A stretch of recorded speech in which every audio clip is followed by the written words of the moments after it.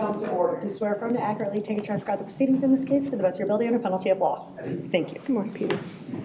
All right, good morning. Do we have any preliminary matters before the jury comes out? Not at this time, Judge. Not at this time, Judge. Depending on how counsel presents their evidence, we will have a request regarding our expert watching their expert, but I'm not sure that's relevant for today. Okay, all right, that's fine. Judge, I do have a couple of matters Right. that I'd like to present. May we approach? Okay, sure.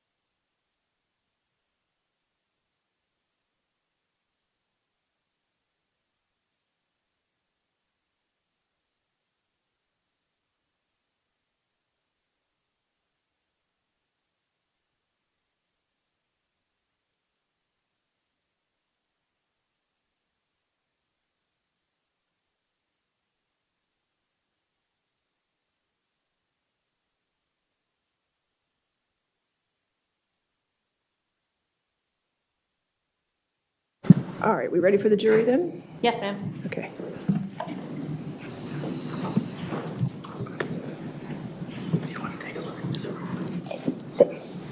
Sure.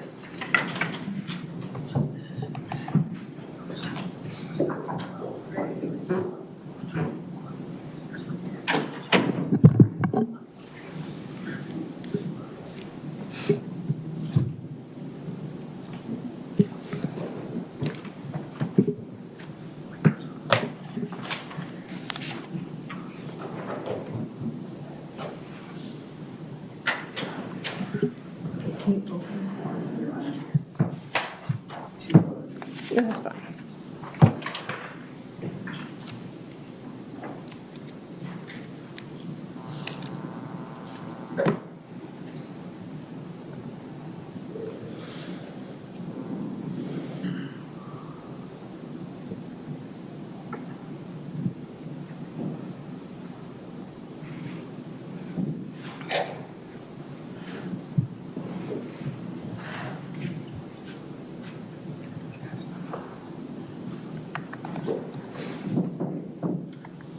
It doesn't look like that.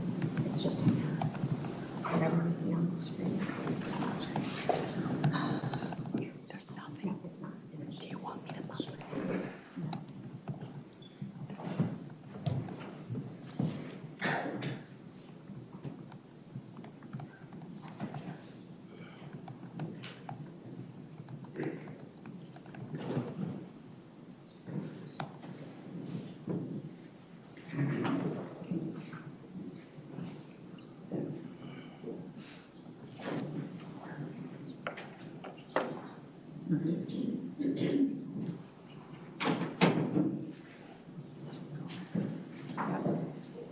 All right, good morning, ladies and gentlemen.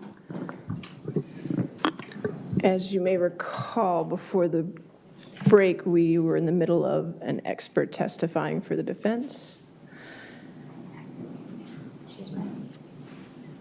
Can you take this down, sir?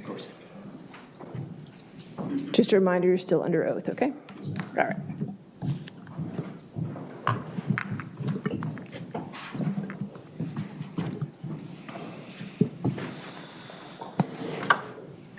Good morning, sir.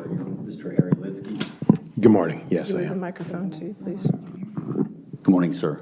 There we go. Mr. Lidsky, can you see the screen before you? I don't have anything. Yes, there it is. Yes. In terms of foundation, these are the, can you tell the ladies and gentlemen of the jury what it is that you're looking at right now? This is a T-Mobile responsive record, I believe, to a search warrant issued by the Fairfax County Police Department and the Commonwealth's Attorney's Office. This is cell tower location information for Mr. Banfield's phone. And sir, I'm going to slide down. Do you see the highlighted portion? I do. This is filtered in particular for the evening of January 9th, 2023. And there's one record in particular. These are in UTC time, so it's reflective of January 10th in the early morning, but it's January 9th for the conversion. Your Honor, move that in as Defense Exhibit 294. Any objection? If I can have the court's indulgence for just one moment. Sure.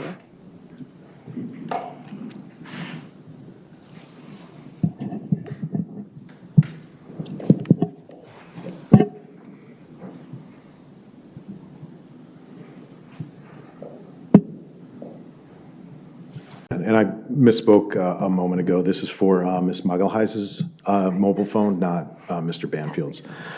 So row 4381, which is highlighted, is just a data session point that T-Mobile logged with location information. The second column from the left, start time, is the beginning of the data session, and the column to its right, end time, is the ending.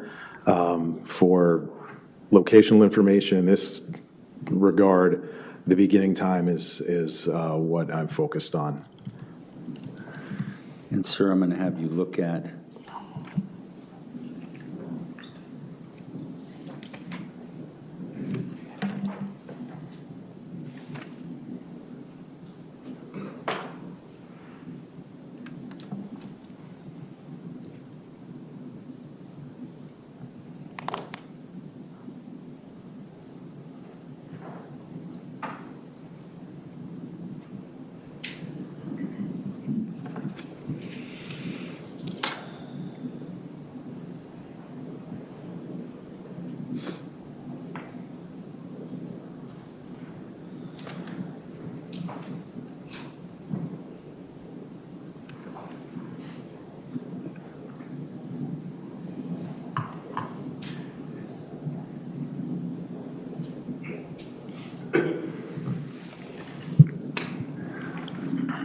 Sir, I'm going to have you identify what would be marked as Defendant's Exhibit 295. I see it. Can you identify that? This is just a Google map of the Herndon area with an annotation of the approximate location of the Banfield residence and Stablebrook Way. Also, the tower that handled the data session on the previous slide marked with a red pin. Your Honor, I move that in as Defense Exhibit 295. Any objection? No objection. 295? And so, sir, the jury is waiting to see that. Explain what that previous slide is relating to what you've put in Defense Exhibit 295 and what that shows. So on the left-hand side, the icon of the house or structure is designed to represent the approximate location of the Banfield residence. And the red pin, which is in sort of the middle of Stratton Woods Park, towards the upper right-hand side, is the location of the T-Mobile cell tower that handled the data session from the previous slide.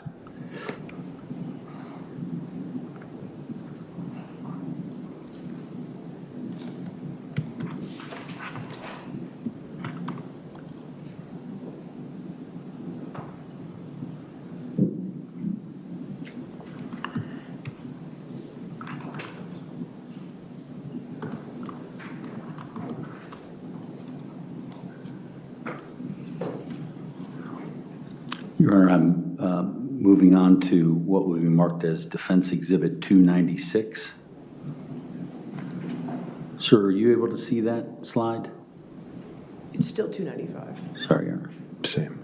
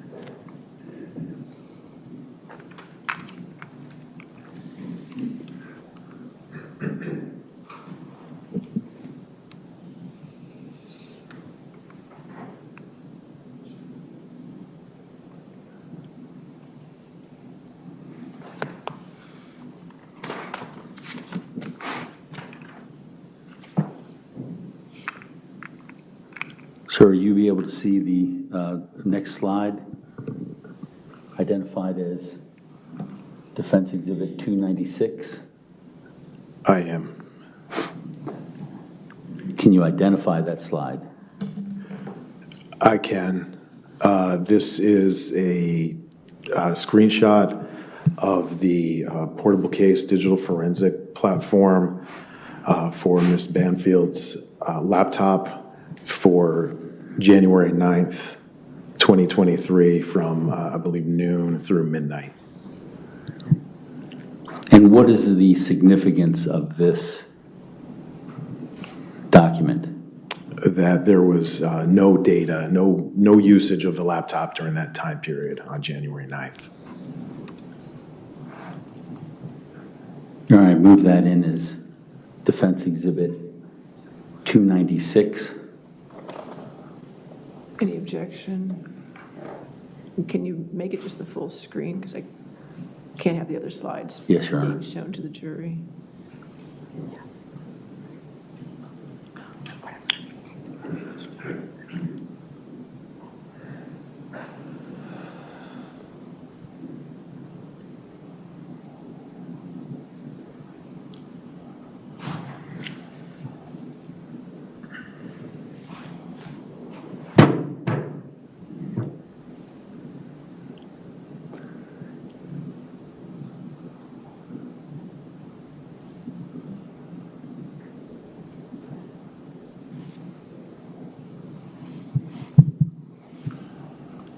apologies, Judge, I can't seem to move that next slide.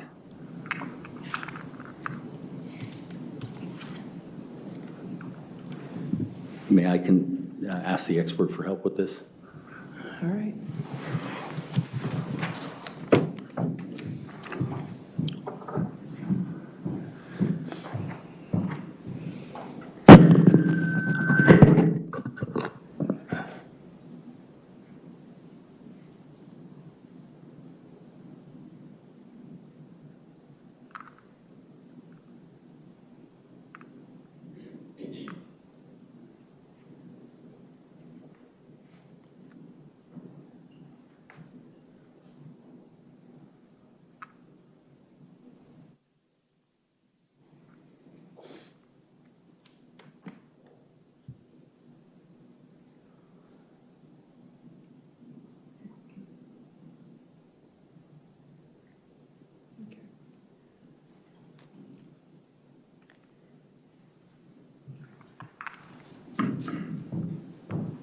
Can you go back one? We were on 296. Yeah, good.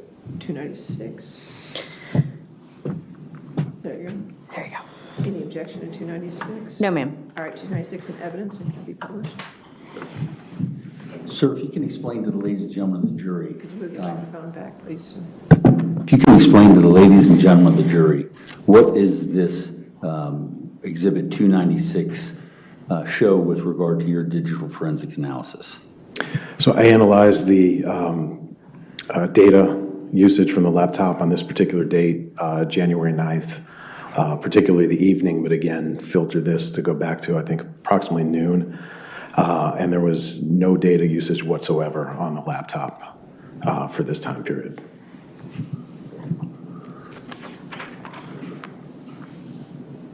Your Honor, I'm going to move on to the next slide. All right.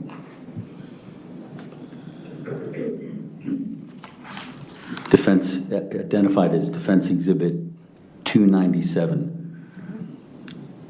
Sir, do you see this slide before you? I do. Can you identify it? This is part of the Google production in response to a search warrant showing the activity from January 9th, 2023 in the evening, particularly the 11:10 startup or creation of the alleged suspect Gmail account. And Your Honor, I move that in as Defense Exhibit number 297. Any objection? No objection. 297 in evidence. Publish. Sir, going from left to right, explain to the ladies and gentlemen of the jury what it is that's displayed and what the significance of it is.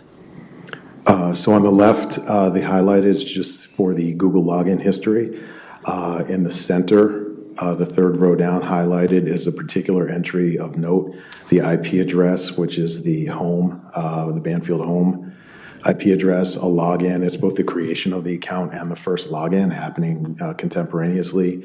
Again, January 9th, 2023 at approximately 11:10 p.m. And on the lower right, we can see a notation for the CBRN920@Gmail account. And that's what this record's reflecting. And so what are your conclusions based upon your analysis of Defense Exhibit 297? So if you could jump back to 295.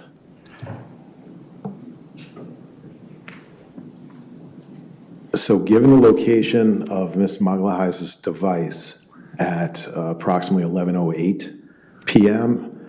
From this cell tower and its distance from the residence, my conclusion is that she was not home at the time the Gmail account was created. Objection calls for speculation. The witness can testify to her phone not being present in the house. Sustain the objection. Sir, can you explain to the jury in terms of the devices? So my conclusion is that Ms. Maglahiz's device was not in the residence at 11:10 p.m. when the Gmail account, the alleged suspect Gmail account, was created.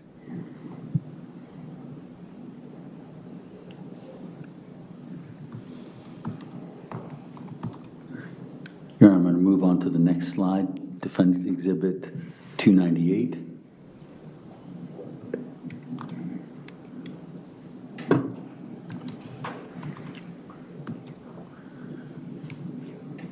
Sir, can you identify this slide?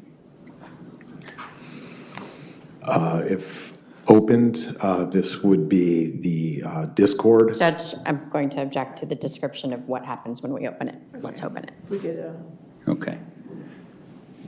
Sir, can you identify this 298 has been opened. What, if anything, can you identify this as something that you relied upon in your digital forensic analysis? Mr. Carroll, it only says Microsoft Edge PDF document. Oh, sorry, Judge. The document's not open. It opened on my laptop.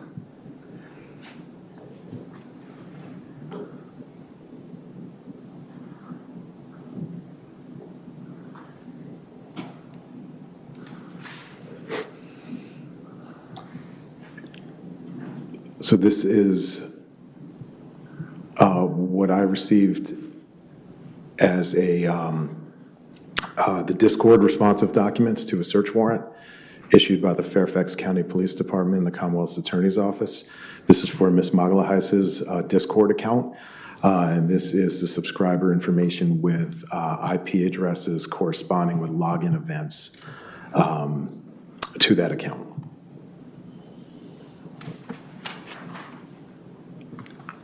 And sir,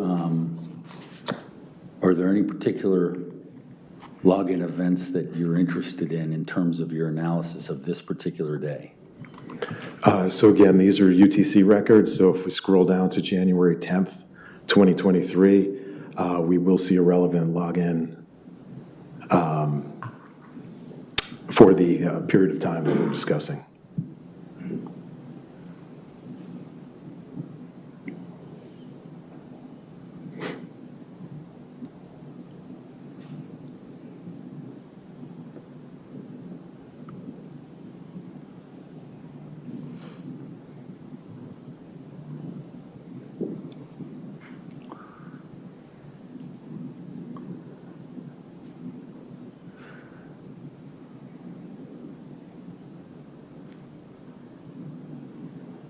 Do you see the highlighted portion, sir? I do. Is that the relevant time relating to your analysis of the circumstances? It is. Okay, and what, if anything, can you tell the ladies and gentlemen of the jury? Actually, Your Honor, I move that in as Defense Exhibit 298. Any objection? No, ma'am. 298 in evidence. Thank you.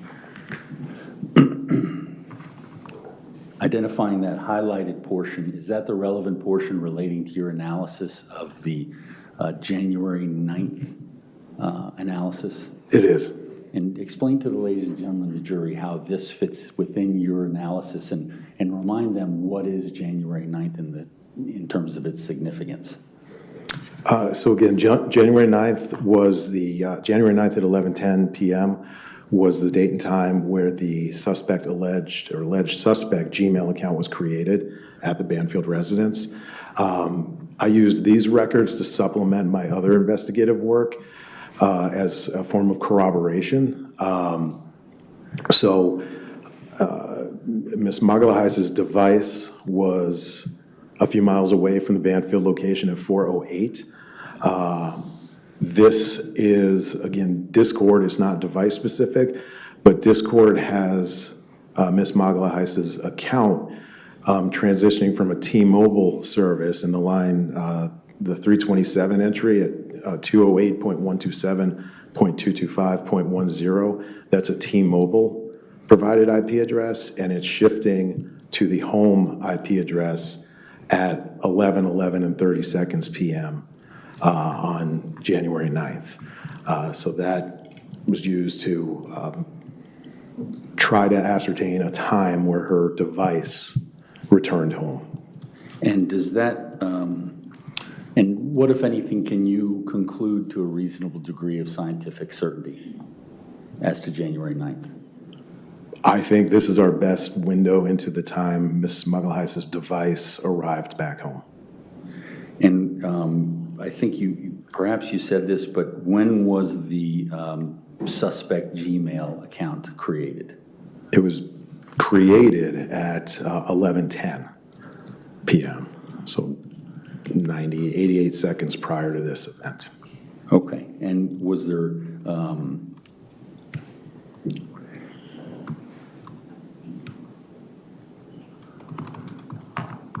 Is there anything else relating to January 9th on the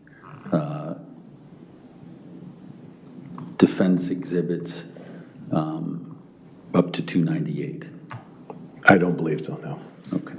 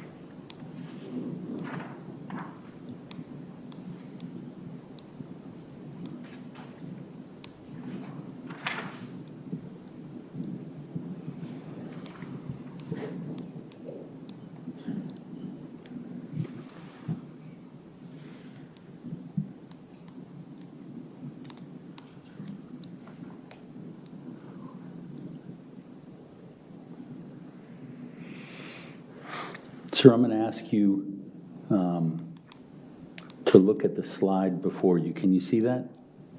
I can, but not in presentation mode. Okay, Can you see that slide? I can.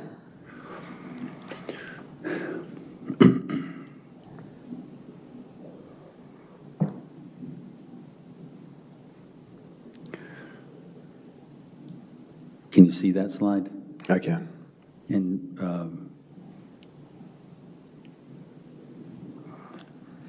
sir, if you could look at what would be marked as Defendant's Exhibit 237.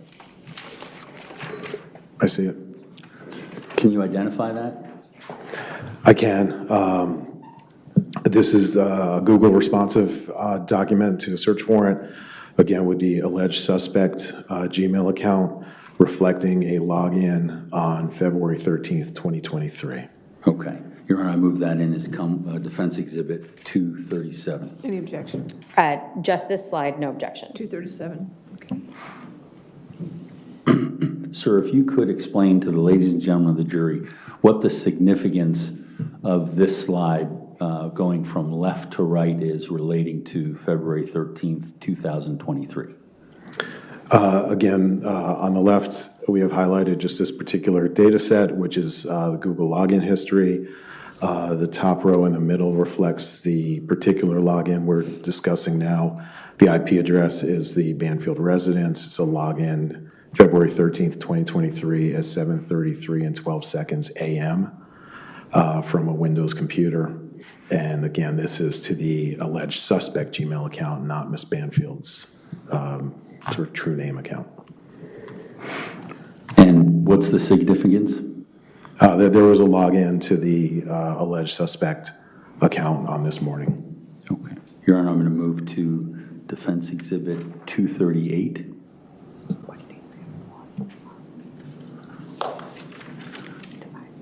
Sir, do you identify that exhibit?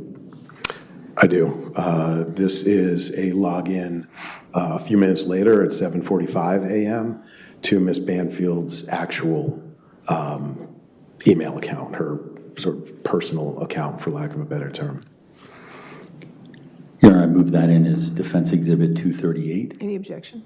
No objection. 238. Can you please explain to the ladies and gentlemen of the jury the significance of this defense exhibit and what the three columns essentially mean? Sure. So unlike the prior exhibit, this is to Ms. Banfield's actual account, the C Banfield RN at Gmail account. So I highlighted this as significant because, again, we're seeing a movement in and out of the suspect, the alleged suspect account, and the real personal account belonging to Ms. Banfield. I have some, with regard to the catfishing theory, I see some consistency issues here. Your Honor, I'm going to move on to Defense Exhibit number 239. Sir, can you see that exhibit? I can. And can you identify it as an exhibit and what the foundation of that is? This is on the same morning of February 13th, 2023. It's a few minutes later, 7:48, approximately 7:48 and 41 seconds a.m., and this is a login now back to the alleged suspect Gmail account. And in looking at these last three slides, the time is important in terms of analysis, correct? It is. What's the significance to your analysis? Well, in a 15-minute window, we've gone from the alleged suspect account to the known attributable account with Ms. Banfield, and now back to the suspect account. Your Honor, I move this in as Defense Exhibit number 239. Any objection? No objection. 239?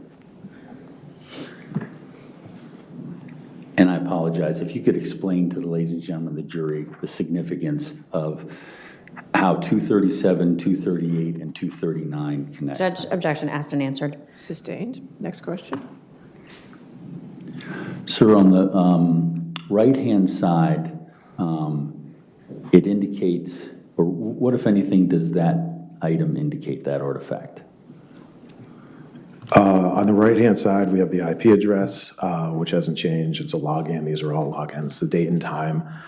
This is now the 7:48 event. And then in the evidence information, a few lines down, the source is the determining record for whether or not this is from the C. Banfield RN account or the CBRN 920 suspect account. And that's just, to tell them apart. And if you can, explain the significance of the CB Banfield RN account and the CBRN 920 account. The C. Banfield RN account is what I've come to know as Ms. Banfield's legitimate sort of personal email. The CBRN 920 account is the one we've been referring to as the alleged suspect account. That's the one that was created to set up FetLife and then to facilitate communication on Telegram as part of the meeting with Mr. Ryan. Your Honor, I'm going to move to the next slide. This will be identified as Defense Exhibit 186. I already have 186 in evidence. Is that, I believe, Judge, that's the same exhibit, and it's just been included in this. that is the same? Is it okay? 186 can be, Finding something for surgery, yes. can be posted? Yeah. And, Your Honor, I believe this has been moved into evidence? Yes, it's in Yes. evidence. Okay. It's being displayed. Sir, do you recognize this? I do. Okay, and what, if anything, can you tell the ladies and gentlemen of the jury regarding your analysis of this? So these are FetLife communications. These are for outbound communication or messages from the account purporting to be that of Ms. Banfield. These are all on the morning of February 13th, and they're all in or around overlapping with the time frames of the Gmail login accounts or login events that we were just discussing. And identifying them, how are you identifying whom is speaking to whom? So the far left-hand column, 163-63905, that is the user account that's associated with the account purporting to be that of Mrs. Banfield's. And those are all outgoing comments? They are. This has been filtered just to reflect the outbound ones. Okay. Your Honor, I'm going to move to the next slide. This would be identified as Defense Exhibit 241. Sir, can you identify that? I can. And if you can explain, is this, how did you come to receive this, and how did you rely upon it in your analysis? This was a document received from the Treasury Department's Inspector General office. It was provided to the Fairfax County Police Department and provided to me as part of a stipulation of records. This particular record is for the Easy Pass toll device that was assigned to Mr. Banfield. And is that identified in the third column? As the transponder or plate number? Yes. Yes. And what, if anything, did you rely upon in this particular document? The location of Mr. Banfield's transponder, presumably his assigned work vehicle, in particular on the morning of February 13th. Judge, I'm going to object to the presumption that it's his assigned work vehicle. If he can testify to specifically which vehicle it's assigned to based on his knowledge and review, then certainly, but if he's speculating, objection. I'll sustain its foundation. Sir, can you explain to Her Honor how it is that you've identified it as Mr. Banfield's vehicle? The Treasury Inspector General's office assigned it, yes. And in terms of the documents that you received, what, if anything, were they, what, if anything, identified to Mr. Banfield's Treasury vehicle? It's a record they keep track of. They have these assigned out to personnel.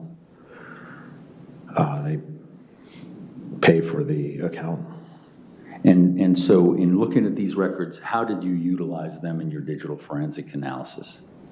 Well, it's an Easy Pass transponder, so it can be associated with location information, and that's the purpose I used it for on this morning, on February 13th, Your Honor, I 2023. move that in as defense exhibit number 241. Any objection? No, Judge. 241 in evidence. And what can you tell from the morning of February 13th, 2023? So there were 4 entries of, on that date, 2 eastbound on the Dulles Toll Road and 2 westbound later on the Dulles Toll Road. These are in East Coast time, so there's no conversion. So the first entry and column B is the transaction date, not to be confused with column A, which is the posting date. So we have an entry that's boxed in green on the morning of the 13th at 6:05 a.m. And it says that this transponder and the vehicle it was in entered the Dulles Toll Road heading in the eastbound direction at the Centerville entry point. Sorry. The column, the road just above, they're out of order, is at 612. So line 21 or road 21 shows us that the same transponder and the vehicle in which it was installed passed through the Dulles mainline toll plaza that is near Tyson's or in Tyson's at 6:12 a.m. heading east. Rows 23 and 24 are the corresponding return trip into the main line heading westerly and then Fairfax Parkway, also heading westerly. Looks like an exit at 11:35. So the transponder was past Tyson's heading east at 6:12 and didn't return until 11:35. Your Honor, I'm going to move on to the next slide.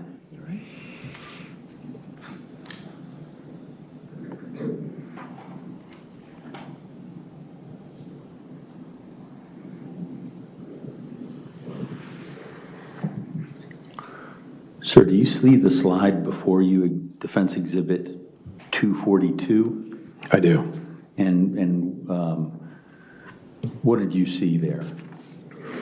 So these are T-Mobile provided location records for Mr. Banfield's mobile device. This particular section highlighted is for, again, the morning of February 13th, 2023, and these are in UTC time. And so what does that convert to? So the first entry begins at 6:17 a.m. There's a subsequent entry at 6:22 a.m., 6:29 a.m., and then it jumps forward to 10:35 a.m.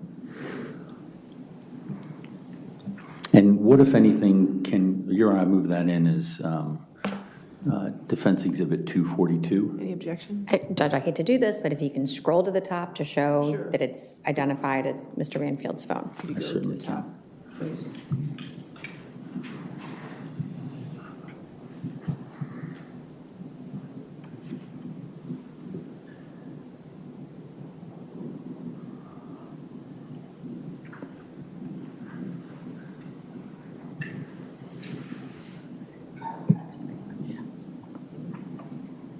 And it came all the way down. Thank you, no objection. All right.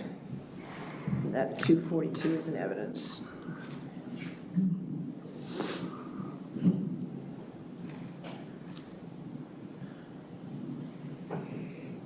Sir, the highlighted portion is what you were previously identifying?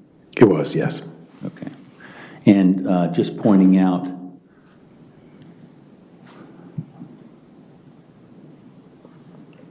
let's see if I can move it up just a little bit more. Pointing out the columns, column E, what is that?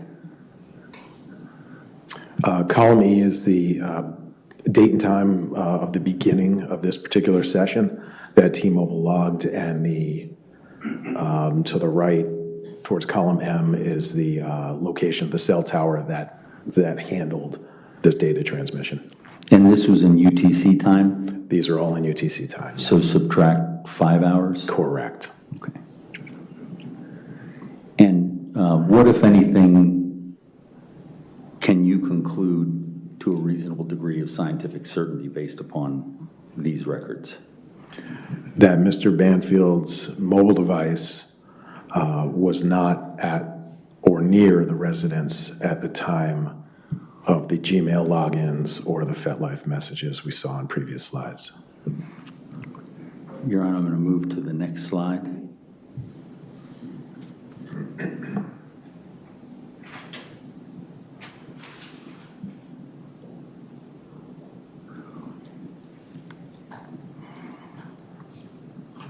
Your Honor, this would be identified as Defense Exhibit 242. We just had to. Oh, I'm sorry. 243. Let me move on to.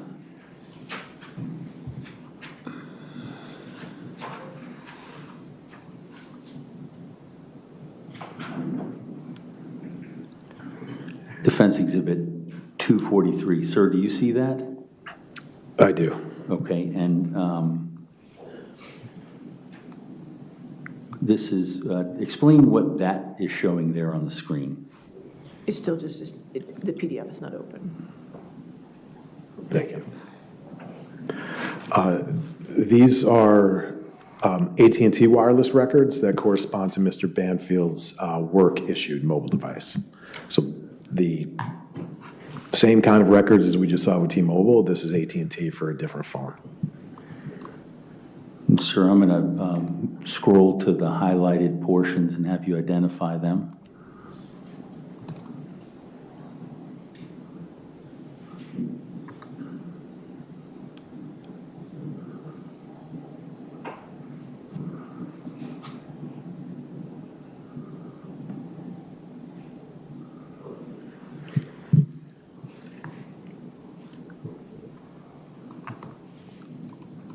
And these are the documents that you received from the Commonwealth in discovery?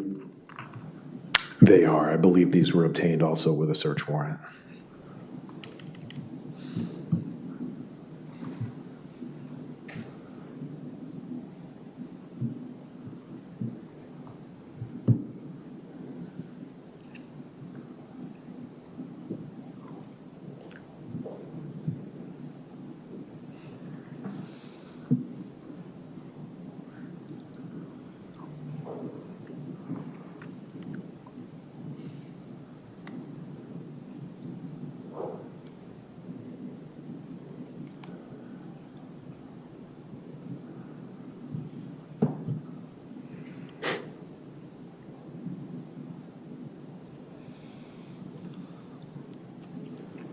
Sir, can you see the screen? I can. And are these documents that were utilized in your digital forensics analysis? They are. And what's the significance of this particular screen? Again, this is the AT&T wireless corresponding location information from Mr. Banfield's IRS phone. And this particular page is location information for February 13th, 2023 at 10:13 in the morning. Here, I move that in as defense exhibit number 243. Any objection? No objection. 243 in evidence.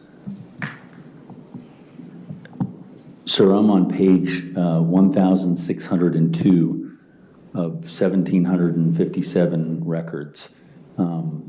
What particular columns were of interest to you in your analysis? So on the left-hand side, obviously, we have the date and time and UTC. Far to the right, we have Latin long coordinates for the cell location, and that is what I was looking at for my analysis, the actual physical location. And sir, do you need me to scroll up? Pages of- I don't. I'm fine with this. Okay. And this was part of your analysis as to the whereabouts of Mr. Banfield on February 13th? At least his devices, yes. Okay. And what, if anything, can you conclude based upon what you've presented? That Mr. Banfield's easy passing vehicle, his personal phone, and his work phone were in Maryland from a period about 6:49, 6:50 through after 10 a.m. on the morning of February 13th.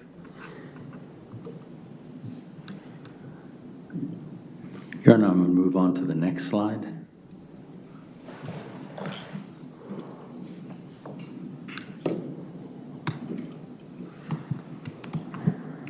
Sir, can you identify that slide? I can. It's just a Google map with the timing of the FetLife exchanges annotated. And sir,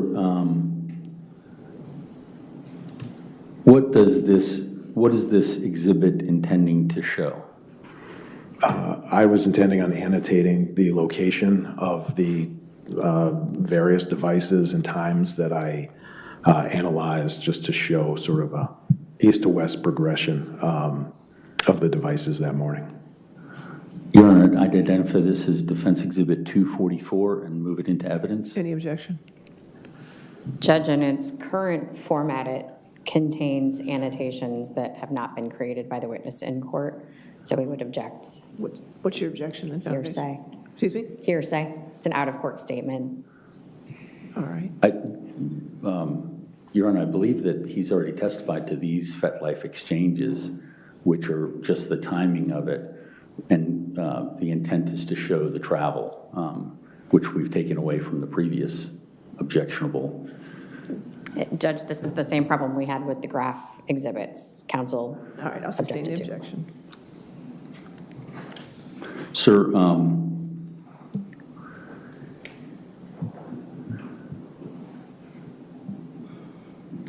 at the time of the FetLife exchanges, can you tell the ladies and gentlemen of the jury where Mr. Banfield's devices were at the relevant times? They were in vicinity of Cheltenham, Maryland. And what's in Cheltenham, Maryland? The Federal Law Enforcement Training Center. And the previous slides that we were talking about, let me reference those.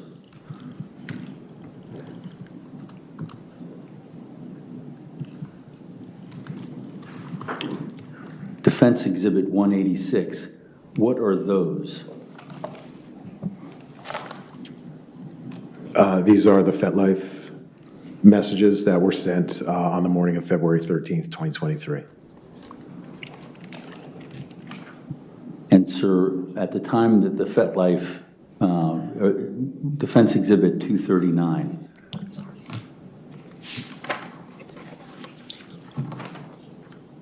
Was that one of the FetLife exchanges? Judge, asked and answered, we've been through these exhibits. All right, I'll sustain as asked and answered. Okay.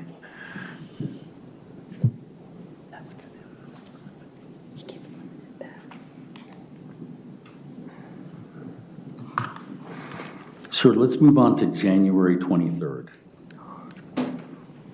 Your Honor, I'm going to move to the next slide. Defense Exhibit 245. Sir, can you identify that slide and what it contains? Actually, just identify it as something that you utilized in your digital forensic analysis. It is. This is part of the Google responsive documentation I received through a stipulation reflecting a login to the alleged suspect Gmail account on January 23rd. And, Your Honor, I move that in as Defense Exhibit 245. No objection. 245 in evidence. Sir, please explain to the ladies and gentlemen of the jury what the significance of these three columns are based upon your analysis of January 23rd, 2023. Yeah, so on the left, just reflecting the login history, the highlighted row in the middle is the one we're discussing here, January 23rd, 2023 at approximately 11:22 p.m. On the right, we see the IP address, which is the Banfield residence. It's a login. And in the evidence information, we're confirming that this is to the CBRN 920 Gmail account. And these are artifacts that you analyzed relating to January 23rd? They are. And what's the significance of January 23rd in terms of the devices? In this particular instance, it is a login to the alleged suspect Gmail account, which is, obviously relevant given the nature of the investigation. Here, I'm going to move on to the next slide.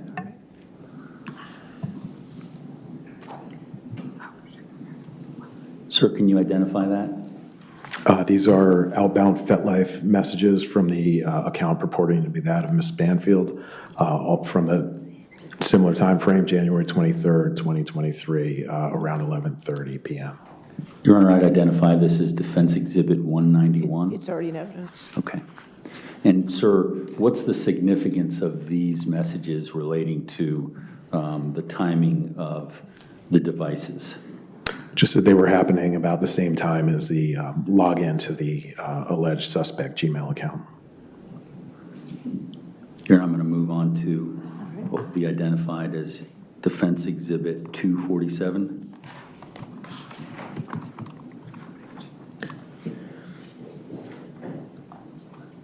Sir, can you identify Defense Exhibit 247? Again, you have to open the Excel spreadsheet. I'm sorry? You have to open the Excel spreadsheet. It just says Excel on here.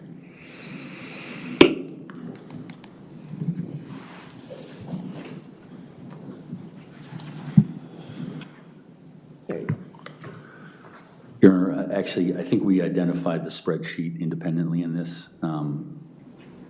This would be Defense Exhibit 248. Right, this is the first time we've seen Okay, 248. okay. So we are skipping 247.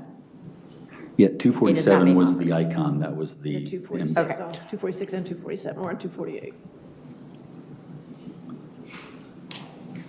Let me just clarify, Your Honor. 246 was already, I'm sorry, that was 191. 191 is in evidence. 247 was just the icon, Judge, and I think that's, Okay, so 248 is where we're at. yes. Okay. Sir, can you identify this exhibit? I can. This is a screenshot of the full document, which is 247, which is a large spreadsheet provided by Google in response to a Commonwealth search warrant or law enforcement search warrant. This is Google's geofence location, that is geolocation information pursuant to Mr. Banfield's mobile device. And it runs from, I think, January 18th through February 20th and it's 20 or 30,000 rows of data. Your Honor, I'm going to move that in as Defense Exhibit 248. Any objection? Judge, can I just, voir dire, Okay. that might make it easier. Mr. Lidsky, I'm looking at what appears to be a screenshot of an inset, something you clicked on. If I look at the header at the very top of the screen, is that the root document from which you have pulled this screenshot? It is. Okay, and- so Google search warrant return 6923, specifically location for brendanbanfield@gmail.com? Correct. Okay, thank you. Thank No you. objection. All right, 248 in evidence.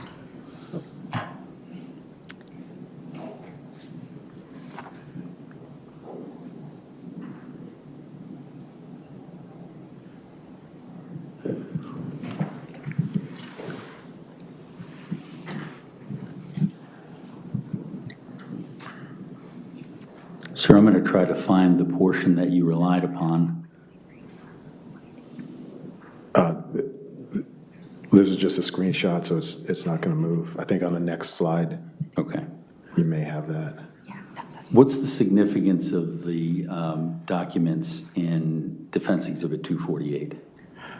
So again, these are the responsive documents provided by Google. They provide location information for the device on which this data was collected. That is Mr. Banfield's mobile device. This screenshot is just at the very start of the spreadsheet, so it shows the column headings and the information that Ms. Sands just ran through. And above that, we see the folder structure as it was provided in Discovery. Your Honor, I'd identify this as Defense Exhibit 249. I'd move that into evidence. Any objection, 249? No, ma'am. 249 in evidence? Sir, what, if anything, did you review relating to this particular screen of the Google return? Yeah, so this is just a screenshot of the same records now advanced to the particular day in question, that is January 23rd, 2023, at approximately 11:35 p.m. Obviously, these records are in UTC and require our 5-hour conversion. And so what's the accurate time with that conversion? 11. Asked and answered, he testified as 11:35. Sustained? What's the significance of this, sir? This reflects the position of Mr. Banfield's device on that date and time. And what, if anything, can you opine about his position at that point? His device was not home. Your Honor, I'm going to move to the next slide. All right. I'm sorry, that 249 is in evidence, correct? Correct. Sir, can you identify Exhibit 250?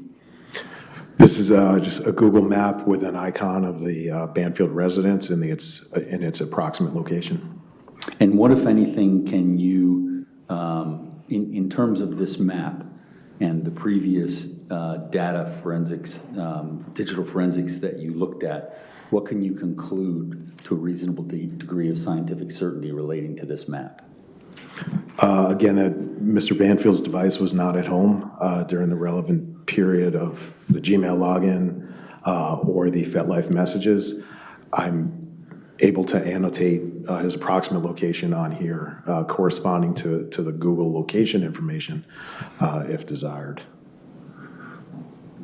Your Honor, can we have him identify, based upon his analysis, where on this map Mr. Banfield was at the time? If you want to have them mark it, that's fine. Yes.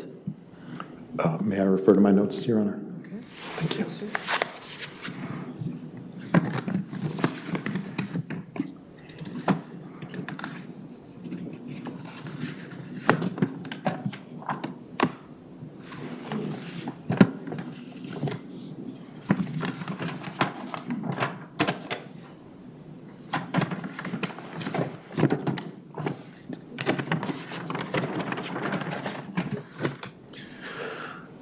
So there were two entries about here. I have these logged at 11:19 and 11:21 respectively. And then one just short of home, sort of in the neighborhood, at 11:29 p.m. on the night of the 23rd. And what's the relevant login for the Gmail? If we could go back a few slides, my apologies. Just let me know. Your Honor, do I, in order to preserve that slide, Do you want to mark that as 250A can we do 250A, Judge? and print it? Okay. Your Honor, I'd move that in as Commonwealth's or Defense Exhibit 250A.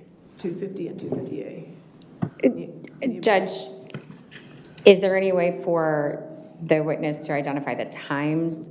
We have 3 different times associated with 3 different circles, but nothing to clarify from this exhibit. All right, could you just put the times maybe under the statements, please? Of course. And then once the times are there, there's no objection, 250 or 250A? No, ma'am. Okay.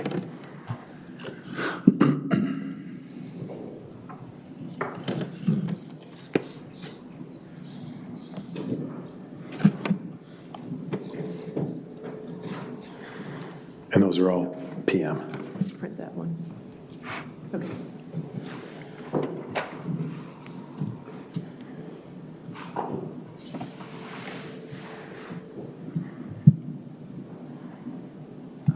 Should be able to clear it now. Yes. Am I able to move the You exhibit? can move Judge? it, yes, Okay. it just clears this. Okay, good. Sir, let me know.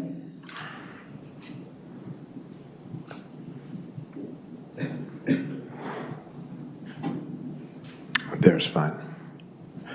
So we could see, so the last annotation before Mr. Banfield's device arrived home was 11:29 PM. We can see here that the login to the alleged suspect Gmail account was at 11:22 PM. And if you advance one slide, please, we can look at the FetLife messages as well. So we can see here there was one at 11:28 PM and the second at 11:35 PM.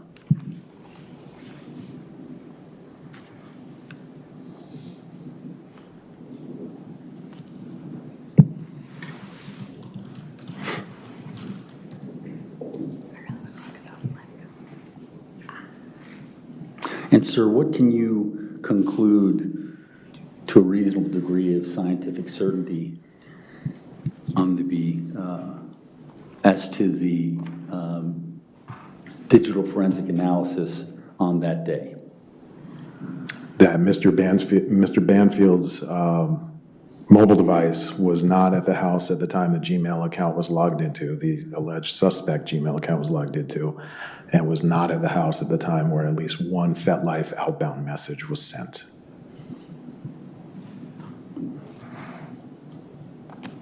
Your Honor, I'm going to move to the next slide.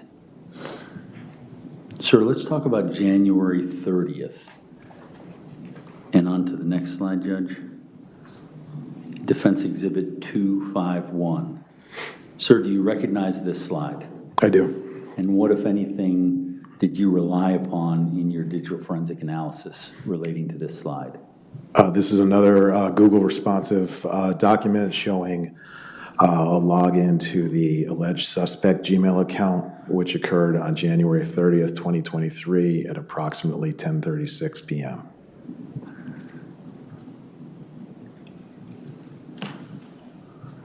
Your Honor, I move that in as Defense Exhibit 251. Any objection? No objection. 251.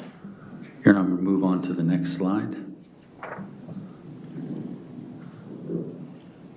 Sir, can you see the slide before you?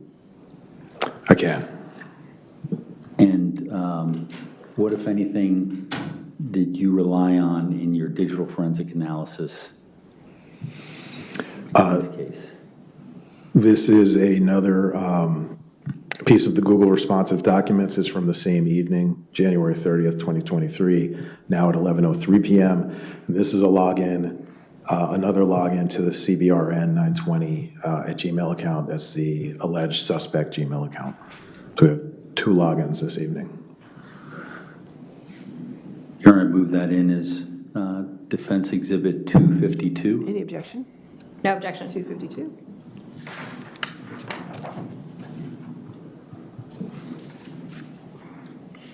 Your Honor, I move on to the next slide. All right. Sir, can you identify what has been marked and introduced as Defense Exhibit 194? It's already in evidence. Yes, thank you.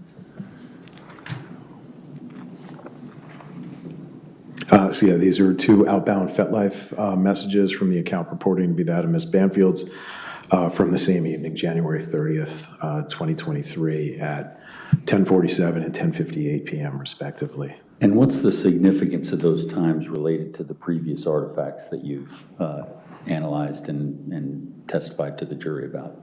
It's the same evening, around the same time.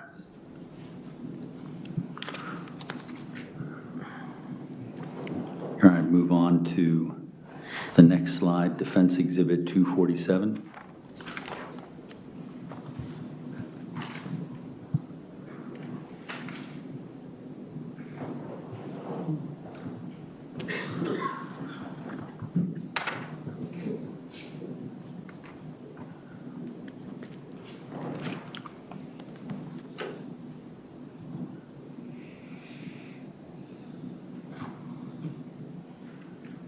Your Honor, I'm going to move on to Defense Exhibit 248. 248 is already in evidence. Sir, can you identify, I'm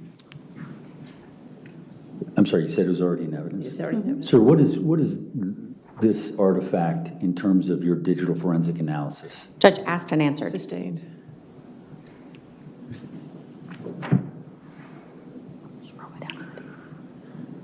What, if anything, actually, if you've already testified to it, I'll move on to the next one. Your Honor, I'm going to move on to Defense Exhibit 255. Okay.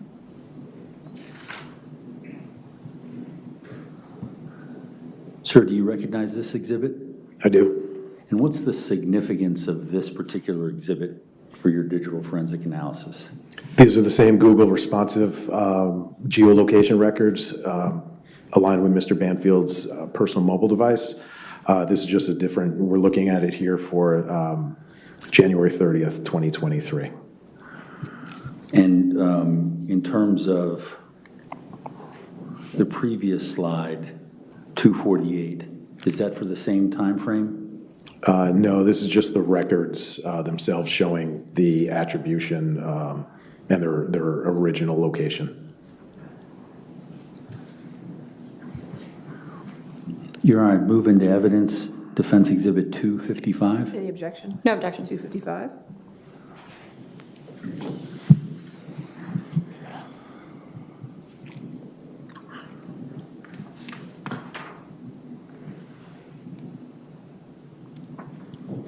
Move to Defense Exhibit 250, Judge. 250 is in evidence. Already in evidence. Sir, in terms of the previous analysis that you've done on the documents and the records, can you explain how that, what 250 is relating to your analysis? This is just a Google map showing the approximate location of the Banfield residence, and I can annotate the location from the prior two slides if so desired. Okay. Go ahead and mark the locations that you've identified in your analysis. May I refer to my notes again, Your Honor? Yes, sir. Thank you, ma'am. Make this 250B then? 250B, yes.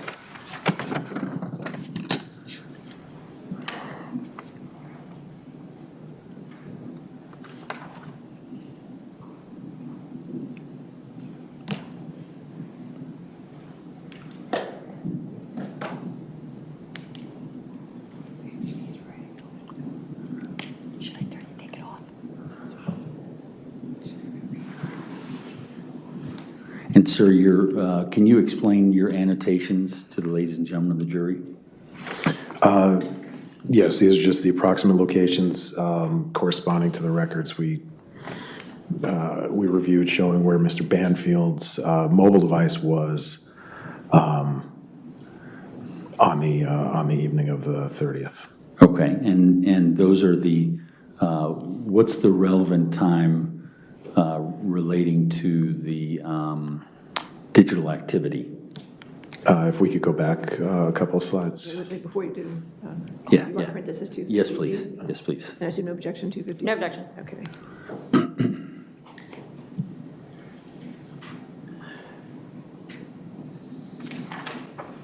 Judge, I won't go back until you tell me. Okay, it's almost done. There you go. Now you can go back.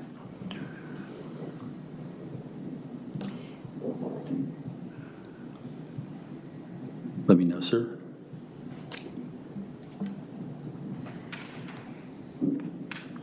So this is fine. We can see both here. So again, we can see that we had a Google login to the suspect Gmail account at 10:36. We had a second one at 11:03. And if we go forward one, we have FetLife exchanges, outbound FetLife exchanges at 10:47 and 10:58.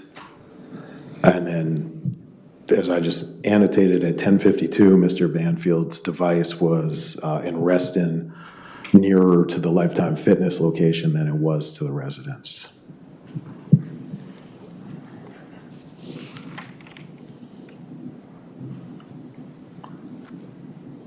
Sorry, Judge. That's right.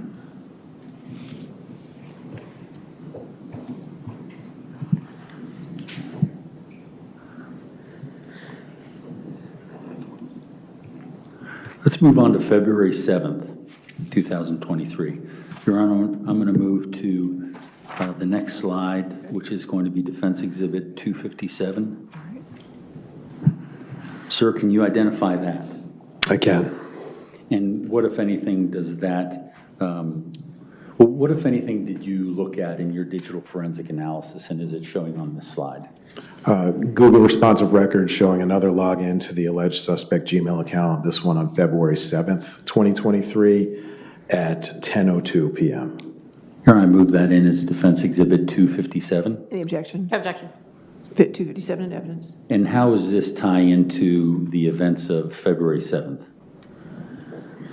Just reflecting that there was a login to the suspect Gmail account on this date at this time. And just as a reminder, ladies and gentlemen of the jury, what's the relationship between the logins to the Gmail account and the other accounts that are used? So the Gmail account was used to set up and kick off the other two accounts. However, we have established, I have established that there were recurring logins to the Gmail account for things like account maintenance, email inbox deletion, inbox review of new messages, things of that nature. Your Honor, I'm going to move to the next slide, which I believe we've previously had Defense Exhibit 199. I'm sorry, Your Honor, I'd move 257 into evidence. 257 is in evidence. All right. Is it, Yes, we already moved it in. has it already been shown to the jury? Yes. Okay, sorry. All right, Defense back to exhibit. 199, which is in evidence. Okay. Sir, do you recognize this? I do. And what's the significance of this in terms of timing on the other items that you've shown? These are the outbound FetLife messages from the account purporting to be that of Mrs. Banfield on February 7th, 2023, around the same time as the Gmail login we were just discussing at 10:08, 10:12, and 10:15. Your Honor, I'm going to move on to Defense Exhibit 247.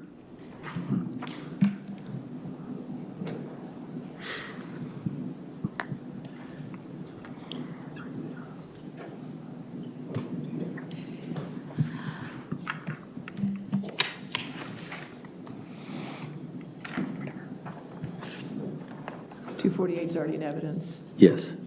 Sir, what is this in relation to your, Judge asked and answered. what's a different, I think it's a different day, Judge, so it's a different question. Okay, go ahead. What's the significance of your analysis of this particular record that's already into evidence as Defense Exhibit 248. This one's actually just to illustrate the record itself. I believe the next slide is the one with the Your Honor, move to corresponding location information. Defense Exhibit 260. Sir, do you identify that? I do, yes. And what is this document?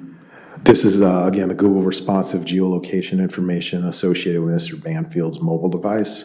This is for the reflective of the evening of February 7th, 2023 at approximately 10:12 p.m. All right, move that in as Defense Exhibit 260. Any objection? No objection. 260? Sir, is that highlighted box support what you just testified to? It does. That's one of the corresponding points. What other points were you looking at in that document? The one immediately below it at 3:12 and 49 seconds Zulu, so that would be about 10:13 p.m. on the evening of the 9th. The one above it as well. All three rows, 16309, the highlighted one, and 16311 are actually identical geolocation points, Okay. stationary. Your Honor, I'm going to move on to what will be marked as Defense Exhibit 261. Sir, do you identify this exhibit? I do. This is a Google map,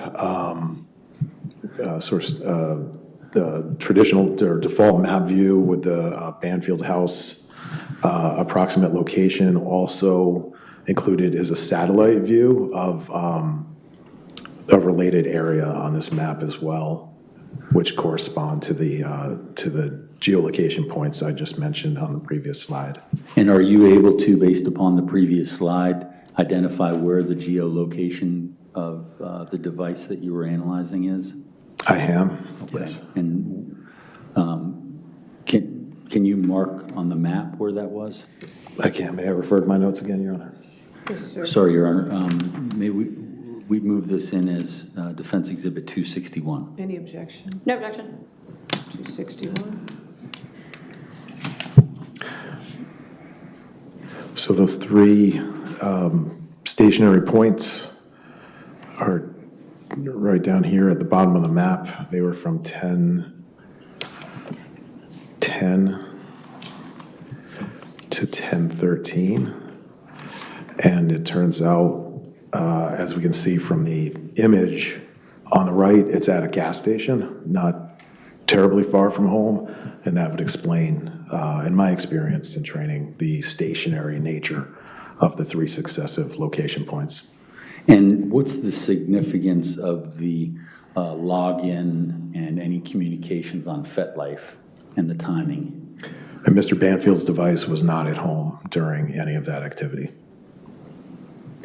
Your Honor, I would identify that as Defense Exhibit 261A. All right. No objection. No objection. Okay, 261A, just give us a moment to print it. All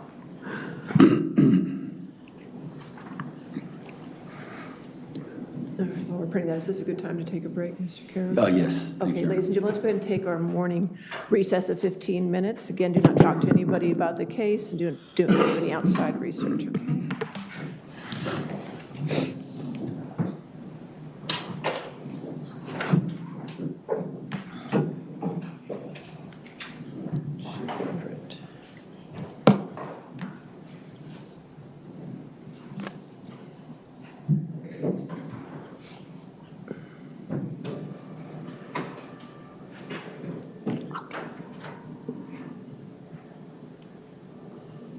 And again, sir, since you're still testifying, do not discuss the case with anybody or testimony. And Mr. Carroll, if you could grab those printed sheets from below you, I'd appreciate it, and we'll come back then at 11:45, okay? All rise.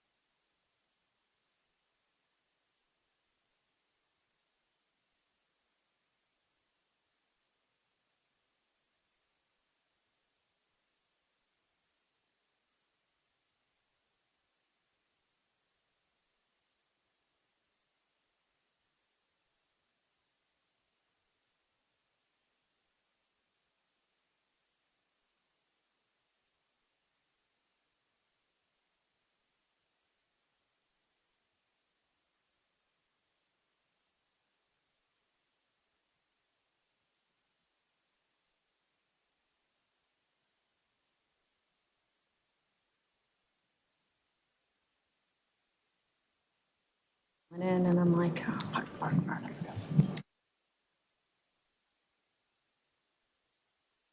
Tomorrow.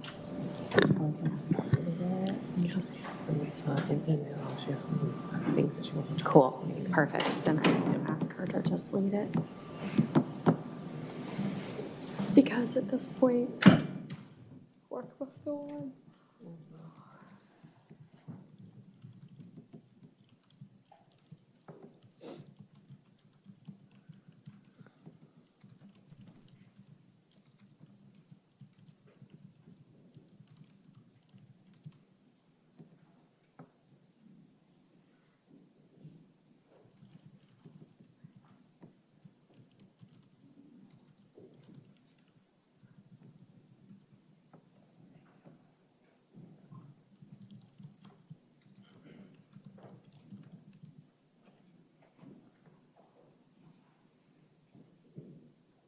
All right, your next question. Thank you, Your Honor.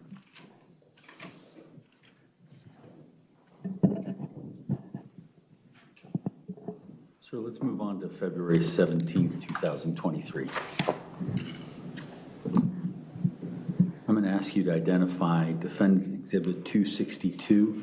Can you identify that? I can. And is this something that you relied upon in your digital forensic analysis?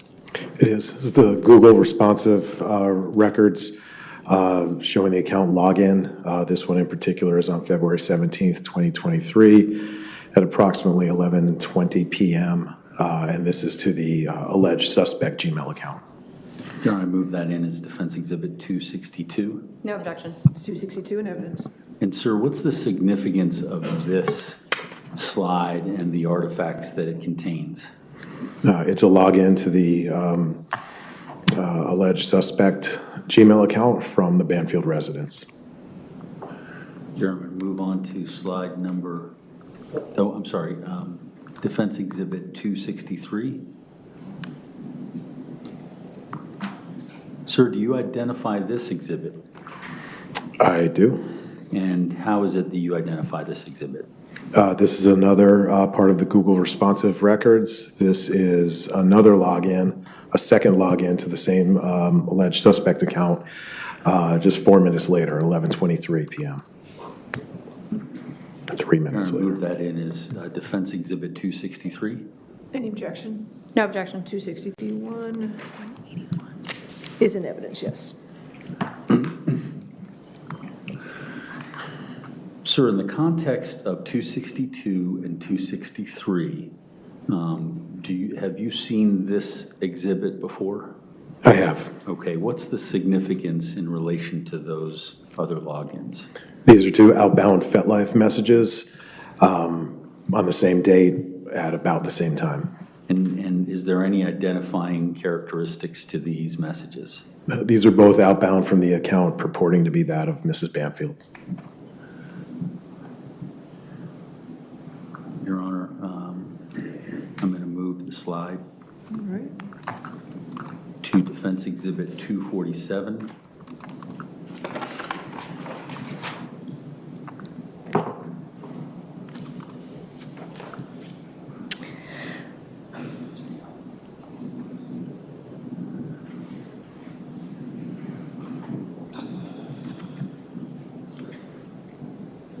Here, I'm going to move the slide to Defense Exhibit 248. It's already in evidence. We've been there 4 times, just to let you know. I understand, Your Honor. Okay. Sir, this is Defense Exhibit 248, which has already been introduced into evidence. What's the significance of this Objection asked and answered. Sustain. related to, All right. it's a specific date, Judge, if I may. Judge, the next slide is the The specific next slide date. will be the specific date, I think. Correct. There we go. Sir, do you see Defense Exhibit 266? I do. And I believe that's been introduced into evidence, Judge? No. No, okay. I'm sorry, Mr. Litsky, what is it that we're looking at here, this particular slide? So this is a part of the Google geolocation responsive records associated with Mr. Banfield's mobile device. This particular line highlighted is for the evening of February 17th at about 11:21 PM. Your Honor, move that in as Defense Exhibit 266. All right, any No objection. 266 in evidence. And what you've just testified to is in the highlighted box? The highlighted box and the two rows after it. Can you identify those rows that you're referring to for the ladies and gentlemen of the jury? Particularly, I've crossed it out, that row, which is 11:29 PM, that row, two rows above it. If you look at column E, particularly on row 24887, or 24886 rather, you can see the number 4,684. That's a really large radius. To me, through my training and experience, that is an inaccurate measurement. I don't, I just typically avoid those. I ignore them when I'm doing my analysis, so I'm skipping that row.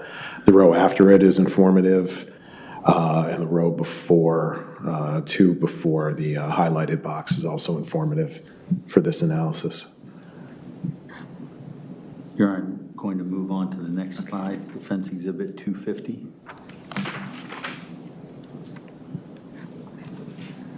And sir, what's the significance of this exhibit as to your analysis? Objection asked and answered, it's in evidence. Well, 250 is in evidence, so if you just want to ask him. Yes. As your analysis that you've previously given to the ladies and gentlemen of the jury, how does it apply to this particular slide?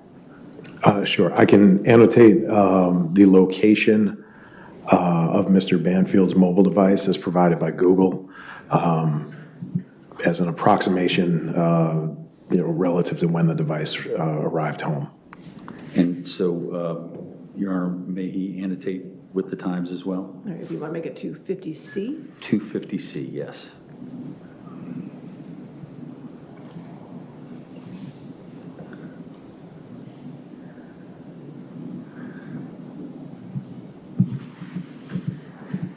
And what, if anything, does that indicate?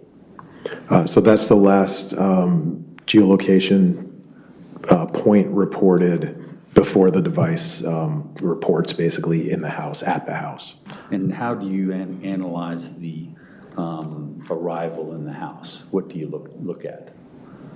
Well, if we go back to the large spreadsheet, we can see coordinates that actually plot to the house itself.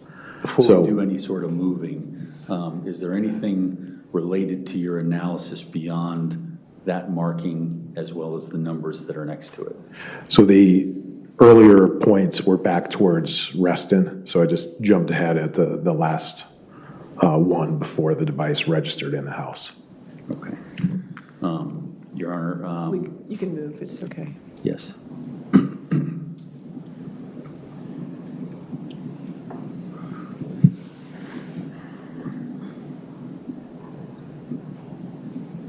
Is that the information you were referring to, sir?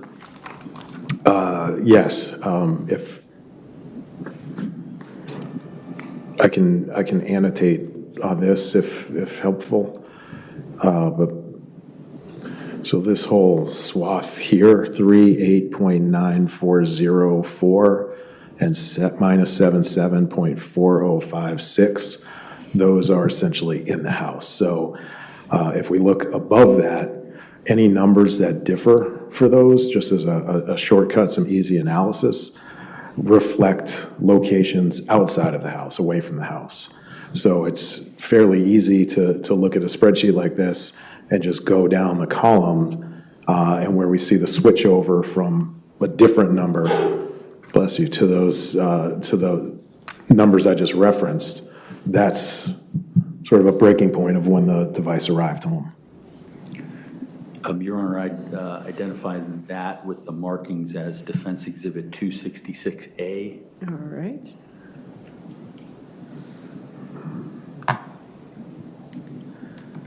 Sir, is there something else that you were referencing relating to the original map? No. Okay. I'll wait until. Go ahead.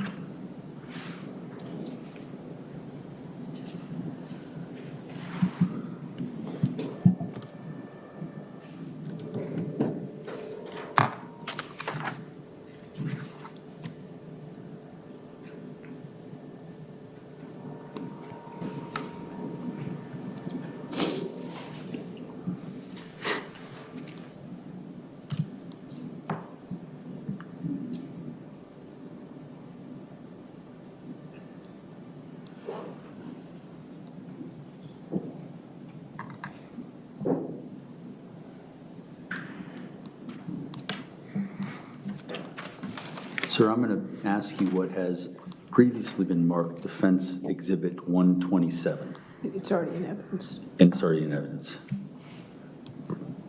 Do you recognize that? I do. And it's been moved into evidence. What's the significance of the artifact information relating to the picture that's before you? This is the photo that Mrs. Banfield took of herself on January 17th at 7:20, approximately 7:20 p.m. This photo would ultimately be cropped and uploaded and used on the FetLife website in connection with the account creation there on the same date.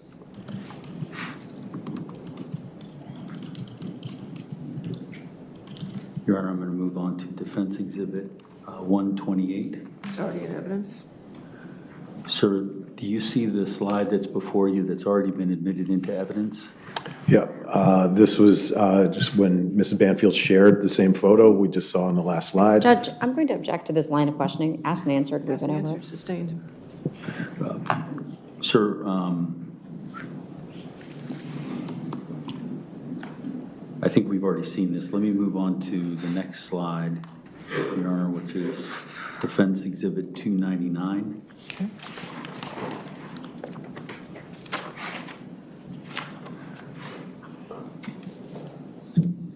Sir, can you identify this exhibit? Again, And what are the, what did you use this exhibit for in your analysis? this is part of the digital forensic analysis from Mrs. Banfield's laptop. This just shows essentially the start of the session. It's a Windows logon event at approximately 9:59 p.m. on January 17th. Your Honor, I move that in as Defense Exhibit 299. Any objection? No objection. 299? And what's the significance of this with the previous exhibits that were put into evidence? Well, this is Mrs. Banfield's laptop. It's the security identifier associates with her user profile on the laptop, and it's really just the start of a session. Basically a logon event. So it's, other than being the same date and later in the evening, it doesn't really tie to the first two exhibits. Your Honor, I'm going to move on to Defense Exhibit number 300. And sir, what, if anything, did you review and analyze relating to this exhibit? This is also from Mrs. Banfield's laptop. This is just part of the logon sequence where the laptop is joining the home Wi-Fi on the night of the 17th. I believe we discussed some of this last week. It was just less formal than it is presented here. And are there individual identifiers as to the logon and as to the time and what the search is? This is the evening of January 17th. It's also at approximately 9:59. It's within a second or two of the logon event, which is normal. Once we start up our computer, it does a lot in the background to include grabbing a known Wi-Fi if it's in a location. Your Honor, I move this in as Defense Exhibit number 300. Any objection? No objection. 300? Your Honor, I'm going to identify as Defense Exhibit 301. Sir, can you identify that? Again, And what, if anything, did you utilize of that data in your digital forensics analysis? it's from the same laptop. It's just showing a Google website visit, opening up probably with Chrome. Again, just a sort of established baseline activity as the computer is starting up. Your Honor, I move that in as Defense Exhibit number 301. Any objection? No objection. 301?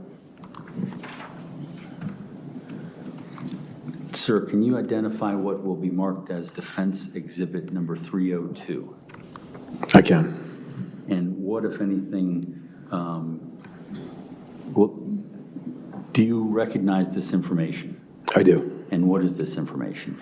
This is part of the Google responsive documentation from the search warrant, and this just reflects a Google search that was conducted on this same evening, on January 17th, 2023, around the same time, shortly after what we just saw, the computer sort of starting up, or at least Mrs. Banfield's account logging on. This is at 9:59 and 52 seconds, and it's just, the search term was Google search. Your Honor, I move that in as defense exhibit number 302. Any objection? No objection. 302. Now, sir, what's the significance of this in relation to the other logins and searches that you've discussed in this date frame? So again, this is a search conducted under Mrs. Banfield's sort of personal account. We can see on the right-hand side, about in the middle, under evidence information, the source, we can see that it's the cbanfieldrn@gmail account, and I'm happy to circle that if it's helpful. So it's Can you just, describe where it is on the screen? yeah, it's on the far right-hand column under the details, a little bit above, I guess, the midway point, under evidence information source. And that's where we look to determine which account was registering the activity with Google servers on this date at this time. Okay. Your Honor, I'm going to move on to defense exhibit number 303. And sir, what, if anything, is this in relation to your digital forensic analysis of this date of January 17th, 2023? So this is a navigation to the Facebook website using Google Chrome on Mrs. Banfield's laptop. And this occurred at 10:01 p.m. on the 17th. Your Honor, move that in as defense exhibit number 303. Any objection? No objection. 303.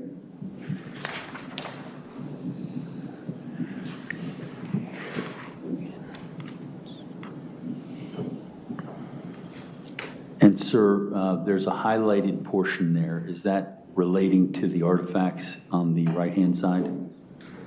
Yeah, so whatever's in the middle highlighted will reflect, the details in the right-hand column will reflect that particular entry or that particular artifact. Your Honor, I'm going to move to defense exhibit 304. Sir, do you recognize that? I do. And there's a highlighted portion down there. What does that relate to?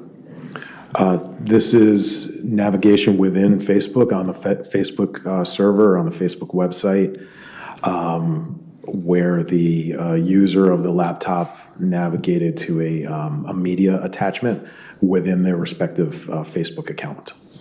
Your Honor, I move that in as defense exhibit 304. Any objection? No objection. 304. Now, sir, the highlighted area correlates with the details and the artifacts in what way? Basically, for every, in the middle, we have rows and columns, not unlike a spreadsheet. And so for what we have on the far right is the same information in the same order, just presented vertically. So we have URL, date visited, title, and we can see the corresponding rows on the far right. So we have title, type count, transition link, visit source, artifact type, and then it cuts off in the middle. But what you see continuing on the right vertically actually extends if I were to scroll over within the digital forensic software, it become too large to present in this view. Your Honor, I'm going to move to the next slide, exhibit 305. Oops.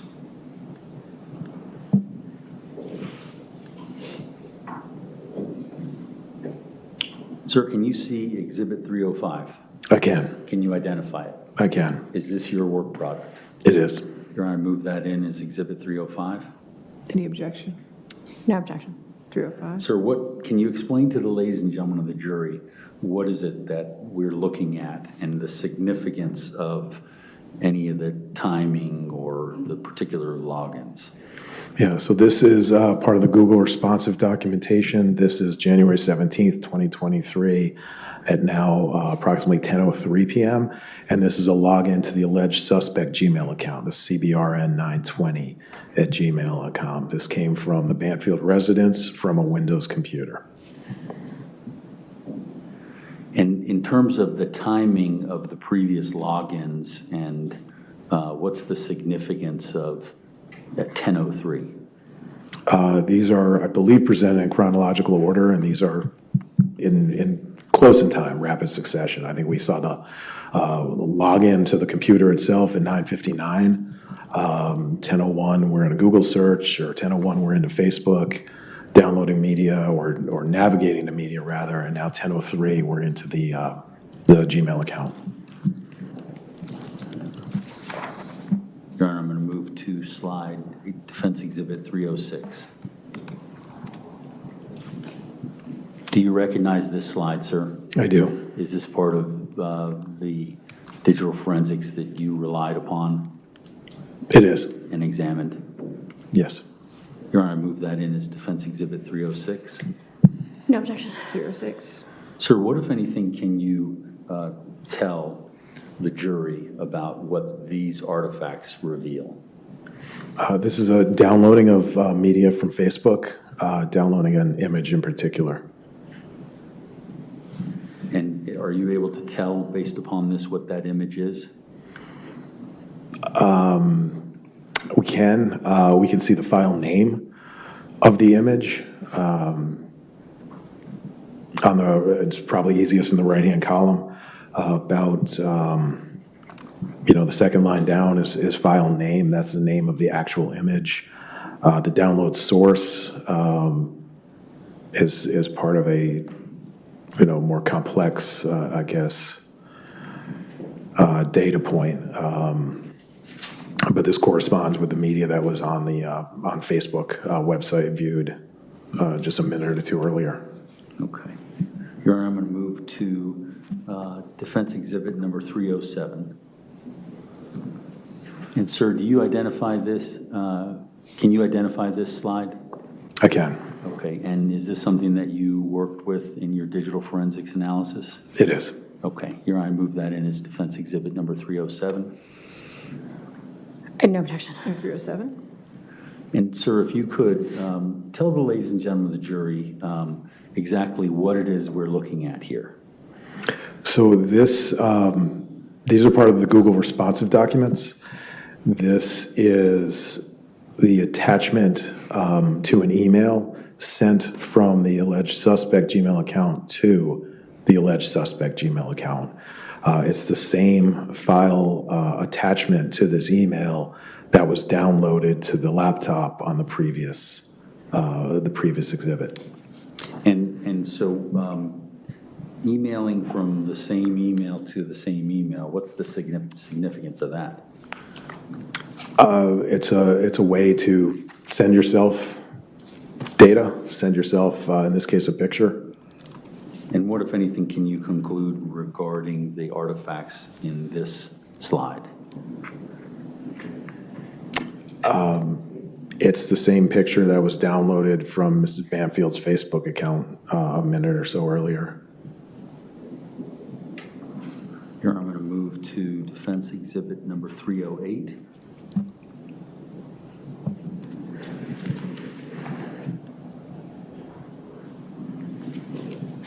Sir, can you identify this I can. exhibit?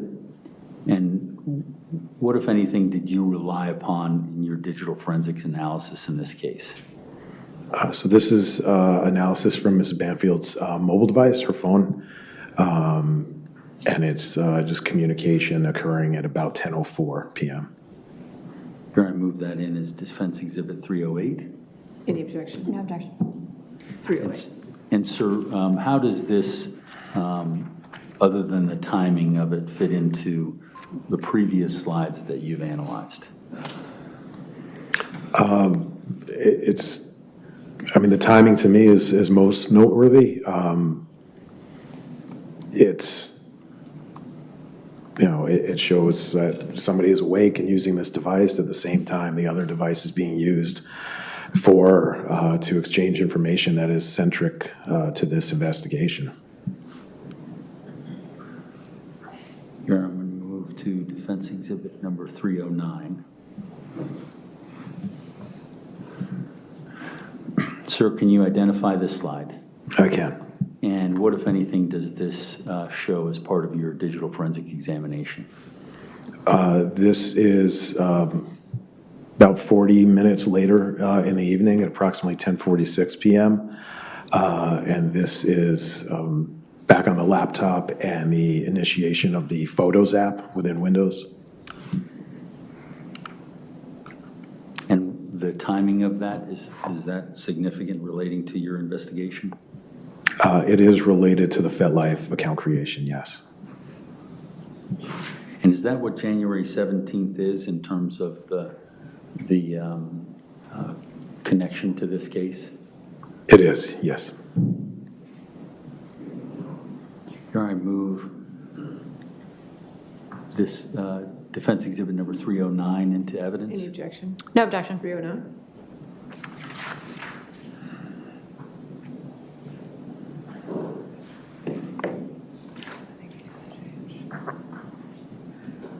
Your Honor, move to the next slide, defense exhibit 310. Sir, do you recognize this? I do. And explain, or can you just identify how it was used in your analysis? This is part of the FetLife response to the search warrant that they received. It's the sort of most complete representation of the document that I can provide. It shows the location of the files provided, the raw files provided by FetLife, and then the particular text file associated with the account creation at FetLife. Your Honor, move that in as defense exhibit number 310. Any objection? No objection. 310? And sir, in looking at this slide, which you've identified, is the, can you just guide the ladies and gentlemen of the jury as to the area where the, you've described each of these things, where it is in the file, what the location information is, and what was received from FetLife? Sure. The text box to the right of the screen, or the right middle of the screen, is what FetLife actually provides. It's the raw data. It's a little choppy and tough to read. The columns or the associated data that they've collected and are reporting here is at the top. I realize it's wrapped around, which makes it worse, but we can see the user ID that we discussed earlier this morning, 163-63905. That is the user ID associated with this account. We can see sign up is the nature of this action. The verification email, the CBRN 920 account is listed here as well. And then we have the date and time, of course, in UTC. So this is actually on January 17th, 2023 at approximately 10:47 and 56 seconds, so 10:48 p.m.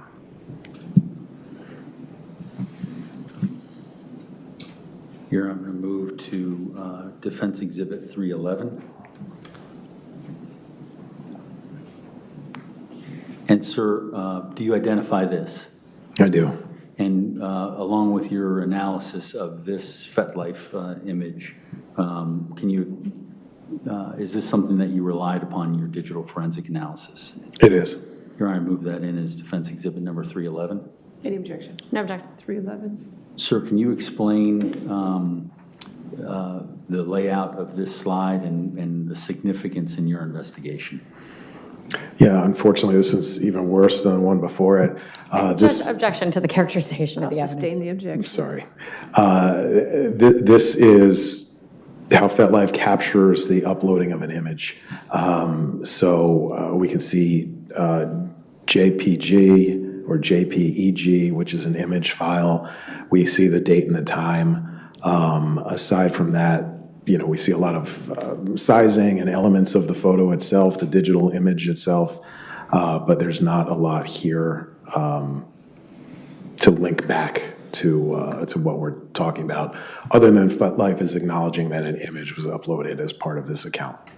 In terms of what you just said about sizing and the image and things like that, can you just point where that is within that grouping in the text box?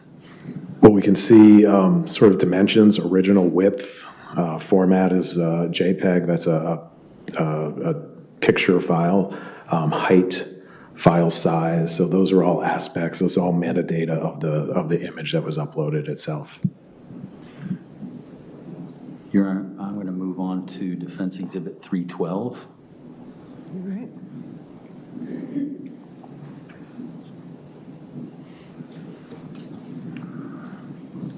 Sir, do you recognize this? I do. And is this something that you relied upon in your digital forensics analysis? It is. Your Honor, move this in as Defense Exhibit 312. Any objection? No objection. 312. Sir, can you explain to the ladies and gentlemen of the jury of what this artifact and what this slide indicates relating to your digital forensic analysis? So this is the actual picture that we saw sort of contextually in a raw format from the previous slide. So this is the photo that was uploaded and associated with this account on the evening of January 17th.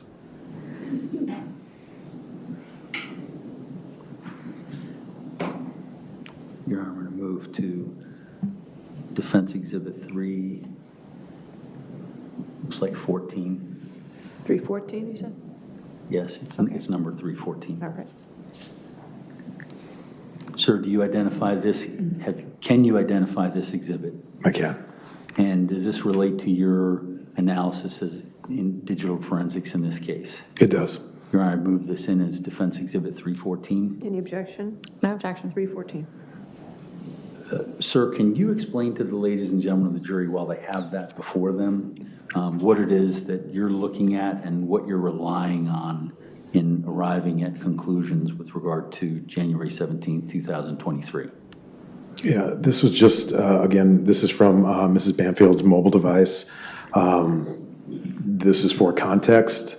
This is to see at this important time as far as the accounts in play in this investigation are in focus, what was going on with the other devices.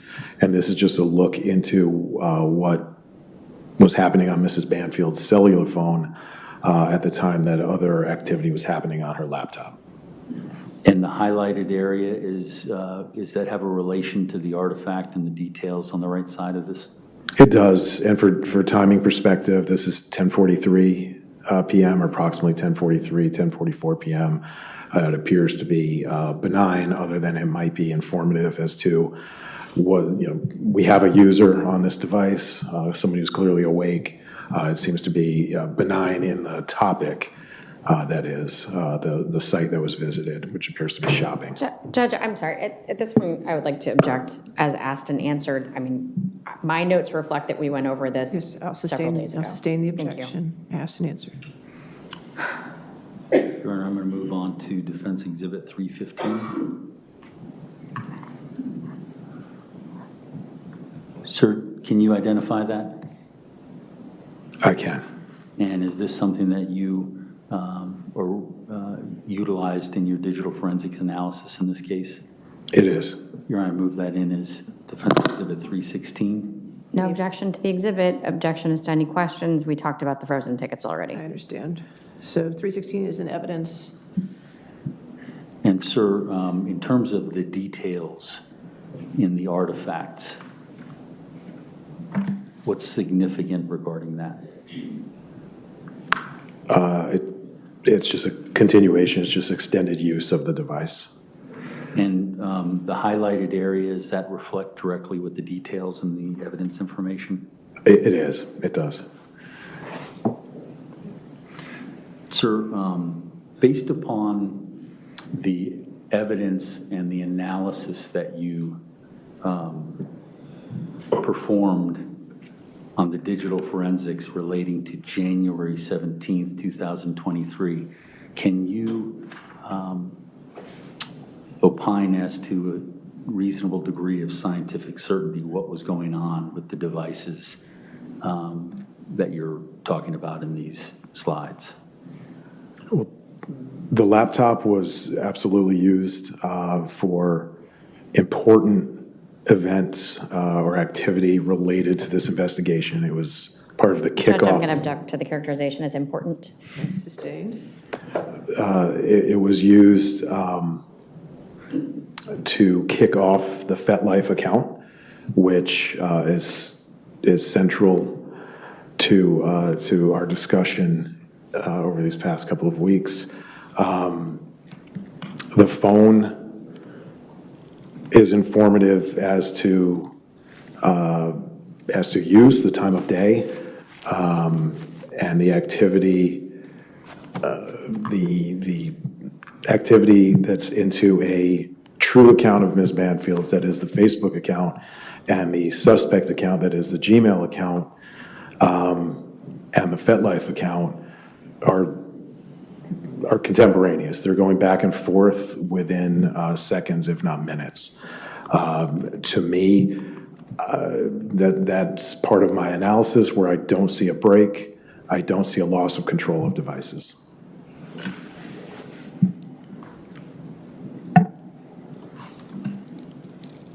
Thank you, sir.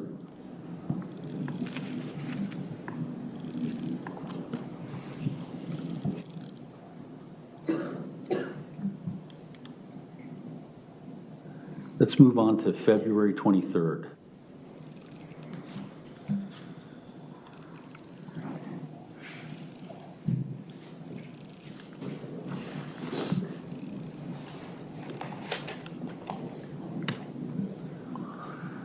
Your Honor, identifying, can Your Honor see Defense Exhibit 317? Yes, sir. Okay. Sir, can you see the Exhibit 317 Defense Exhibit on your screen? I can. Okay. And we've moved on to February 23rd, 2023. What if anything, did you rely upon in your digital forensic analysis relating to this particular? Well, first of all, let's identify this as you use this information in order to do your digital forensic analysis? Yes, this is part of what I analyzed. Your Honor, I've moved this in as Defense Exhibit number 317. Any objection? No objection. 317.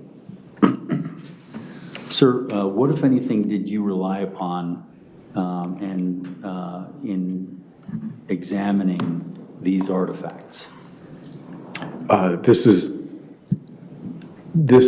analysis of Mr. Banfield's mobile device, and it's just a look at some of the activity that was occurring on the evening of February 23rd, and this is between 8:45 p.m. and 9:23 p.m., approximately 9:23 p.m. All right, move on to Defense Exhibit number 318.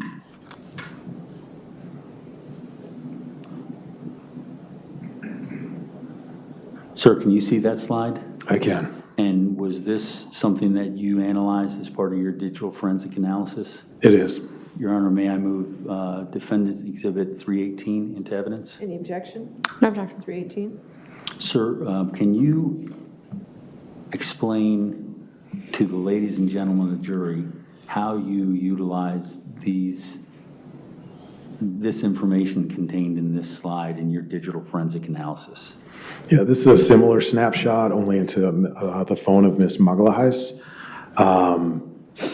About the same window in time. This is beginning at approximately 9:24 p.m., down at the bottom through approximately 9:43 p.m. The highlighted entry, we can see on the artifact type is a biome user activity. This is the user of this device at essentially 9:35 p.m., 9:34 and 58 seconds, using Instagram at this particular point in time. Your Honor, I'm going to move to Defense Exhibit 319. I'm sorry, Judge, was 317? Yes, 318 is an evidence. Was in evidence? Yes. Okay, thank you. Sorry, I just saw, I didn't Okay, see the that's fine. green.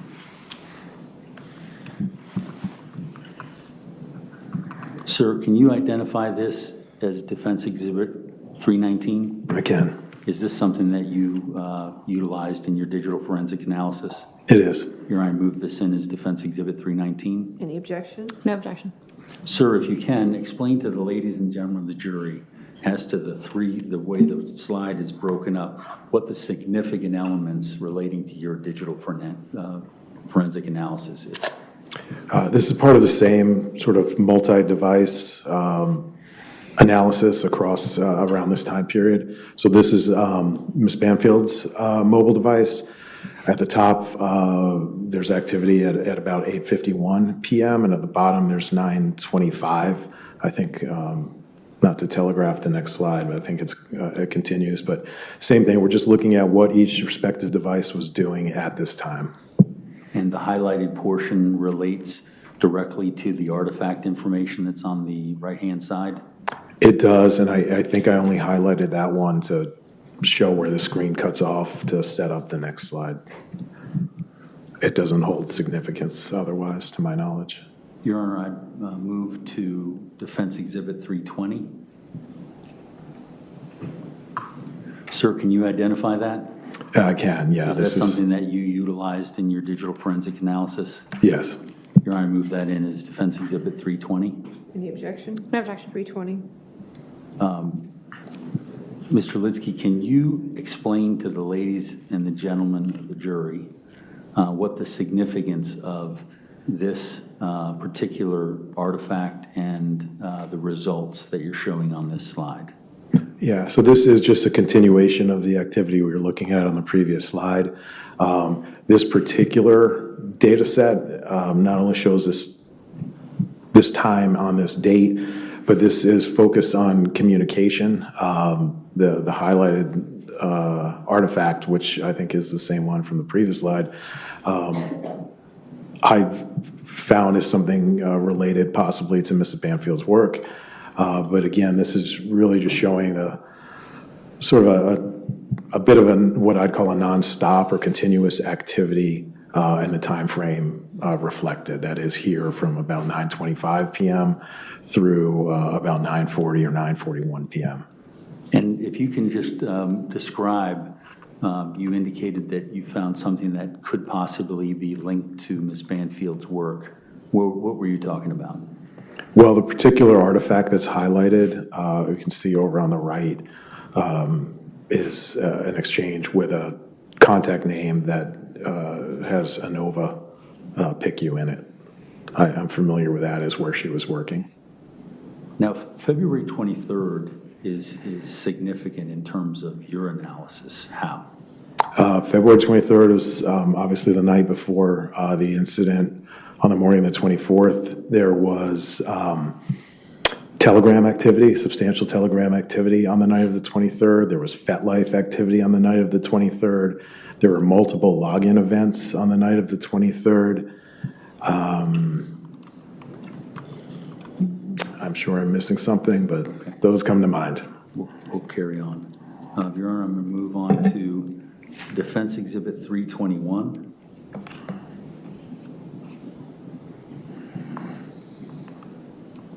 Sir, can you identify Defense Exhibit 321? I can. And is that something that you utilized in your digital forensic analysis? It is. Your Honor, I move that in as Defense Exhibit 321. Any objection?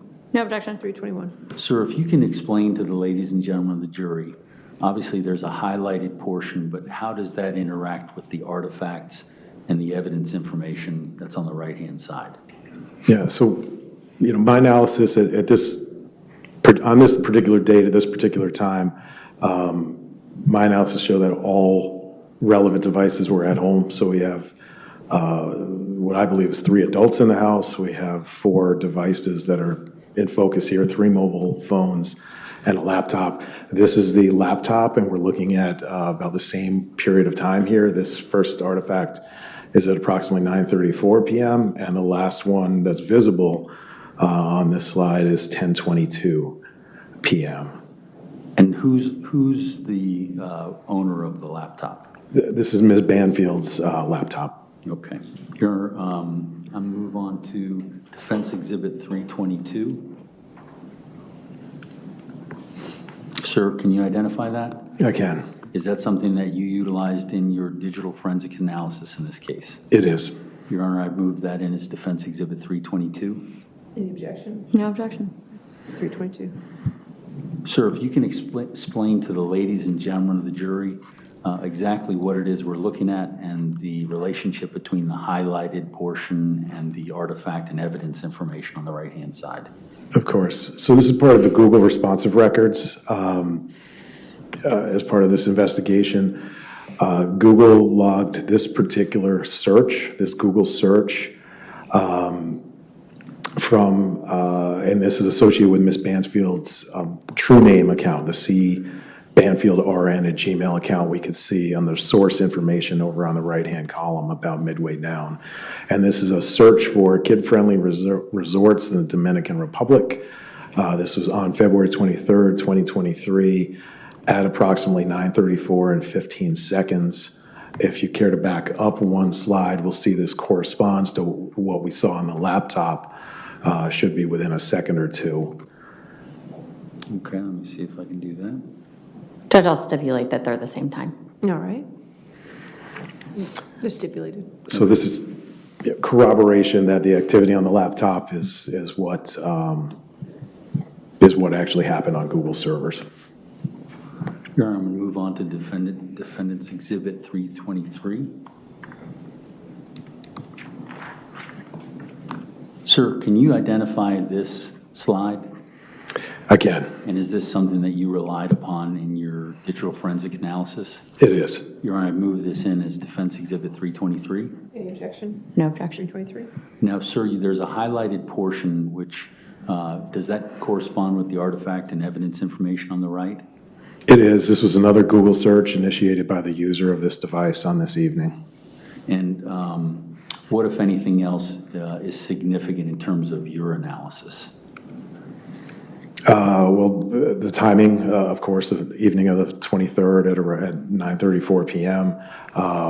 The theme, we're searching, a different search string, but for resorts in the Dominican Republic. Here, I'm going to move on to Defense Exhibit 324. All right. Sir, can you see Defense Exhibit 324? I can. And is this something you relied upon in your digital forensic analysis? It is. Here, I move that in as Defense Exhibit 324. Any objection? No objection. 324. Sir, there's a highlighted portion. Does that correspond with the artifact information and evidence information on the right-hand side? It does. These are the Google responsive records, similar to what we saw in 322, just confirming that the user of this device, Ms. Banfield's laptop, conducted this search. And what's the significance of the information that's provided there? The search term was 21, or the visited website was 21 best family resorts in the Dominican Republic for 2023. It was a search that was conducted at 9:34 and 33 seconds p.m. Here, I'm going to move on to Defense Exhibit 325.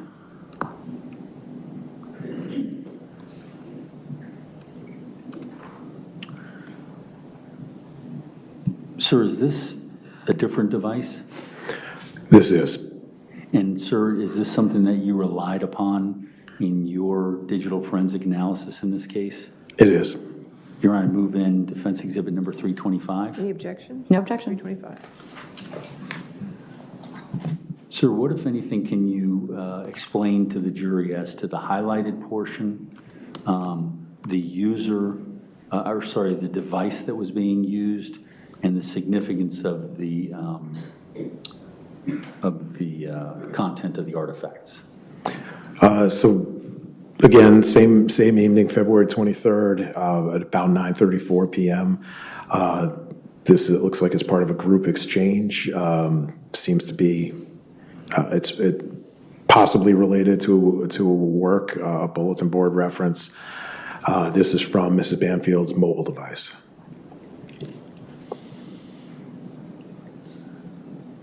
Your Honor, I'm going to move on to defense exhibit number 326. Sir, can you identify this exhibit? I can. And is this something that you rely upon in your digital forensics analysis? It is. Your Honor, I move that in as defense exhibit number 326. Any objection? No objection. 326. Sir, is this the laptop? It is. Okay, and what if anything relating to the highlighted portion and the artifacts that you're showing on the right-hand side? So this is an activation of the Telegram app at 9:35, approximately 9:35 p.m. on the evening of the 23rd. We just looked at other devices at 9:34 and change. They were engaged in Google searches for resorts in the Dominican, on the phone, text messages with friends or colleagues. And now we have Telegram activation in use on the laptop at 9:35 and 16 seconds. Your Honor, I'm going to move to defendant's exhibit number 327. I'm sorry, did I introduce that into Yes, evidence? it's in Okay, evidence. sorry.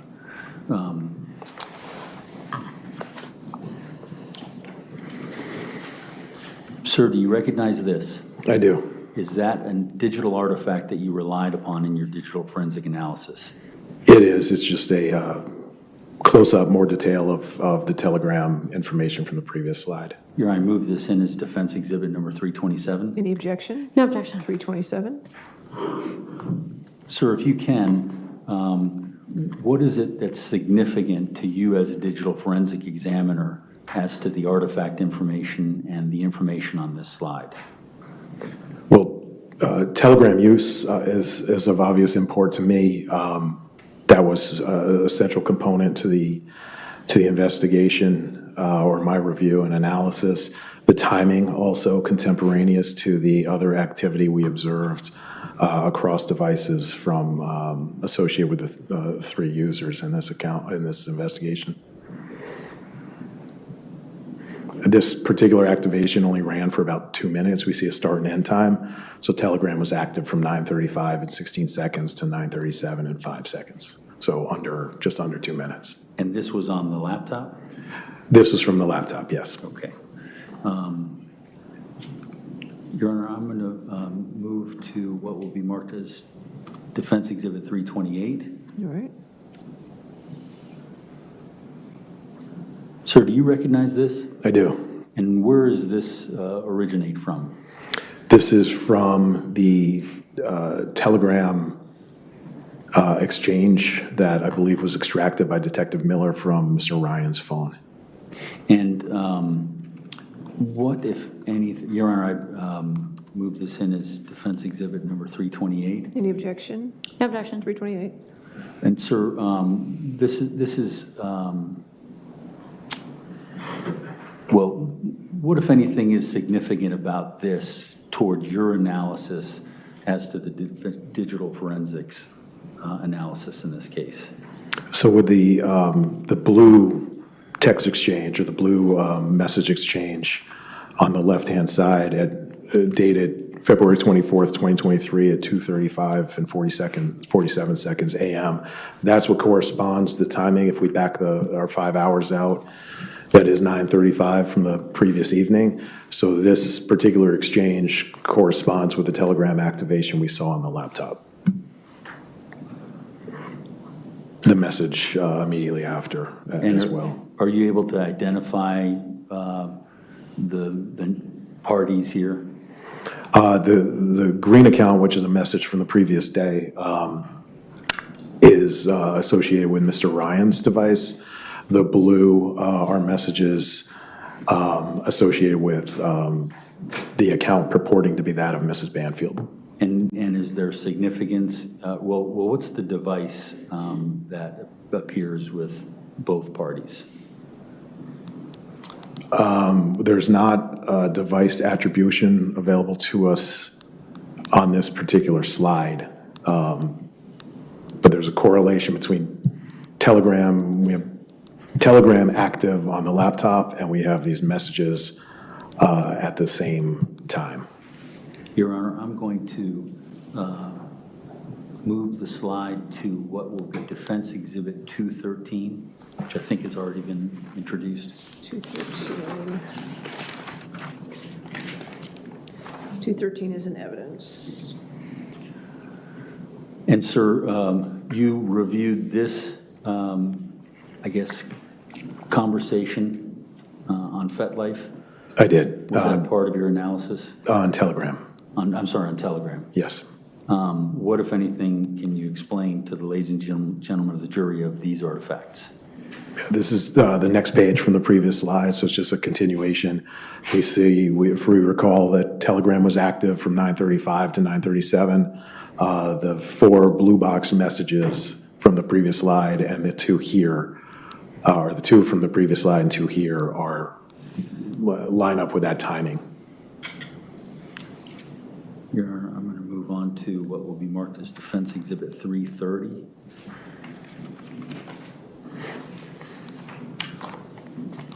Sir, can you identify this slide? Again, And is this related to your analysis in digital forensics, or your digital forensic analysis in this case? it is. And there's a highlighted portion there. Well, Your Honor, I move this in as Defense Exhibit 330. Any objection? No objection. 330. Sir, can you point out for the ladies and gentlemen of the jury, there's a highlighted portion. Does that relate to the artifact and evidence information on the right-hand side? It is. This is back to the laptop.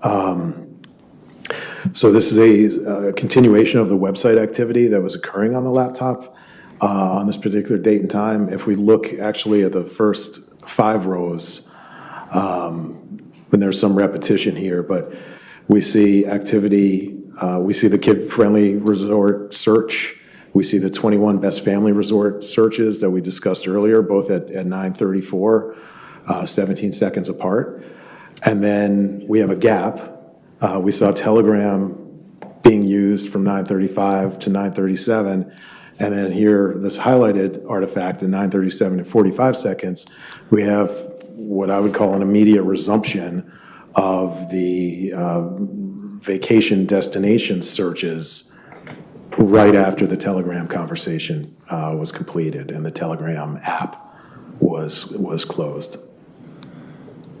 Your Honor, I'm going to move on to Defense Exhibit 331. Sir, can you identify that slide? I can. And is that something that was related to your digital forensic analysis? It is. Your Honor, I move this in as Defense Exhibit 331.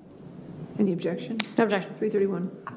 Sir, if you can, for the ladies and gentlemen of the jury, just explain the significance of this artifact and the matching results. So this is a continuation of the slide before. And if we look at the overall, picture that is developing from the laptop, we saw the login, I think, right at just before 10 o'clock. We went straight into searches for resort type activity. We had the Telegram activity at 9:35 to 9:37.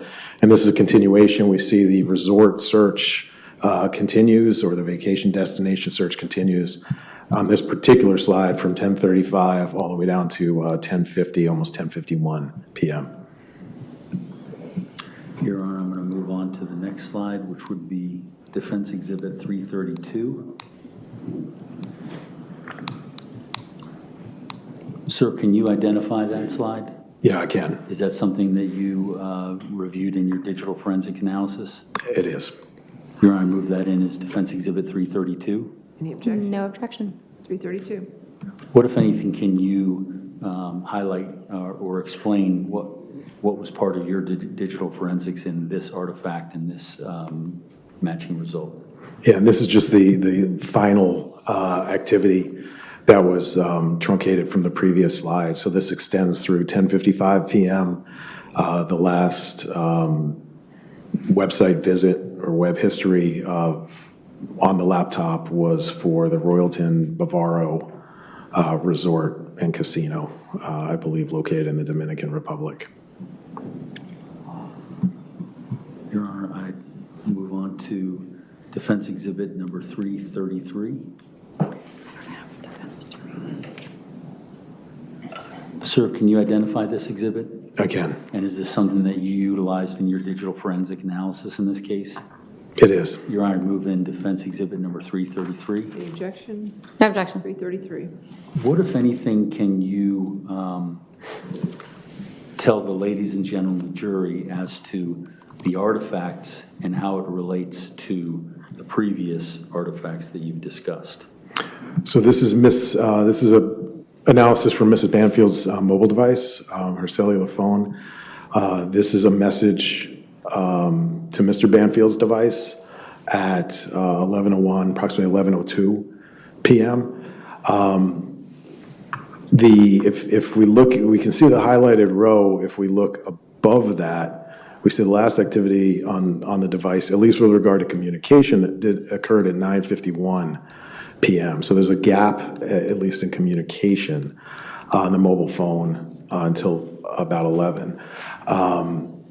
The message that was sent through Facebook messaging was a link to Royalton Resorts Punta Cana website. So we saw that was the last artifact observed on the laptop. So I see connectivity. I see searches. We saw almost 90 minutes of searches, mostly for resorts in the Dominican Republic on the laptop. And now the first thing we see within minutes of the end of the activity on the laptop is a message related to those, I'd say related to those searches on the phone. Your Honor, I'm going to move to defense exhibit 334.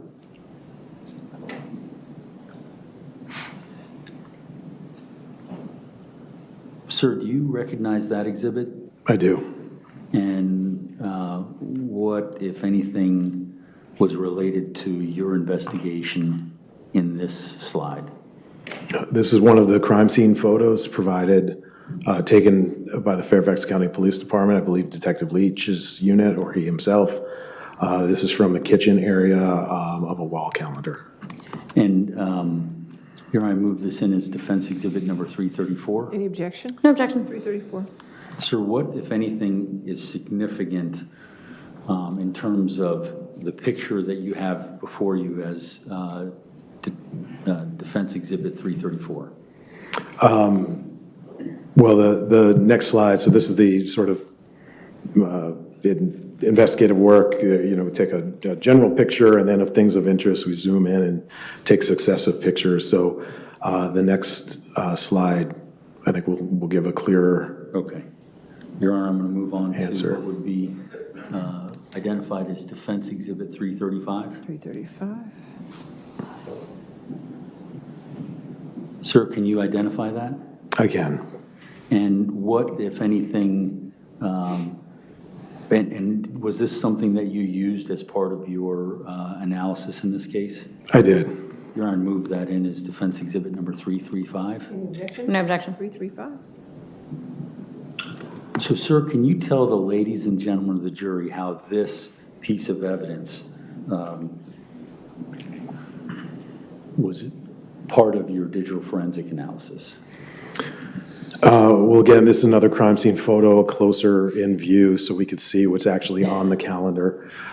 This is one of a few pictures, but in the top left here, we can see the Royalton Bavaro Splash Water Park is written on the calendar. And so, again, contextually, an artifact on a computer or in a text message may not you know, they can mean something, they might not mean something. The fact that we saw extensive research, or I observed extensive research on the laptop about resorts, immediately transferred over to the phone and communicated from Mrs. Banfield's device to Mr. Banfield's device, and now calendar entry, although it's without, you know, date or month, you know, to me, it seems like it was a part of a vacation plan. And are there any other aspects to this calendar that you relied upon? No. Okay. Your Honor, I'm going to move on to defense exhibit number 336. What, if anything, is this, sir? This is just an even closer view of the particular piece of information. Your Honor, move that in as defense exhibit 336. Any objection? No, Judge. All right, 336. Your Honor, I'm going to move on to defense exhibit 337. Sir, can you identify this defense exhibit 337? Is this something that you utilized in your digital forensic analysis in this case? It is. Your Honor, I move that in as defense exhibit number 337. Any objection? No objection. 337. Now, is this, what device is this relating to, sir? This is Mrs. Banfield's laptop. Okay, and there's a highlighted area. Does that correspond with the artifact and evidence information on the right-hand side? It does. What, if anything else, is significant in your analysis, if you could just let the ladies and gentlemen of the jury know? So this is another telegram activation at approximately 10:59 p.m. on the night of the 23rd. It runs for about 2 or 3 minutes. Your Honor, I move on to defense exhibit number 338.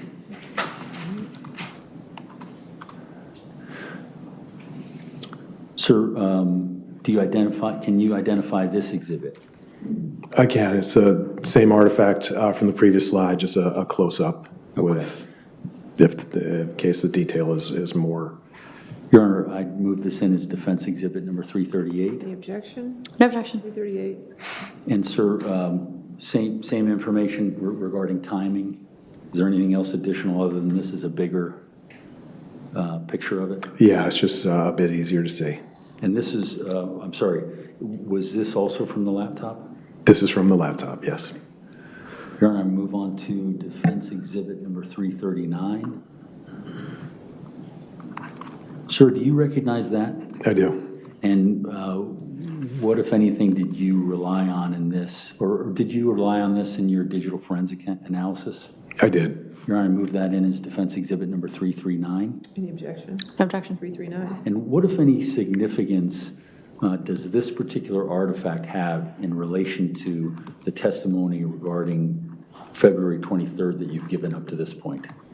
It's a secondary use of the Telegram app, kickoff of the Telegram application on the laptop. This one ran substantially longer. This kicked off at 11:06 p.m., approximately 11:06 p.m., and ran for a full 44, 45 minutes through to 11:49, almost 11:50 p.m.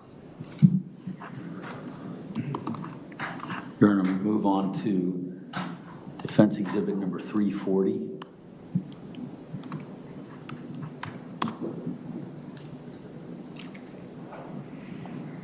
Sir, do you recognize exhibit 340? I do. And what's the significance of these FetLife messages? These are Telegram messages. Oh, I'm sorry, Telegram messages. The first one is from the account purporting to be that of Mrs. Banfield, and it kicks off at 10:59 p.m., so in line with the Telegram desktop application on her laptop. Here I'm going to move on to defense exhibit number 341. I'm sorry, can we move exhibit 340 into evidence? Any objection? No objection. 340. 341. Sir, can you, I'm sorry, identified as Exhibit 341, Your Honor. 341? Sir, can you identify this exhibit? I can. And was this something that you used in your analysis, your digital forensic analysis in this case? It is. Your Honor, move this in as Defense Exhibit 341. Any objection? No objection. 341? Sir, what's the significant in terms of the timeline that you're following regarding your digital forensic analysis for February 23rd, 2023? This is part of the extended and running telegram conversation between the account purporting to be that of Mrs. Banfield and Mr. Ryan. Mrs. Banfield in blue, or the account purporting to be that of Mrs. Banfield in blue and Mr. Ryan in green.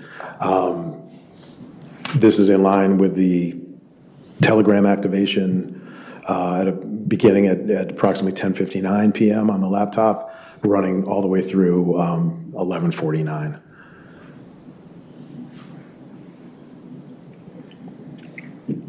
Your Honor, move to the next slide, Defendant's Exhibit 342.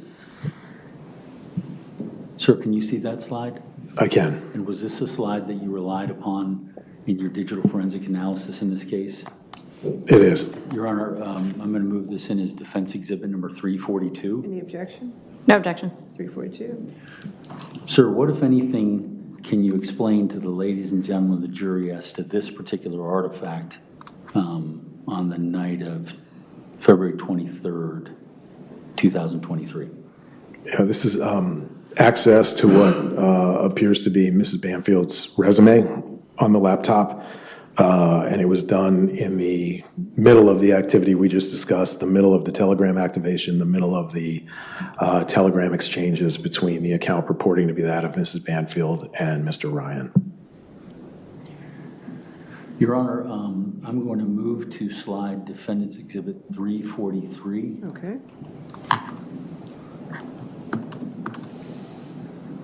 And I'm sorry, Judge, did I introduce the last one into Yes. evidence? Okay, thank you. 342 Sir, can you see the Exhibit 343 on your screen?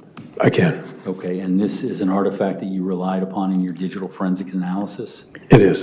And Your Honor, move that in as Defense Exhibit 343. Any objection? No objection. 343? Can you explain to the ladies and gentlemen of the jury how this artifact fits into your testimony up to this point? This is a login, as reported by Google, to the alleged suspect Gmail account, the CBRN 920 Gmail account, occurring from a Windows computer within the Banfield residence on the evening of February 23rd, 2023 at approximately 11:09 p.m. Your Honor, I'm going to move to the next slide, which is Defendant's Exhibit 344. Sir, can you identify Defendant's Exhibit 344? I can. And the highlighted portion, does that correspond with the artifact information? It does. Your Honor, move that in as Defense Exhibit 344. Okay, 344 on evidence. What, if anything, can you explain as to your digital forensic analysis and how this was utilized in your digital forensic analysis? So this is from analysis of Ms. Muggleheis's mobile device. And so not just the artifact that's highlighted, but the few or couple after it as well.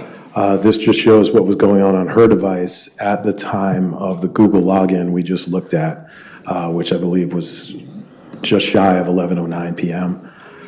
So her device was engaged, it looks like, in message exchanges on Facebook. We also see a launch of the Facebook Messenger app. We see the phone going from portrait to landscape, orientation, and all of the other artifacts sort of surrounding this. These are in chronological order. This this a good time to break? I was trying to get through it, but I don't think I will, so it's probably a good time. All right, that's fine. All right, ladies and gentlemen, let's go and take our lunch break at this point. Again, don't do any outside research and don't discuss the case with anybody, okay? Thank you.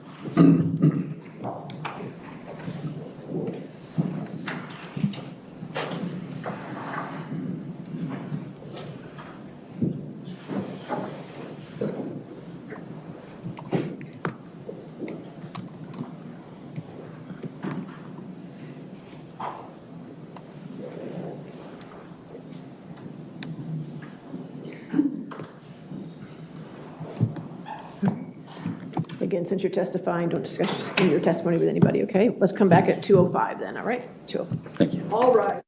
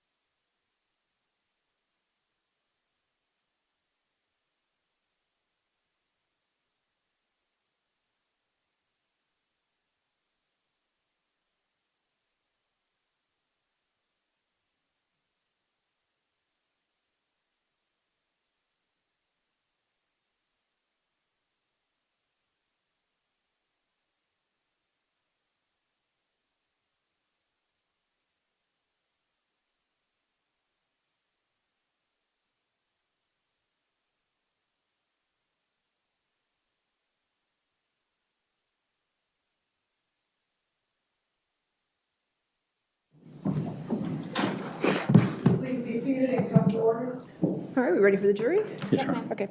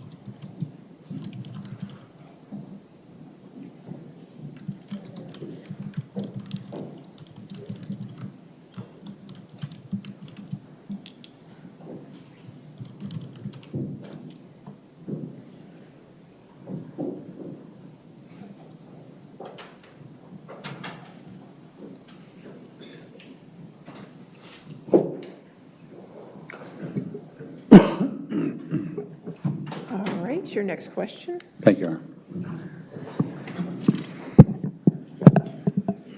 Your Honor, Defense Exhibit 344 was already introduced, correct? It's in evidence. Thank you.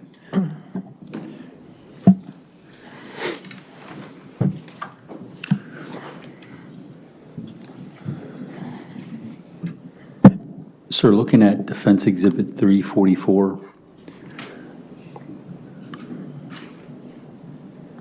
what, if anything, did you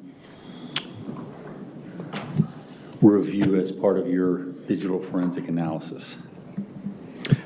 This is analysis from the mobile device of Ms. Muggleheis, and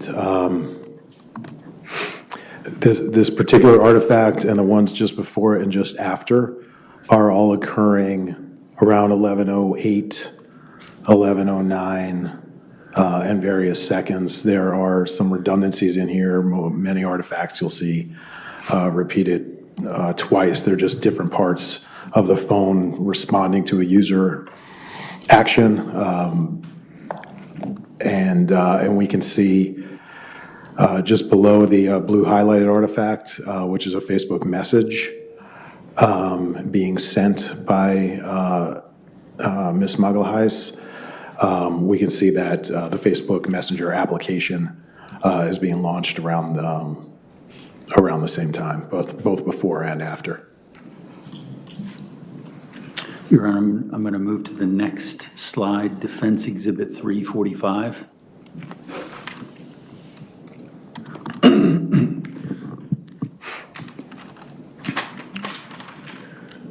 Sir, can you see the screen? I can. And can you identify Defense Exhibit 3045 as something that you relied upon in your digital forensic analysis? It is, and I did. All right, move that in as Defense Exhibit 345. Any objection? No objection. 345? Sir, if you can just review this particular slide as to the importance to your digital forensic analysis and let the jury know what was important to you. So there are a couple of exchanges here that are relevant. One particularly this date and the prior exchanges. So the highlighted exchange on the bottom is from this particular evening that we're discussing, February 23rd, 2023 at 11:11 p.m. The one prior to that is part of the exchange. The one prior to that is part of the same exchange. So we have the second one from the top is from February 18th, but it's expressing from the account purporting to be that of Mrs. Banfield, saying that looking like my next availability is Friday, 2:24 in the morning, if that works. And then we have the response to that on the morning of the 23rd, and then we have a response from the account purporting to be that of Ms. Banfield late in the evening on the 23rd as well. So it's a back and forth discussing a potential get together, and this is on FetLife. Your Honor, I'm going to move to Defendant's Exhibit 346.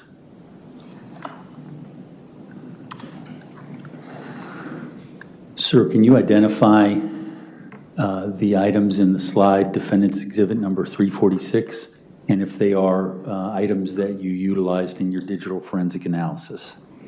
They are. This is a portion of the FetLife responsive documents pursuant to the search warrant. If I could just hold for 1 second, Your Honor, I'd move that into Defendant's Exhibit 346. Any objection? No objection. 346. Sorry, please go ahead, Mr. Litsky. No. If you can tell, let me give you a question. If you can tell the ladies and gentlemen of the jury what it is you relied upon as to this slide in your digital forensic analysis in this case.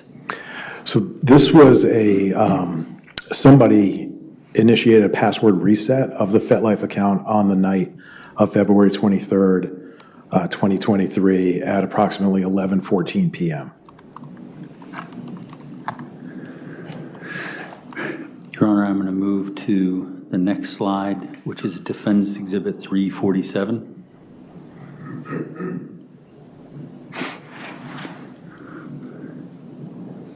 Sir, can you see this slide? I can. And is this something you relied on in your digital forensic analysis? It is. Your Honor, I move this in as Defense Exhibit number 347. Any objection? No objection. 347. Sir, what can you point out, or what was the important part of this artifact and the matching results that show? So this is analysis from Ms. Mugglehise's mobile device. And starting at the top, we can see user attributable activity consistently from 11:13, approximately 11:13 p.m., right through to launch of Netflix, which is the highlighted row, at 11:14 and 21 seconds. So all of this activity was occurring on her device, Ms. Mugglehise's device, at the time the password was being reset to the FetLife account. Now, as to the date of February 23rd, 2023, have you rendered an opinion to a reasonable degree of scientific certainty as to the use of devices on this day? I have. Can you provide that? Consistent with my other opinions that catfishing did not occur. We have Objection, conclusion as to the ultimate issue here. He can testify. What's your objection? Why don't you approach? Objection, speculation. Let's go.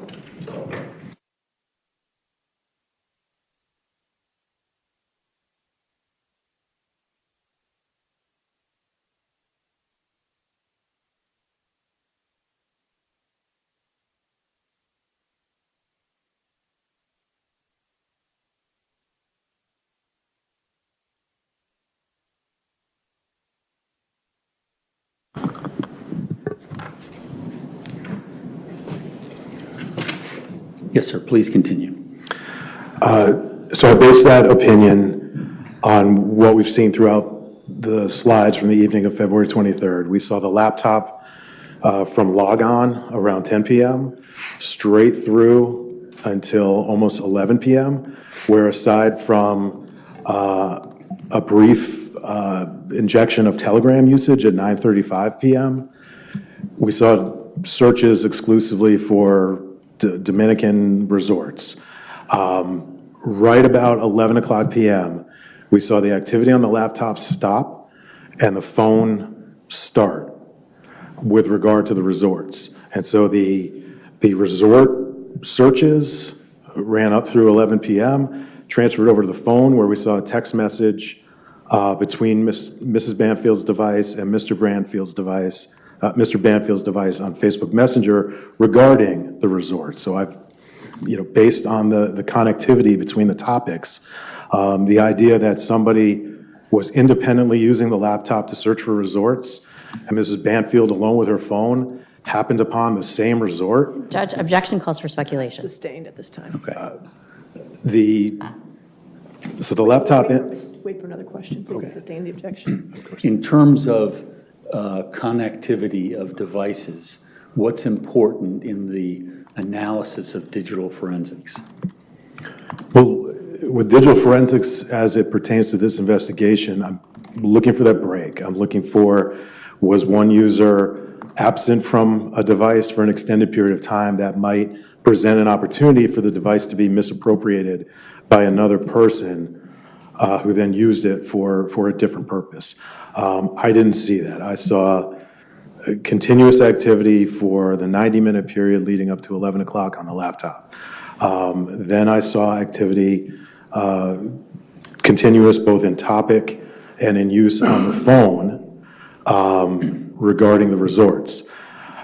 At 11 o'clock, 10:59 and change on the laptop, it began a sustained period of use with the Telegram app and extended communication between the account purporting to be that of Christine Banfield and that of Joe Ryan.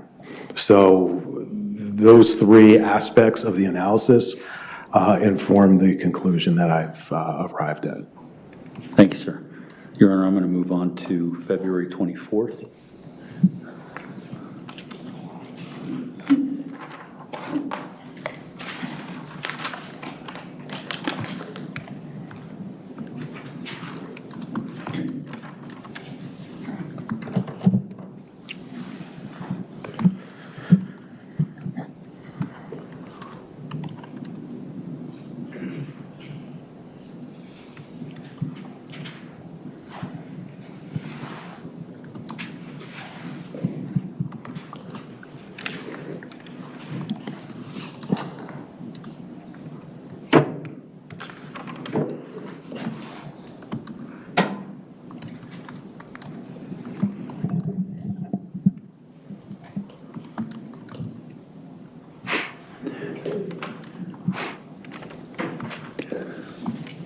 This would be identified as Defense Exhibit 348.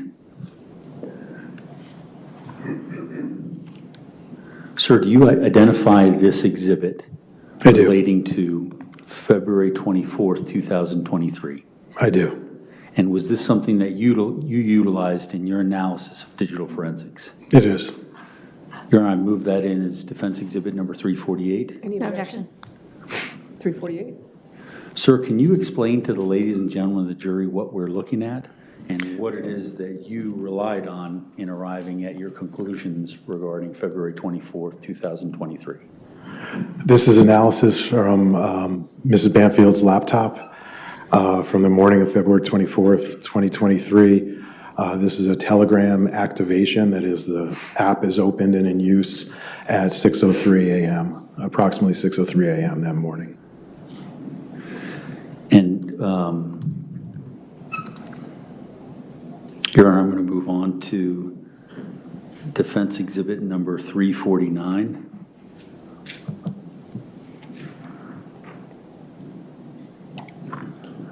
Sir, do you recognize this exhibit? I do. And did you use this in your analysis of digital forensics in this case? I do. I did. Your Honor, I move in Defendant's Exhibit number 349. Any objection? No objection. 349? Sir, what, if any, significance is this particular slide compared to the previous artifact? The previous artifact was Telegram being activated on the laptop, and here are corresponding messages from the relevant accounts, that is the one purporting to be that of Christine Banfield and that of Joe Ryan. Your Honor, I'm going to move to, I'm going to move to the next slide, which would be Defense Exhibit 350. Sir, can you see that slide? I can. And can you identify it? I can. This is essentially the same as 348, just to reflect the end time of the Telegram activation. Your Honor, move this in as Defense Exhibit number 350. Any objection? No objection. 350? And what's the significant portions of this exhibit? Yeah, just re-showing it with a focus now at the end, again, going in chronological order. We have the start at 6:03, then we saw some messages. This is the end of the Telegram desktop activation, at least this instance of it, occurring at approximately 6:26 a.m. Your Honor, I'm going to move to Exhibit number 351. Sir, can you see this exhibit? I can. And can you identify it? I can. And was this something that you utilized in your analysis of the digital forensics in this case? It is. Your Honor, I move this in as Defense Exhibit 351. Any objection? No objection. 351. Sir, can you explain to the ladies and gentlemen of the jury, what is it that you utilize from this to help inform your opinions? This is analysis from Ms. Mogelheis's cell phone, and this shows the first steps or the first physical activity that the device recorded on the morning of February 24th, 2023. Even though the first row is highlighted, which is step activity recorded by the phone itself, the second line down also includes activity from her Apple Watch, which was imported into the phone. So you'll see, we can see phone and watch recorded movement. And what's the significance of the times in this analysis? Well, according to her phone, the first steps she took that morning were 22 minutes after the telegram application was used on Miss Banfield's device, her laptop. Your Honor, I would move to Defense Exhibit number 352.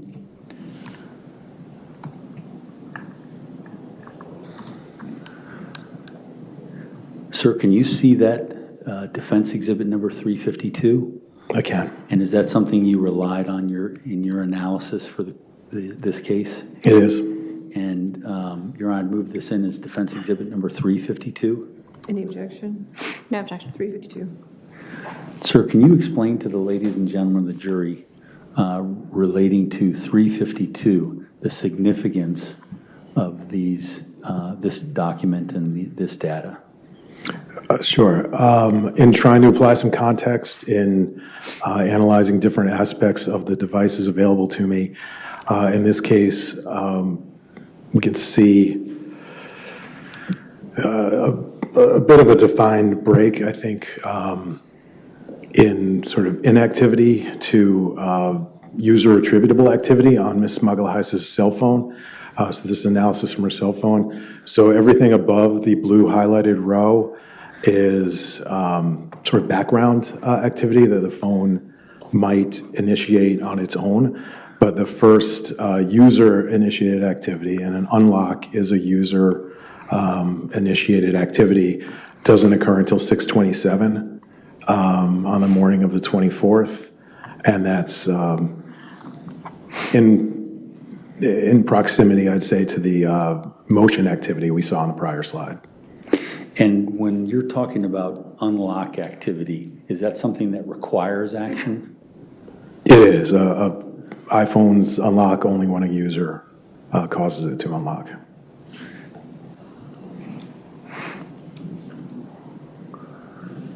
Your Honor, I'm going to move on to the next slide. It should be Exhibit 353.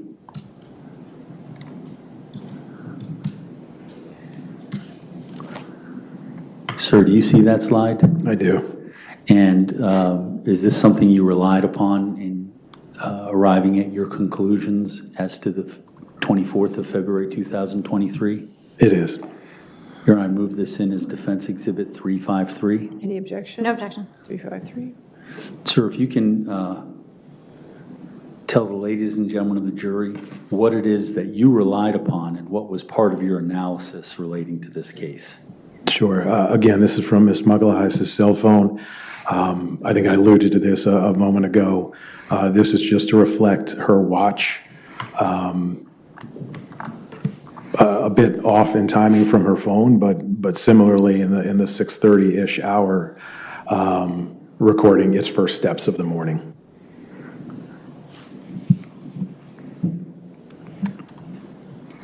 Your Honor, I'm going to move to Defense Exhibit 354. Sir, do you recognize this picture? I do. And What, if anything, did you utilize this picture for in your analysis? Just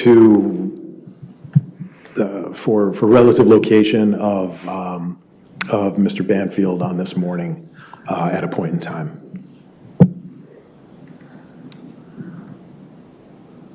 Your Honor, may I move this in as Defense Exhibit 354? Any objection? No objection. 354. Excuse me. Your Honor, I'm going to move forward with the slide to Defense Exhibit 355. Sir, is this a slide that you relied upon in your investigation of this case? It is. It's part of the surveillance video from McDonald's. Your Honor, I that move morning. this in as Defense Exhibit 355. Any objection? No objection. 355. And what if anything is significant regarding this still picture? This is just, again, I think it shows us where Mr. Banfield was at a particular time on the morning of February 24th. Your Honor, I'm going to move to Defendant's Exhibit 356.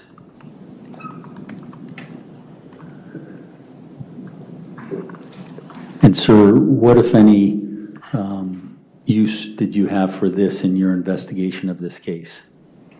Yeah, it's a continuation of the McDonald's. These are stills from the McDonald's surveillance video we saw earlier. Again, just ascertaining where Mr. Banfield was at a particular time, in this case 7:37 on the 24th of February 2023. Your Honor, I'd move this in as Defendant's Exhibit 356. Any objection? No objection. 356. Your Honor, I'm going to move to Defendant's Exhibit 357. Sir, do you recognize this slide? I do. And is this something that you utilized in your digital forensic analysis in this case? It is. And can you just describe what this is briefly? This is further analysis from Ms. Magalhaes' cell phone. Again, recording movement from both the phone, in this case from the phone itself. And there's a highlighted portion. Does that coincide with the artifact information and the evidence information on the right-hand side? It does. Your Honor, I move this in as Defense Exhibit 357. No objection. All right, 357.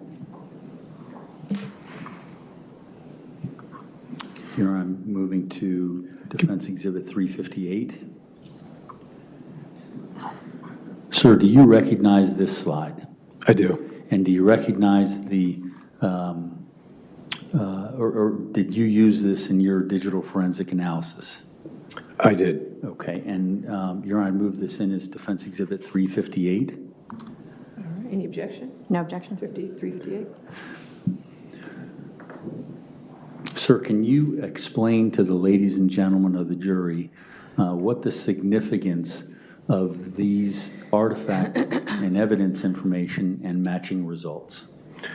I can. So this slide and the one before it, if you want to jump back to it, one reflects, the first one reflected the steps Ms. Magalhaes took that morning between 7:18, approximately 7:18 and 7:24 a.m. This particular slide reflects the steps recorded by her watch between approximately 7:23 a.m. and 7:24 a.m. Both devices are consistent in that they recorded steps up to around 7:24 a.m. And then they didn't. Sir, I'm going to take this opportunity to go back, as you indicated in the other slide. And can you point out for the ladies and gentlemen jury what your comparison was? Sure. So, and these are the phone steps. They start a bit earlier. The successive 3 rows are watch steps incrementally, so they sort of span the same time frame, but they record the data in different ways. So this is 7:18 to 7:24. The steps recorded until the step activity stops in this case, it's 7:24:04 a.m. And then on the watch, 3 rows down, which is reflected on the other slide, we also similarly see that the step count stops at 7:24 and 9 seconds a.m. And let's look back at the original one you were looking at. Yep.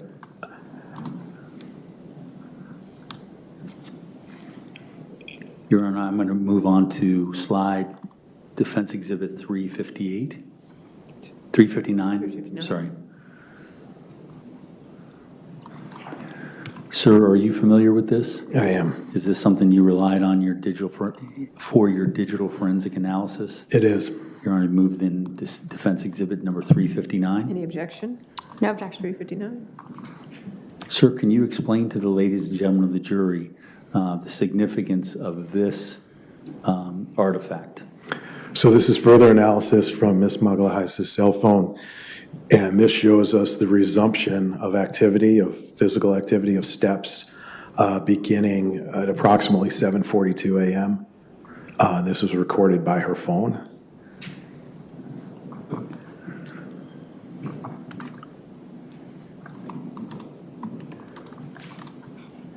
Your Honor, I'm going to move to Defense Exhibit number 360. Sir, do you recognize this? I do. And what is it? This is a geolocation point that Ms. Magalhaes' iPhone automatically plotted for her. It's referred to a parked car location. Your Honor, I move this in as Defense Exhibit 360. Any objection? No objection. 360. And sir, explain for the ladies and gentlemen of the jury how that interacts with the previous artifacts that you've discussed. From my understanding of the facts of the investigation was that for a period of time, Ms. Magalhaes left the house, remained in her car on the morning of the 24th, and then exited when Mr. Banfield arrived back at home, and together they entered the house at some point. I believe the timing of the step count on both devices stopping at 7:24. We haven't seen the watch yet, but it resumes as the iPhone did right around 7:42 a.m. So both devices stop recording movement at 7:24 approximately, resume at approximately 7:42, and we have a parked car location that the iPhone automatically detected just before 7:42. So I believe this is the time where Ms. Magalhaes, at least her devices, but may have been located in the car. Your Honor, I'm going to move on to Defense Exhibit 361. Sir, do you recognize this exhibit? I do. And was this something you used in your analysis for this case? It is. Your Honor, I move that in as Defense Exhibit 361. Any objection? No objection. 361. Can you explain to the ladies and gentlemen of the jury exactly what this slide shows, including the highlighted part? I do. This is, as I mentioned a moment ago, this is Ms. Magalhaes' cell phone reporting the activity recorded by her Apple Watch. So this, again, shows the resumption of steps in and around 7:42 a.m. on the morning of the 24th.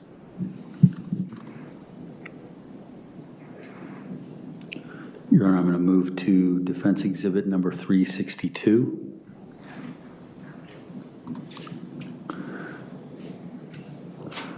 Sir, can you identify this exhibit number 362? I can. And is this something that you relied upon in arriving at your digital forensics conclusions in this case? It is. Can you explain, Your Honor, move this in as Exhibit 362? Any objection? No objection. 362. Can you explain this exhibit and how it's significant in terms of February 24th, 2023? So this is analysis from Ms. Banfield's laptop. This recorded a Windows logon from Ms. Banfield's profile at approximately 7:33 on the morning of the 24th. It's significant in that Mr. Banfield was at McDonald's. Objection, calls for speculation. Sustained. It's significant that Mr. Banfield was recorded on surveillance video at McDonald's. And Ms. Magalhaes' step count and devices appear to reflect inactivity corresponding with the time she may have been in her car outside of the house. Which, to me, that leaves, potentially one person in the house who, just by process of elimination, would have been responsible for this activity. Objection, calls for speculation. Sustained. Sir, we'll move on to Defense Exhibit 363.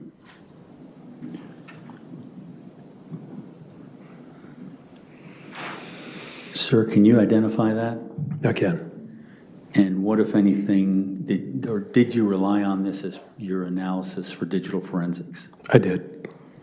Your Honor, I move this in as Defense Exhibit 363. Any objection? No objection? 363.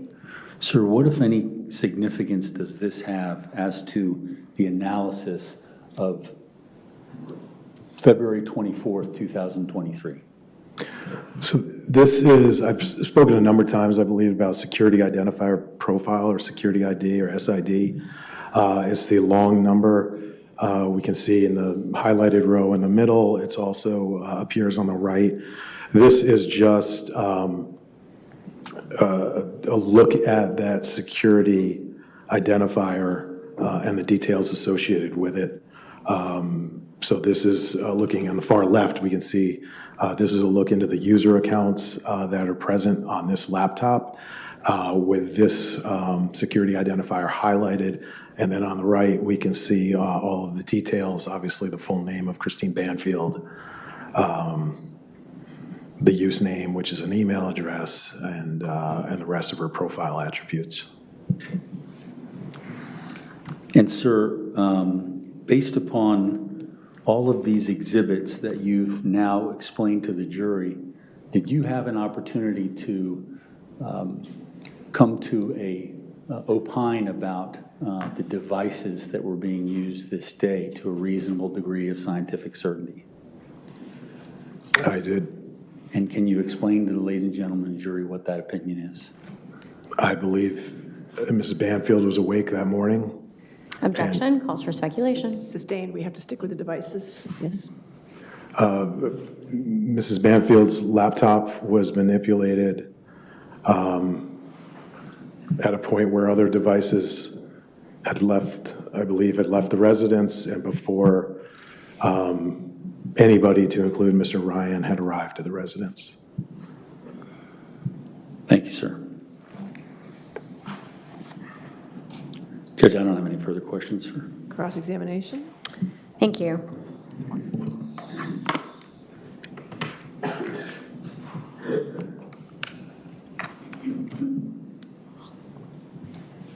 Sorry. I'll clear out.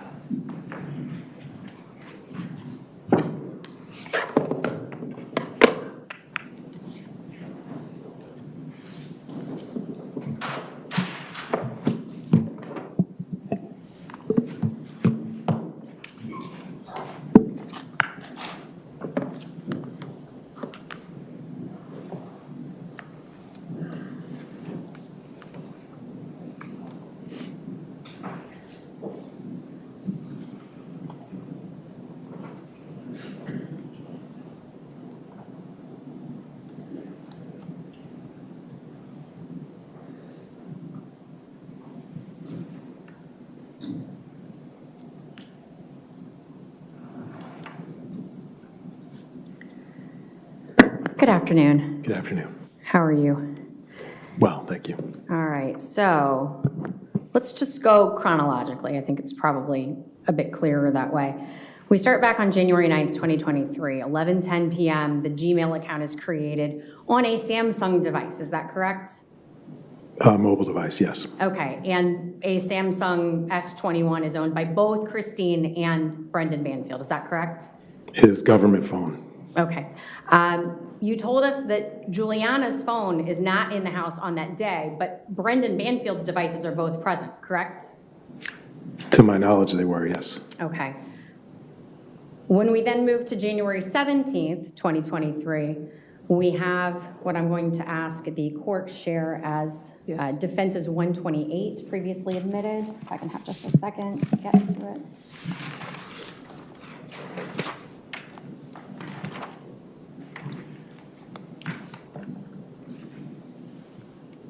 If that could be shared with the jury. Yes. All right, so this is the photograph that we know to be taken of Christine Banfield by herself at Lifetime Fitness. Were you able to establish, as our investigators did, that this was Lifetime Fitness? I saw that they had established it, and I didn't see anything to. Okay, to- so, and this is taken at 7 PM-ish, correct? This is actually the sending of the photo from Mrs. Banfield to Mr. Banfield. The prior slide was the taking of the photo at 7:20, but this is the photo that was taken. Perfect, you're moving us right along. So she sends the photo to her husband, who then comments, nice, right? Yes, down at the bottom, in the middle. Okay, so while she's at Lifetime Fitness, she takes this selfie, sends it to her husband via Facebook Messenger. He comments, nice. And then just before 10 o'clock, someone with access to cbanfieldrn@gmail.com logs onto a laptop in the Banfield home, accesses Facebook, and pulls this picture down. Is that correct? Yes, that's Okay. correct. And then sends this picture using CBRN 920 to CBRN 920, correct? Yes, Okay, and then this picture is taken and added to the new FetLife account, correct? it was manipulated in between. Okay, so by manipulated, it was cropped, correct? It was cropped. Okay, so the laptop in the house belonging to the Banfields joins FetLife all while logged in as CBRN 920 at Gmail, right? My understanding is the laptop was actually owned by Anova. And Oh, I'm sorry, I meant the house owned by the Banfields. The laptop that we're examining here is in the house owned by the Banfields, correct? yes, Okay, and that laptop searches for FetLife, correct? yes, And that laptop joins FetLife under the CBRN 920 at Gmail email, right? it does. Okay, and the laptop edits the Lifetime Fitness photo. Yes, not all in order, but yes. Okay, and meanwhile, all of this is going on the laptop. On the phone that we understand to belong to Christine Banfield, someone is using WhatsApp to talk about Valerie's day, right? Yes, And then by 10:45-ish, someone is Googling Lululemon, frozen tickets, and the story about the child who had their leg amputated, correct? yes, And then checks the C Banfield Gmail account at 11:30, correct? I believe that's correct. Okay, so you acknowledge we're talking about two different devices, right? The laptop and the phone. Two different things happening. Yes, Okay. And you can't say who is in control of either device. All you can tell us is what the devices are doing. Correct? correct. Okay. And in fact, let's look at this. Apart from this usage on January 9th, 2023, the date of the initial creation of the CBRN email and the receiving of the Telegram two-factor authentication, I think, Christine Banfield's cell phone is never used to further this scheme, correct? That's inaccurate. Oh, I'm sorry, can you tell us where Christine Banfield's cell phone was used to communicate on FetLife or Telegram? It was used for FetLife on February 14th, 2023. You had not testified to that before. I'm sorry, when was it used on February 14th? Just after midnight. The phone, Christine Banfield's cell phone. The same model cell phone, yes. Okay. A Samsung S21 was used on FetLife on January 14th. Correct. Okay. So going back to, we have no other usage of FetLife or Telegram with Christine's phone as this progresses beyond January 14th when we have an unknown S21 using FetLife, correct? February 14th, but correct. Okay, sorry. All right, so when we then look to, let's say, our next event on January 23rd, you've told us that 1122, the CBRN at Gmail, CBRN920 Gmail is logged into on the laptop, correct? Correct. Okay, and you gave us 6 exhibits to show that Brendan Banfield was not at home when the FetLife chat was initiated, some 7 minutes later, correct? Correct. Okay, but you have not told us where Juliana Perez Magales was, correct? Correct. Okay, and we see from the FetLife chat, I'm going to ask the court to share Defense 191.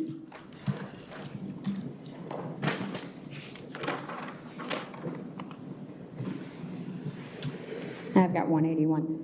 191? 191, but Judge, I have 181 pulled up instead. We can just talk about it. In Defense Exhibit 191, one of the FetLife chats, we see the discussion between parties, and the Anastasia persona says, "How has been your experience so far?" Correct? Correct. Okay. On January 30th of 2023 at 10:47 p.m., the CBRN 920 at Gmail account logs in to FetLife again, correct? It does, I believe. Okay, and we went through 7 exhibits to show that Brendan Banfield was in Reston near the Lifetime Fitness at 10:52 p.m. But Juliana Perez Magales was at home, correct? I believe she was. Okay, and had been since she left Lifetime ahead of Brendan Banfield, correct? I believe she also arrived ahead of him, but yes. Okay, and in Defense 194, we looked at the FetLife chats and we see again the phrasing, "I don't plan on having many people anyways." That was one of the chats that occurred while Juliana was home and Brendan was at somewhere, correct? It's a portion of the activity that occurred that evening. Okay. Looking at February 7th of 2023, 10:02 p.m., CBRN logs into the laptop, FetLife, and we have 4 exhibits to show us that Brendan Banfield is at a Sunoco, correct? I can't see them, but I believe that's Okay, accurate. and we don't have any idea why he's hanging out at a Sunoco at 10 p.m., do we? I assume getting gas, but I don't know. I was not there. He's there for a bit, correct? 3 minutes? Okay, all right. So looking then at February 13th of 2023, 7:33 a.m., we have the CBRN login, again on the laptop, again to FetLife, and again we have 7 exhibits to show that Brendan Banfield is not in the home, but we don't know anything about Juliana, but for the fact that she's at home, correct? Yes, and the fact that Well, that was the answer to my question, thank you. On February 17th, same story, 11:19, CBRN login on the laptop. He's not at the house, 6 exhibits to show us he's not at the house, but we got nothing on Juliana Perez Magales, and we have a FetLife exchange that asks something about liking Nurse in the Scrub, correct? again, not seeing it, but it sounds accurate. Okay. February 19th, 2023. The laptop is looking for secure messaging apps. You brought out the fact that the 2-factor authentication codes that are sent to the phone are not deleted. Is that correct? Correct. Okay, but these are text messages that come through. You have requested this code if you didn't call for help, right? Something to that effect. We all get Essentially. those all the time, right? We do. Okay. I do. I do. All right, and when we move on to February 20th, 2023, at 10:58, we've got the laptop at home, in use, and again, the location data suggests that both Juliana and Brendan are at Lifetime Fitness, right? Do you remember this one? This one's noteworthy because she's not on FetLife. She being, Christine, presumably, right? The laptop is not on FetLife. The laptop is not on Telegram during this window when Juliana and Brendan are both absent from the home. that might be. I'd have to look, but I think there was a period of time. There's obviously a period of time before the activity occurs where Okay. I don't know where everybody is. Right. Well, but we know that the adults are out of the house, but for Christine, presumably, and she's not using this opportunity to hook up online, right? I guess that's fair. Okay.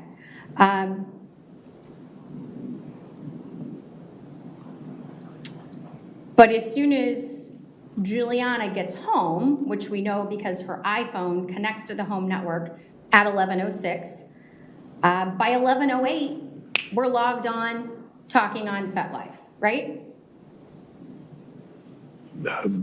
Possibly, I'd have to see the slides, but that sounds right. Okay, I'm just noting from your testimony. If it sounds incorrect, let me know, we can dig in. But to the best of your recollection, did you testify that 11:08 CBRN is logged on, and then from that point, we move forward to chats with FetLife? It sounds accurate, yes. Okay. At 11:58 that same night, Christine Banfield's phone sends a text message to Brendan Banfield, I think it's Facebook Messenger again, saying that she's going to bed. Bring up the toilet paper, and Brendan responds, "I'll be up in a couple," correct? I remember that, yes. Okay, and then we see that Christine's phone, again, the phone, continues to browse Sheen, nursing schools, and pens, right? Sounds familiar. Okay, meanwhile, literally 2 minutes later, Telegram is in use on the laptop, correct? Sounds accurate. Right, so on the dot, midnight, that Telegram call takes place on the laptop. 2 minutes after her husband says, "I'll be up in a couple." Correct? Sounds accurate, yes. Okay. Moving to February 21st, this one didn't fall into your timeline, but did you see the Google return? And let me just show you, Commonwealth's 243, Judge, I would offer at this point in time. And if I can have that displayed to the witness and to counsel. All right. Mr. Olitsky, do you recognize this magnet report? I'm going to scroll down so you can see the processing details and then the extraction location, and then here we have the activity. Is this a magnet report from the Commonwealth's extractions of the devices? This is not one I've seen before. Okay. If I were to draw your attention to the device,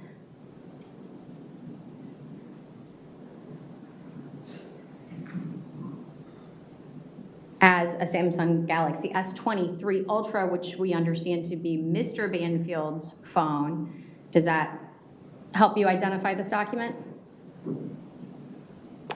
I believe that's the model phone he has, but this document looks like it was generated 2 days ago. Correct.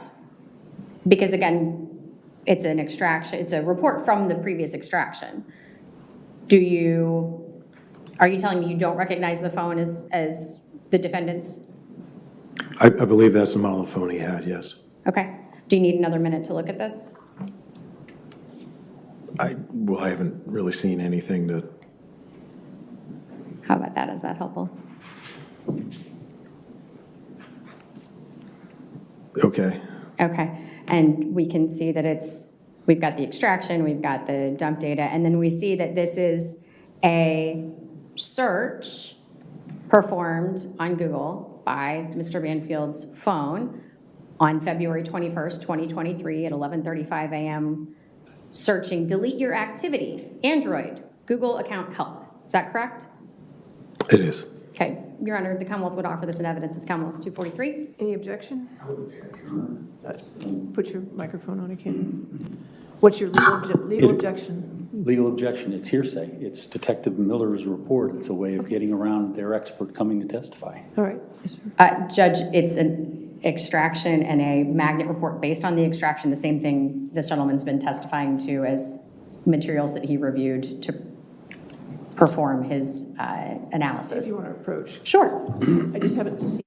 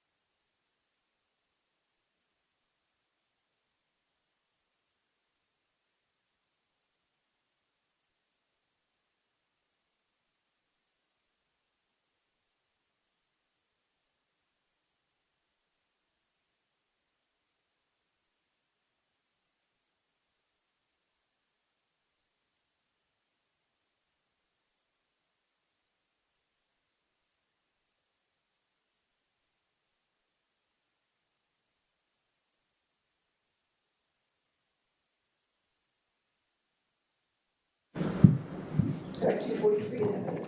Sorry. 243 in evidence. Thank you.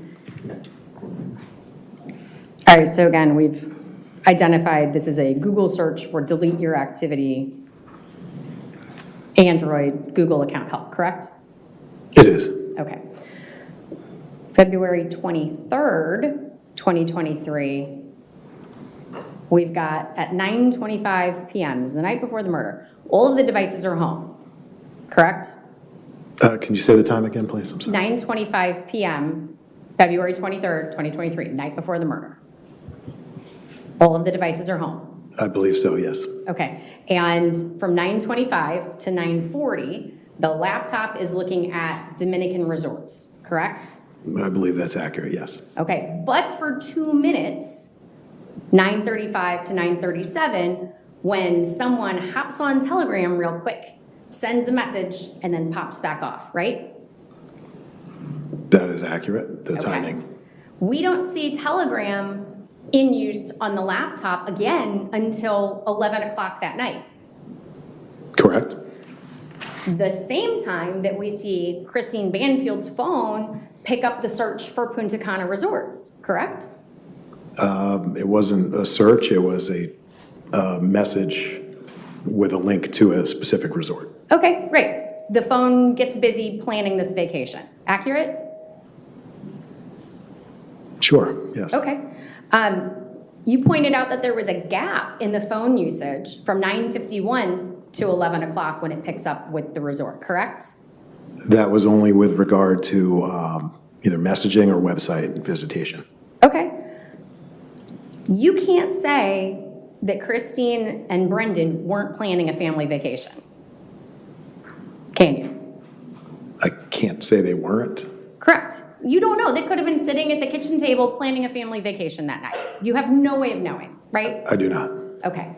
And we only have those 2 minutes of Telegram usage. You can't say that he didn't hop on the laptop really quick, check Telegram while she was in the bathroom, hopped off before she got back to their vacation planning. Can you? I cannot. Okay. But at 11 p.m., we know that the two devices diverge in what they're doing. The laptop moves into heavy, sustained Telegram usage with Joe Ryan, and the phone goes off to bed searching for vacations. I didn't say, and I don't think I could say that the phone's necessarily separated physically. There's no evidence to suggest that they did or didn't.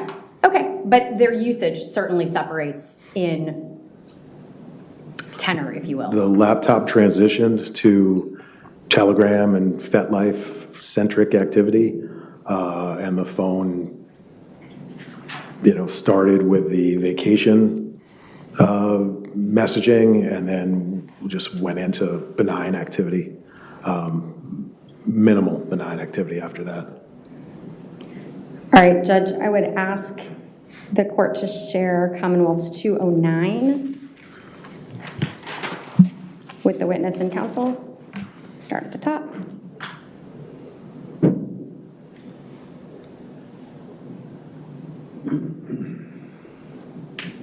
Mr. Litsky, does this one look familiar to you?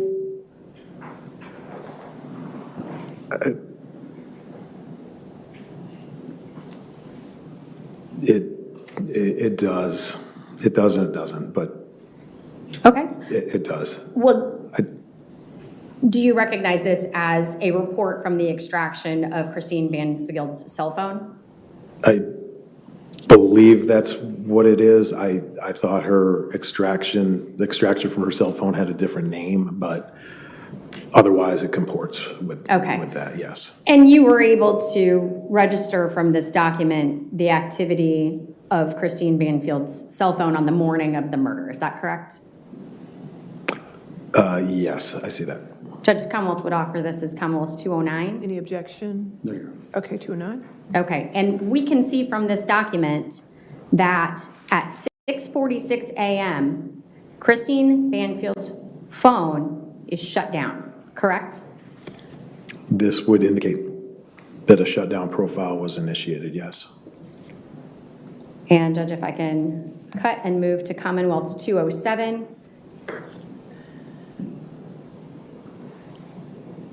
This is do you recognize this document? I believe I've seen this, yes. Okay, and this is just the deeper dive into what the phone did as it began its shutdown procedure, is that correct? Correct. Commonwealth would offer this as 207. Any objection? Okay. 207.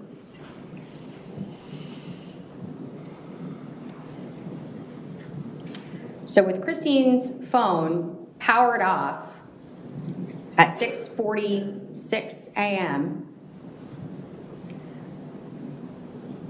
we then know that Mr. Banfield is, as you correctly stated, seen on surveillance video at the McDonald's at 7:29 a.m., correct? I think from about 7:20 to 7:37, yes. Okay, he's there a while, correct? He leaves and returns. Okay, and then he goes into the bathroom for 7 minutes, right? I believe that's about accurate, yes. And at 7:24, you've told us that Juliana's steps stop. She's just waiting in her car, correct? I don't know where she was or what she was doing, but her step count stopped, and I believe that's consistent with what from interviews and other witness statements, yes, that comports. Okay, but you didn't track her travel to someplace else, correct? You said you don't know that she's waiting in her car, but you know she didn't go anywhere else, right? That's correct. Okay. And at 7:37, you know from the call records that Mr. Banfield receives a phone call from Juliana, correct? Correct. Okay. He does not call 911, correct? I don't believe he did. Okay. And at 7:42, you told us that Juliana is moving again. Yes, that's correct. All right, so from approximately 7:25, 7:30, we have both Juliana and Mr. Banfield just not going anywhere, correct? And out of the house, correct. Okay.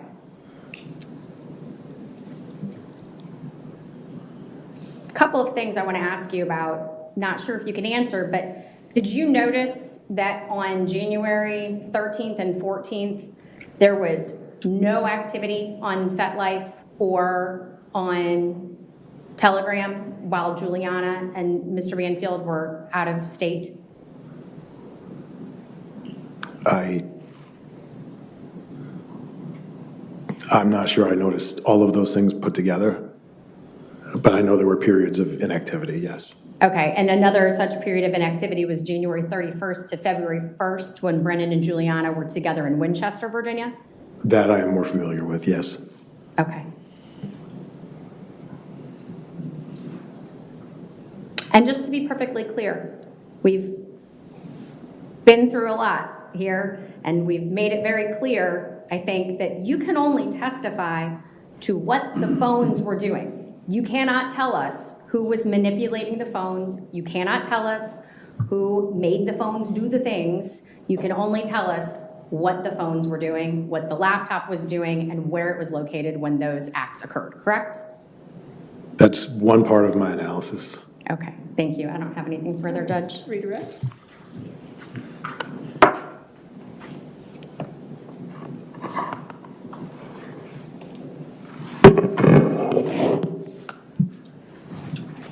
Mr. Litsky, in terms of your testimony, when you're looking at devices, you're looking to determine if there are points or there are times when devices can be taken or can be moved or taken away from the person who would otherwise be, it would be their device, correct?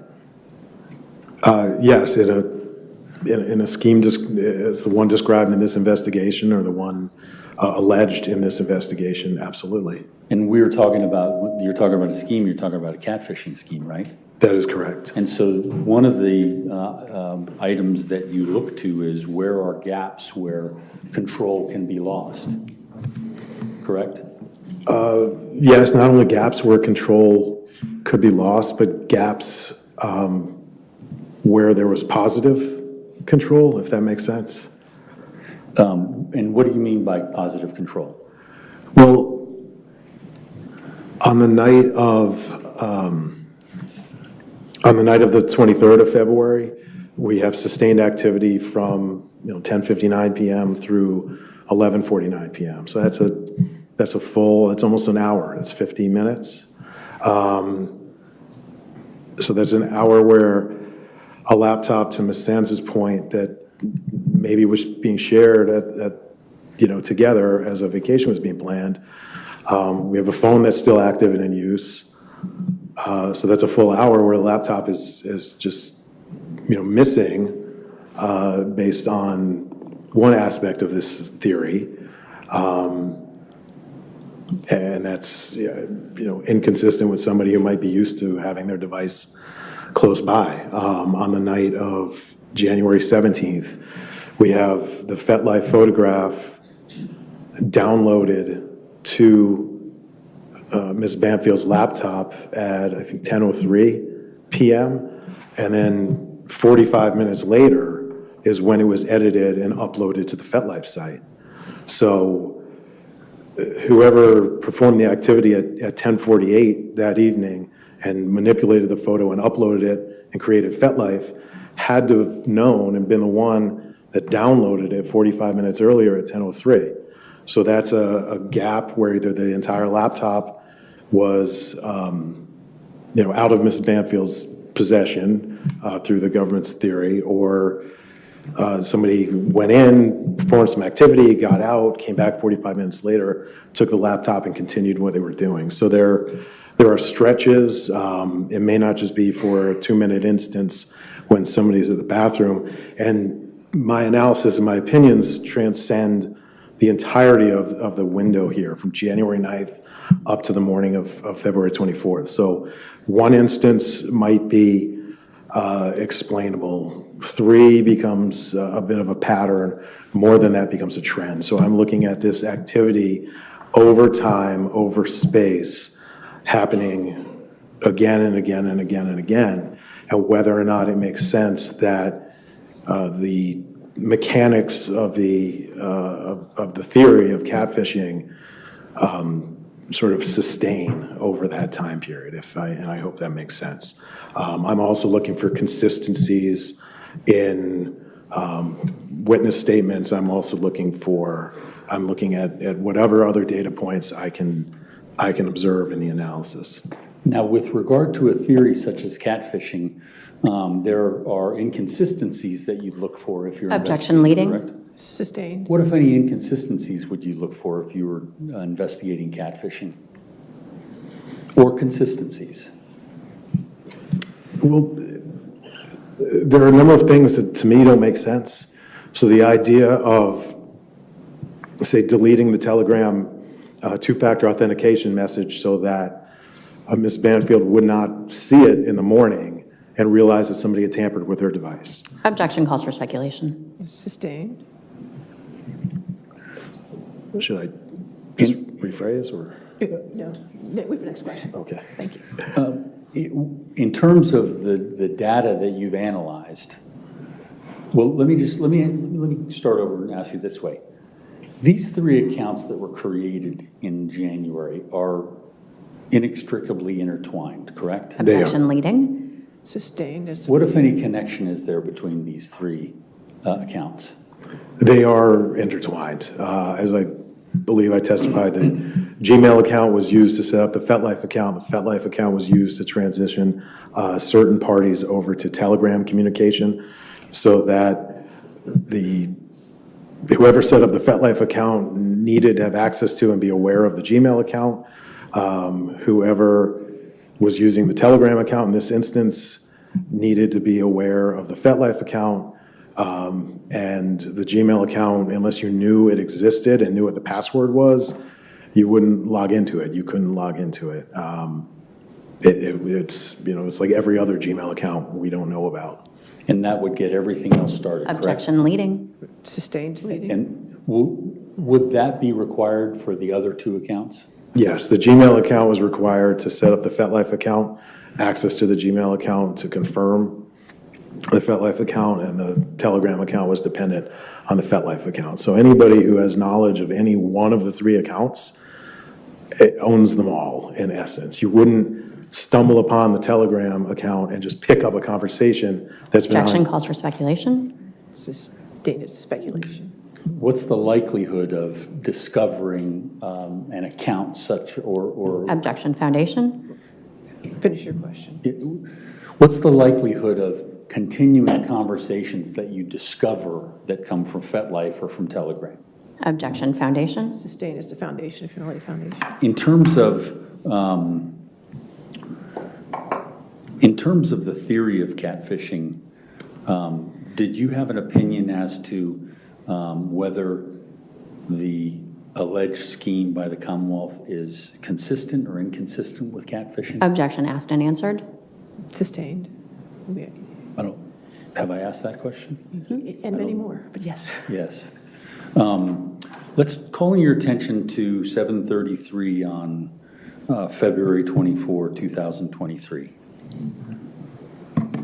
Do you AM, remember? yes. Do you remember what 7:33 a.m.? Yes. Do you remember what device was being used at that time? Objection asked and answered. Sustained. What, if any,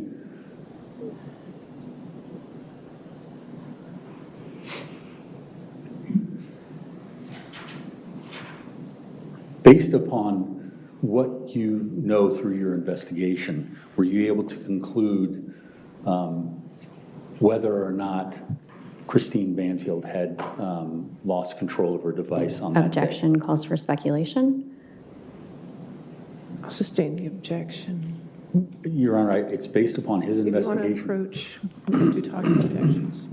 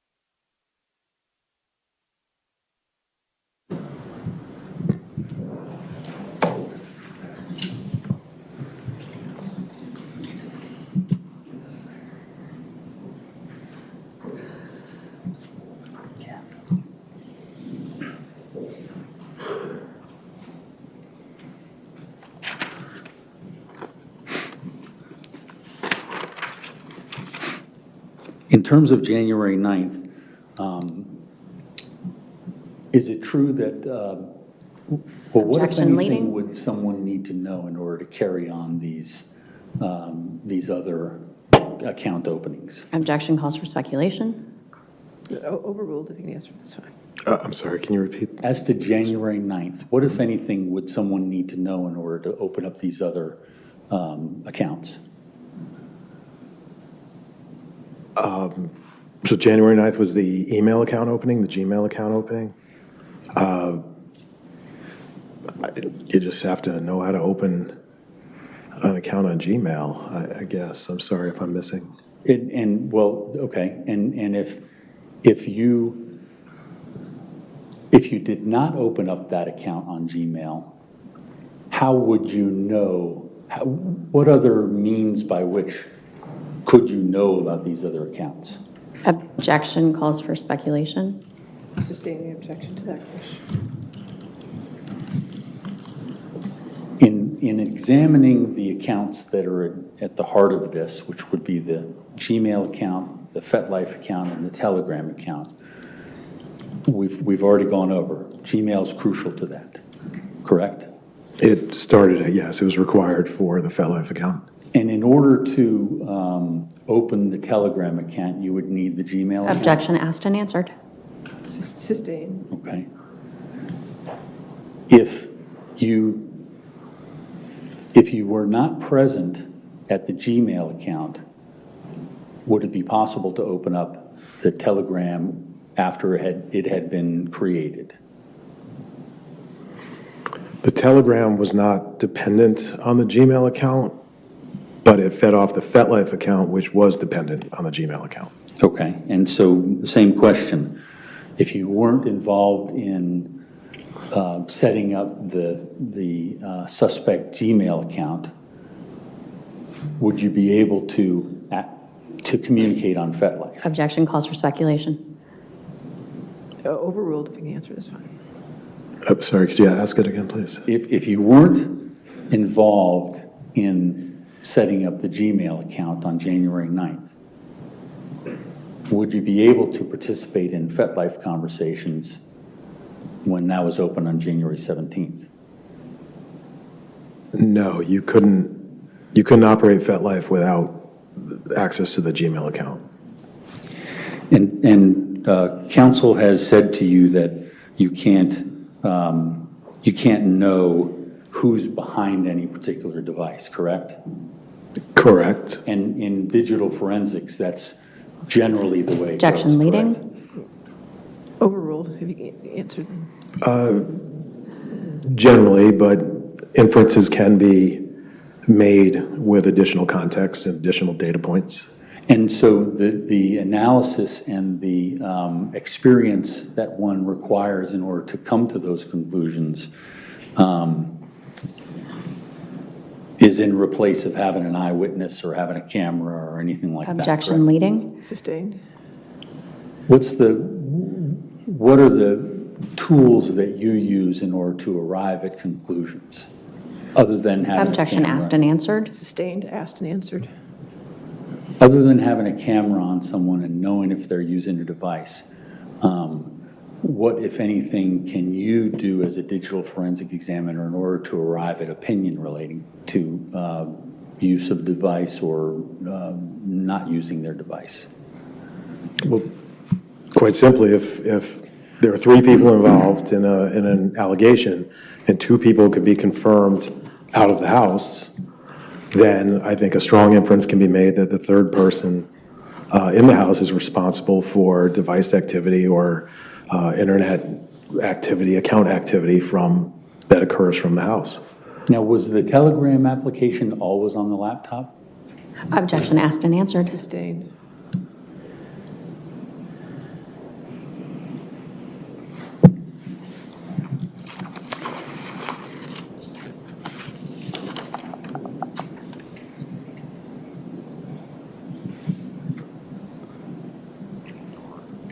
I don't have any further questions, Your Honor. All right, you can have a seat, sir. Thank you. Thank you.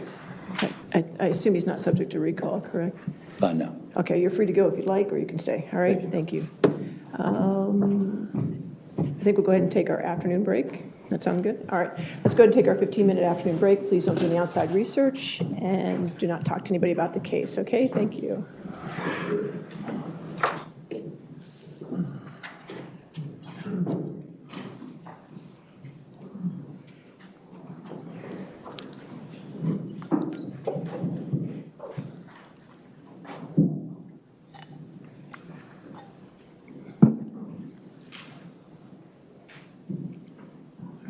if I could have the attorneys approach for a second.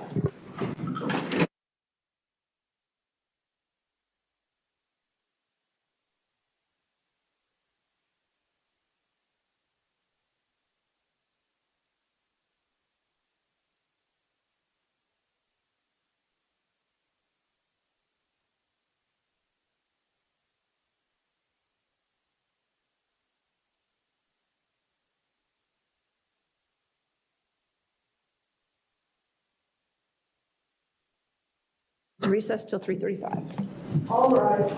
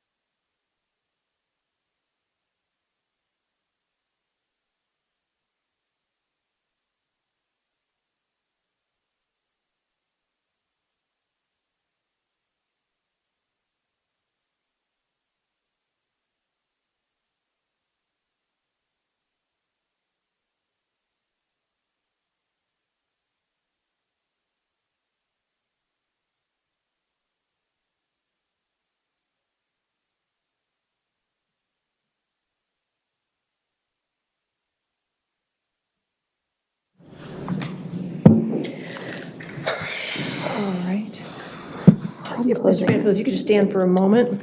All right, I'm just going to ask you a few questions, okay, sir? Yes. All right, there we go. Yes. All right, Mr. Banfield, do you understand you have a constitutional right not to testify? Yes, ma'am. Okay, could you speak up just a little bit for me? I'm sorry. Okay. Yes, ma'am.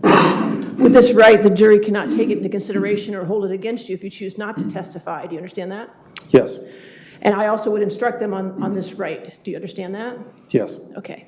By testifying, you understand you waive this constitutional right. Yes. By testifying, do you understand that this waiver is unconditional? In other words, even if your attorney only asks you questions about certain topics, the Commonwealth will have the ability to ask you about other topics as well, even if they were not brought up on direct. Do you understand that? Yes. Okay. Have you discussed with your lawyer about testifying or not testifying? Yes. And after discussing it with him and considering what I just told you, is it your decision today to testify? Yes. And are you entering this decision to testify freely and voluntarily today? Yes. All right. Sir, I do find your decision to testify has been made knowingly, intelligently, and with a knowledge of the consequence of the waiver, and I'll accept your waiver this time. You can have a seat, sir. All right. Are we ready for the jury? Yes, ma'am. All right, just to let counsel know, the jury can come on Friday, 10 o'clock to 4:30 p.m., okay? Somebody has an appointment at 4:30 and somebody's has an appointment at 9:30 or going to be here at 9:30, so, but they can do 10 to 4:30 on Friday, okay? Yes, ma'am. All right, perfect.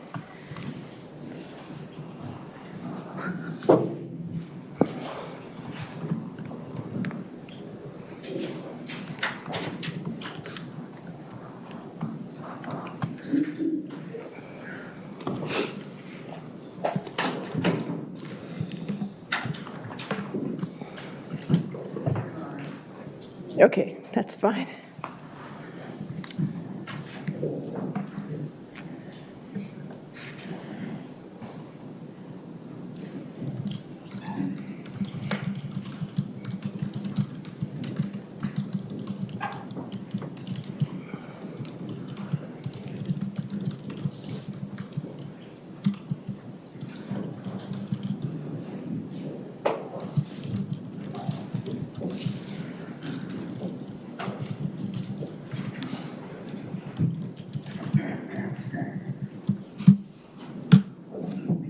All right, thank you, ladies and gentlemen. Your next witness? Your Honor, I call Brendan Banfield. All right, could you just move the microphone up for you? There you go. Your Honor, I call Brendan Banfield. All right.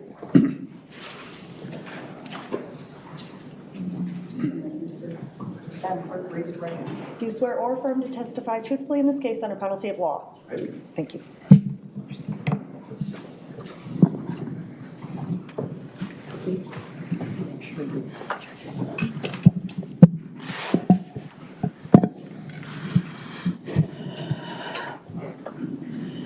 Sir, can you state your name and spell your name for the court reporter?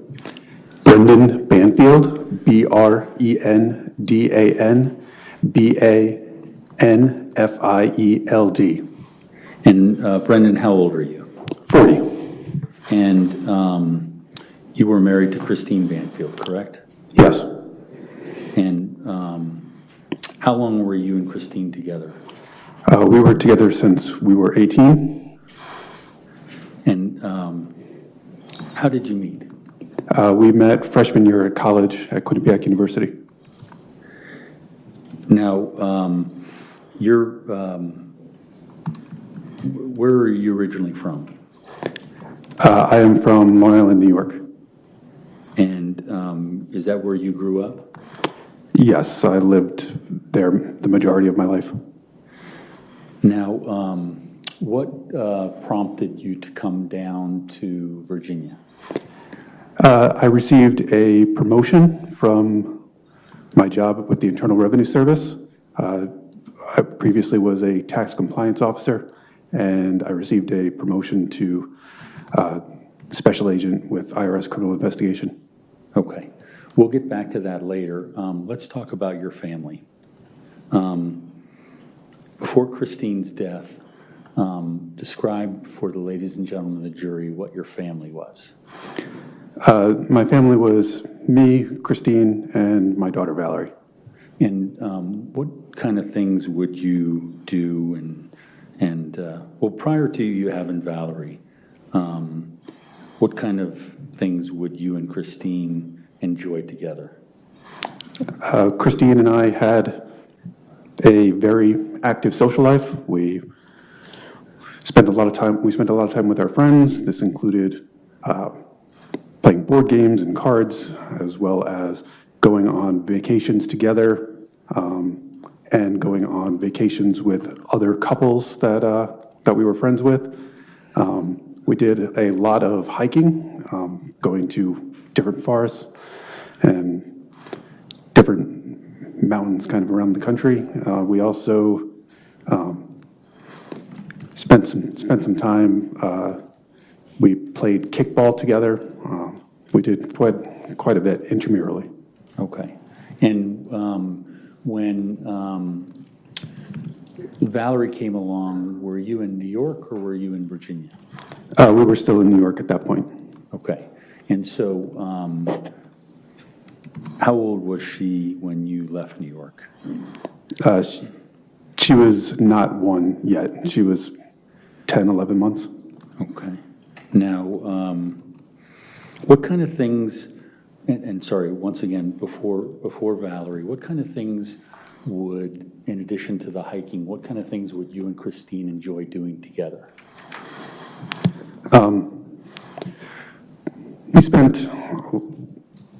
I would say that we spent a lot of time together. When we weren't working, we did a lot of work around our house.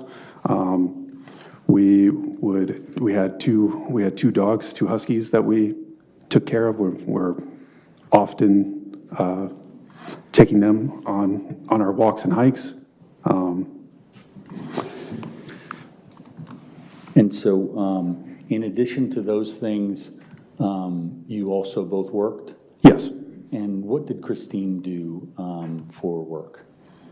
Christine had several different jobs. Her primary position was as a pediatric intensive care unit nurse. At other points, she did private health care for an individual family. She also did some product training for medical devices, and she also worked as a sexual assault nurse examiner for several years. Okay. And where was that? Was that in New York? Those were in New York, and when we came to Virginia, she continued as a pediatric intensive care unit nurse and trainer for Inova here in Virginia. Okay. Now, in terms of your work, when you were in New York, what did you do? I mostly worked for the Internal Revenue Service. Before I came to Virginia, I was a tax compliance officer. I also worked at a math tutoring center known as Mathnasium, where I was a center director, and Christine actually worked there with me as well. Was this a business that the two of you owned? Yes, this was a business that we owned together and worked at together. Okay, and how did you divide the duties in this small business? Generally, we had about 5 to 7 employees in addition to ourselves. I ran most of the day-to-day activity which would be the after-school hours for when kids would come and study math with the tutors. I did math assessments. I spoke to the parents about where their child was and how we could generally get them to where they would be needed to be, at their current grade level. Christine helped quite a lot with the hiring process. She worked on marketing. She also spent a lot of time tutoring some of the younger students. And how long did the two of you run that business together? About 3 years. Okay. And when you moved from New York to Virginia, what, if anything, did you do with the business? Prior to moving to Virginia, we sold the business because we weren't going to be able to operate it from Virginia. Now, you indicated previously that Valerie was born up in New York. How old was she when she came down to Virginia with you? I believe about 11 months. I don't know the exact date that we moved here, but yes. Now, in terms of Christine's career and your career moving from New York to Virginia, were you both in line with coming down here for your job? It was a promotion for myself, but it was also ended up being a promotion for Christine when she applied to Inova, because she was going to be training the newer hires as well after she finished her own orientation period. And so this was going to be a pay raise, and she always liked mentoring new nurses when she was at Stony Brook Hospital. So this allowed her to more formally control some of the training process of the nurses in the pediatric ICU. And so did she look at this move, even though it was for your job and your training, did she look at this as something that was a positive, or? I would say that once she started applying to positions here, because she applied to like Children's National Hospital and a few others, and she realized some of the opportunities with her background, that this was going to be positive for her career as well. But I mean, she was also concerned because we weren't going to be next to our family, which was mainly in New York at that point. Okay. But there was a lot of benefit, and we viewed that it was beneficial to us and our family and Valerie. Now, you met when you were 18, so how long were you together, including your non-married life and married life? About 19 and a half years. And how would you characterize your relationship with Christine? For the most part, we were pretty inseparable. We were together the entire time. We didn't break up at any point. We were from college to our first jobs after college, to buying our first house together, to marriage, to getting a dog and a second dog, and then moving down here. We were always together, always planning for the future. This was part of our life. Okay. Now, let's talk a little bit about Valerie. Were you and Christine actively involved in Valerie's life? Yes, I would say that we were very active in Valerie's life. Okay, when you invited Valerie into the family, when she came into the family, how did that work within regard to your family dynamic? Mr. Carroll, I think you had the wrong name. When you invited Valerie into the family?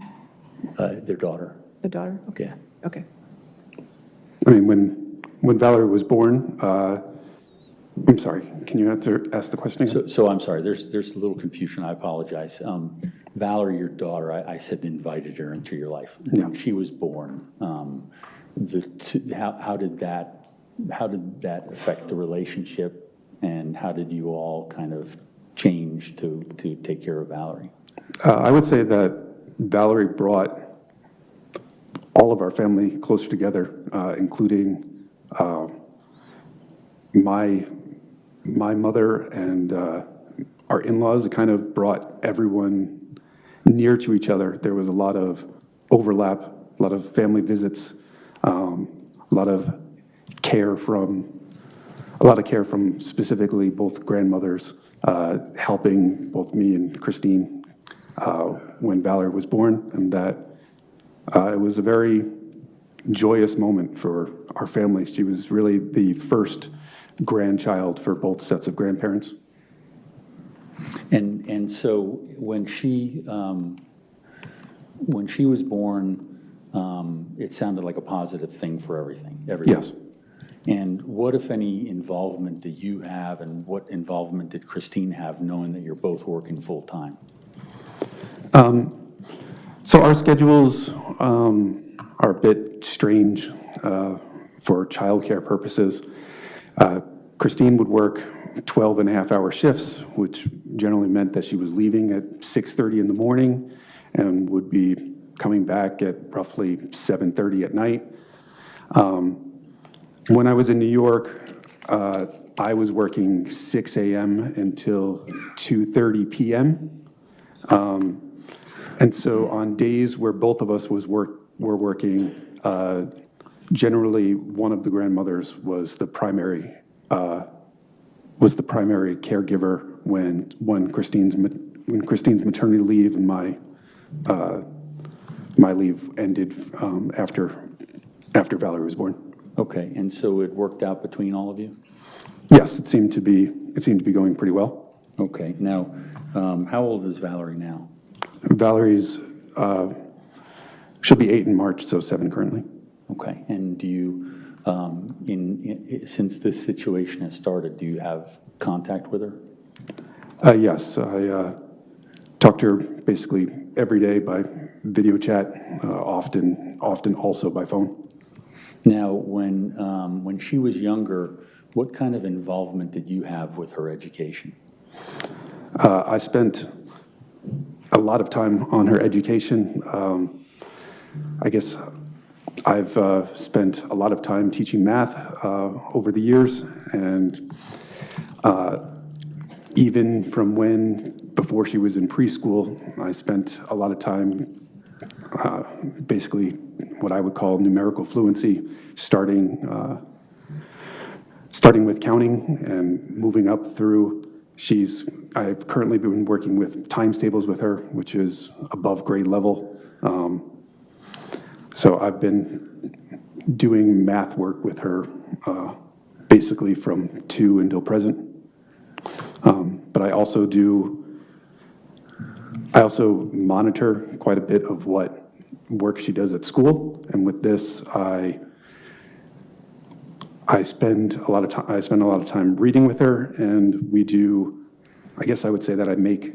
I call them activity pages, but essentially they're like crossword puzzles and word searches, rhyming words, or consonant combinations such as like ST or CK, and then I'll give a description of a word, and then the word will match. So if it was like TR, and this is a plant that grows tall, she might write tree, and things like that, so that she would work additionally on whatever letter combinations they're currently working on in school as additional practice. I do a lot of design work for that also.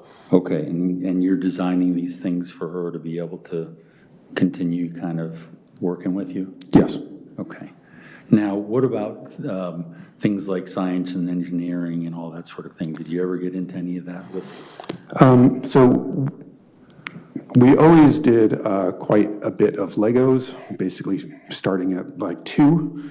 But after that, we started doing these projects from Kiwi Company, where you would do things like make a little device that would spin a coin for you, or that would launch a disc and you could aim it at a target.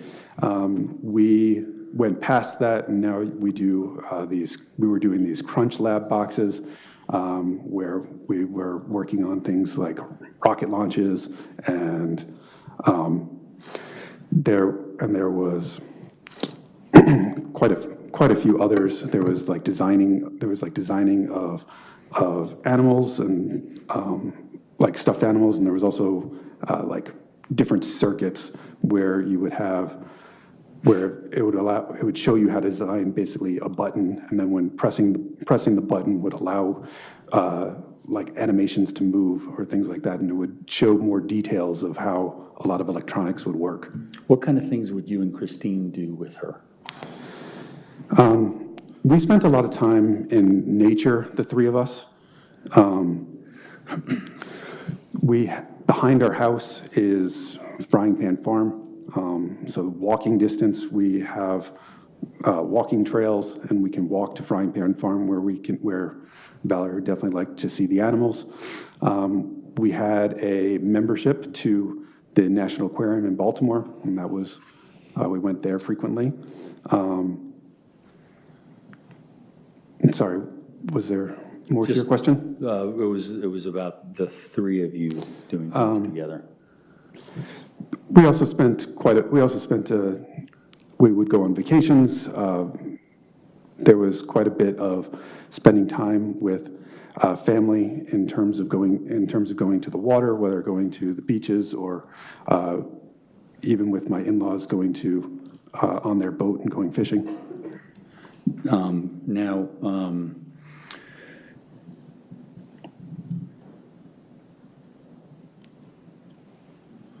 how did you observe the relationship between Christine and Valerie?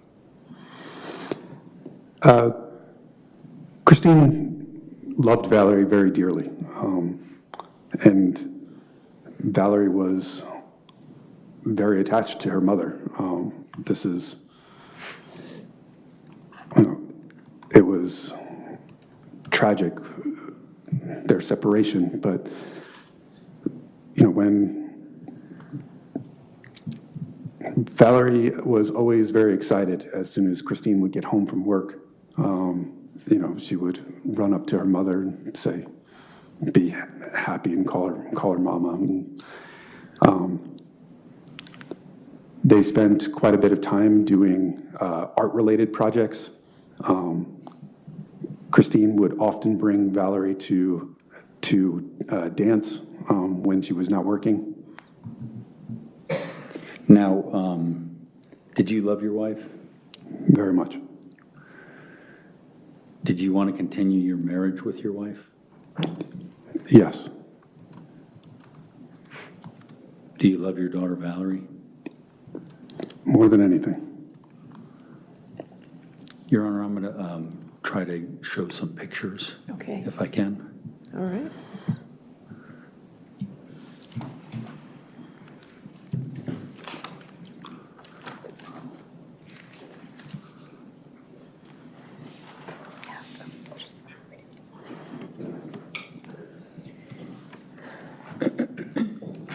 Judge, I might need some assistance from All right, sir, Mr. can you help Litsky. him?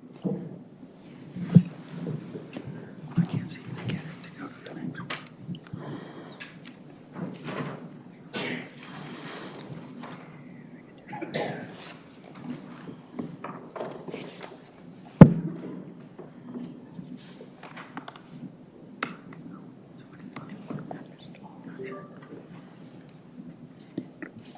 Okay. Thank you, sir. I just do that.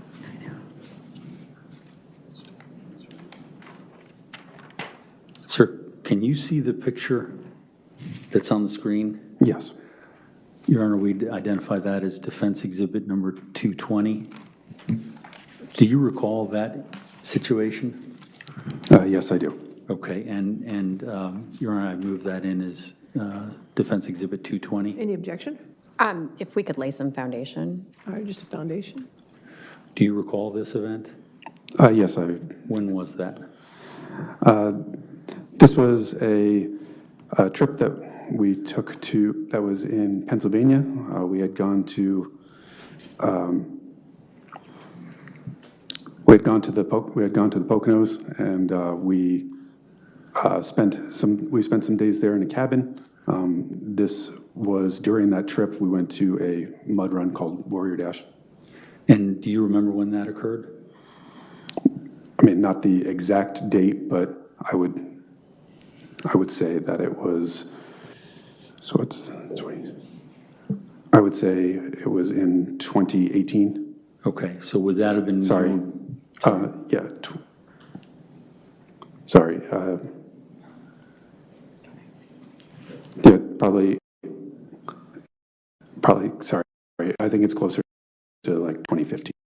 Okay, so that would have been when you were living in New York? Yes. And that would have been prior to Valerie?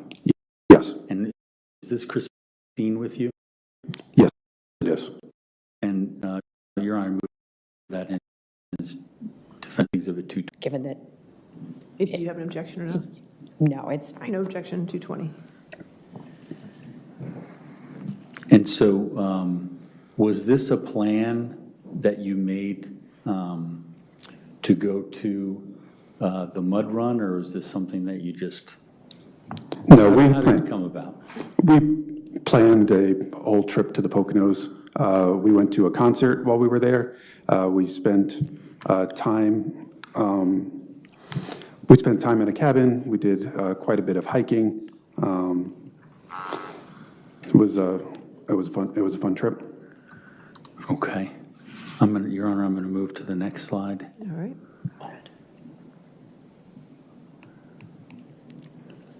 That will be identified as Exhibit 221. Do you recognize that, sir? I do. Was this the same race? It is not. Where is this located? This one took place on Long Island, close to our house in, I believe, Calverton. Okay. Your Honor, I move that in as Defense Exhibit 221. Any objection? No. 221? Sorry, Your Honor, to the next slide. Exhibit 365. Is that a picture? What is that a picture of?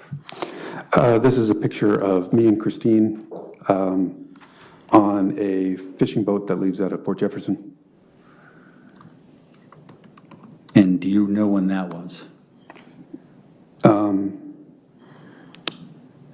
Probably 5 or 6 years ago.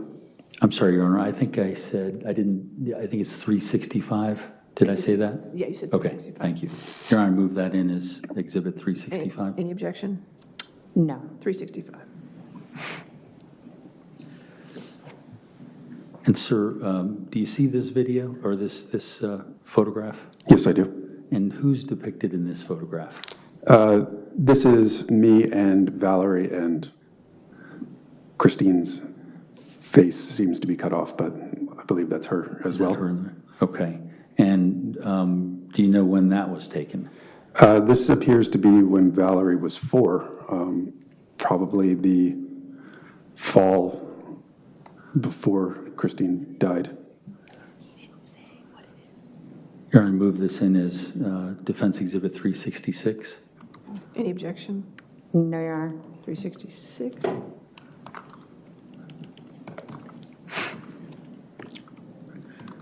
Sir, do you see this one? Yes, sir. And who is that with you? Christine. And is that, well, tell me what it is. I believe that this is at a rehearsal dinner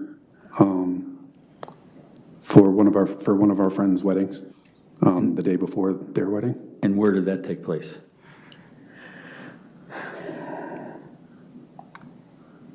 New York or Virginia? New York. Your Honor, I move that in as Defense Exhibit 367. Any objection? No, Judge. 367? Sir, do you see that? Yes. And what if, who are the people involved in that? This is me, Christine, and Valerie. And do you remember that? This is on a flight from here in Virginia to Florida before we were going on a cruise. This would have been in 2022. Your Honor, I move that in as Exhibit 368. Any objection? No, Your Honor. 368? Sir, do you recognize this picture? Yes, this is me, Christine, and Valerie on the cruise after that flight. Your Honor, move that in as 369. All right. Any objection? No, Your Honor. 369? And sir, do you remember this? Yes, this is on the same cruise at a formal dinner that we went to there. And this is Valerie is excited for, I believe, dessert to be coming, and Christine seems very happy about it. Your Honor, move that in as Defense Exhibit 370. Any objection? No, Your Honor. 370? Sir, do you see the exhibit on the screen? Yes, I do. And what is that? We took 2 cruises in 2022. This would be the one that's in November. This was the first time Valerie went ice skating. I took her ice skating on the cruise ship. And was that Christine taking the picture, do you know? I think I took the picture myself. Okay, was Christine on that cruise? Christine was on that cruise, but she did not go ice skating. Okay. Your Honor, I move that in as Defense Exhibit 371. Any objection? No, thank you. 371. And sir, do you see this? Yes. And what is this a picture of? This is on that same cruise. We were with our friends. Another couple, they have a son that's the same age as Valerie. They would be the ones that took this photo. Your Honor, I move that as Exhibit 372. Any objection? No, Your Honor. 372. Do you remember this picture, sir? Yes. Where was that? This is in New York, when Valerie was still less than 1. And did Christine take this picture? Yes.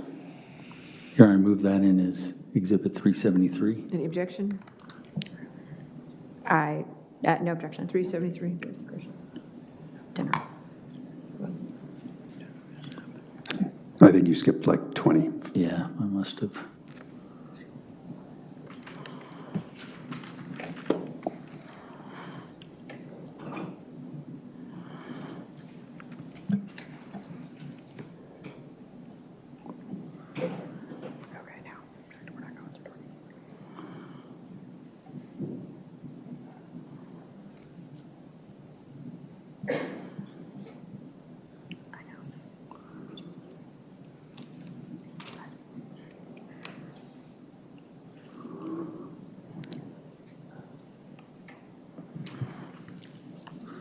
Sir, do you recognize this? Yes, I do. And who are the people in that photo? This is my grandmother. Valerie calls her Gigi. And this is Valerie when she was still 0. This is at my mom's house in New York. Your Honor, I move that in as Exhibit 374. Any objection? Judge, at this point, I am going to You wanna object to appro- relevance. You want to approach?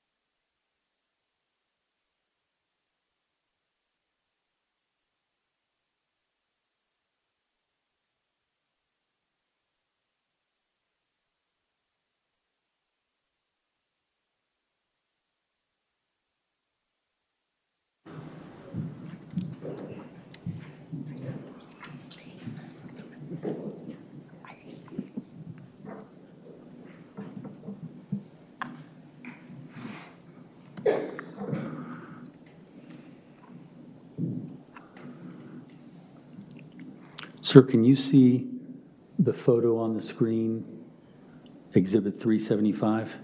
Yes, I can. And what is that? Christine took a picture of me when Valerie was only a couple months old. Valerie snuggled up with me in bed. Your Honor, I move that in as Exhibit 375. Any objection? Judge, objection, relevance, and cumulative. I'm to sustain the objection.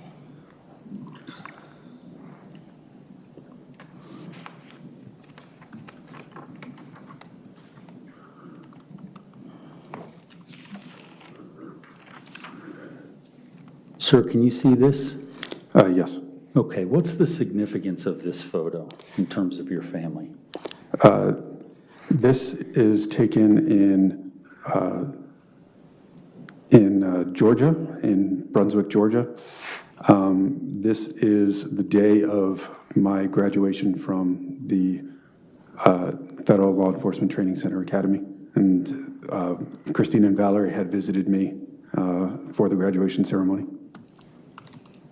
Your Honor, I move this in as counsel or Defense Exhibit 377. I'm sorry, Judge, same objection, relevance and cumulative. Sustain the objection to relevance and cumulative.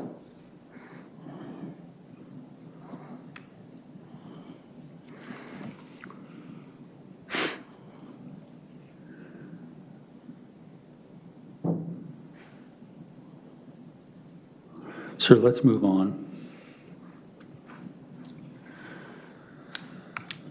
Did you have a relationship with Juliana Perez Magahais? Yes. And tell the ladies and gentlemen of the jury, when did that start? I guess the relationship started as professional in October of 2021 when she came to be a au pair or a nanny for our family. Okay, and she came through an agency? Yes, from Cultural Care is the agency. What were the parameters of the cultural care exchange that she came through? Do you know? She would come and provide childcare for the family. It would include room and board, that she would be able to take educational opportunities, such as at a local community college. She can work, I believe, up to 45 hours a week, and she would generally provide a loving environment and activities for Valerie. Okay, and had you had a previous au pair before her? Yes, we had an au pair prior to her. Her name was Amanda. She was with us for 2.5 years. And so Juliana was your second au pair? Correct. And so explain kind of from when she got there in October 21, what were her duties and how did you utilize her time when you and Christine were working? So once we moved to Virginia, our work schedules were, I guess, more erratic because my work schedule was not set any longer as well.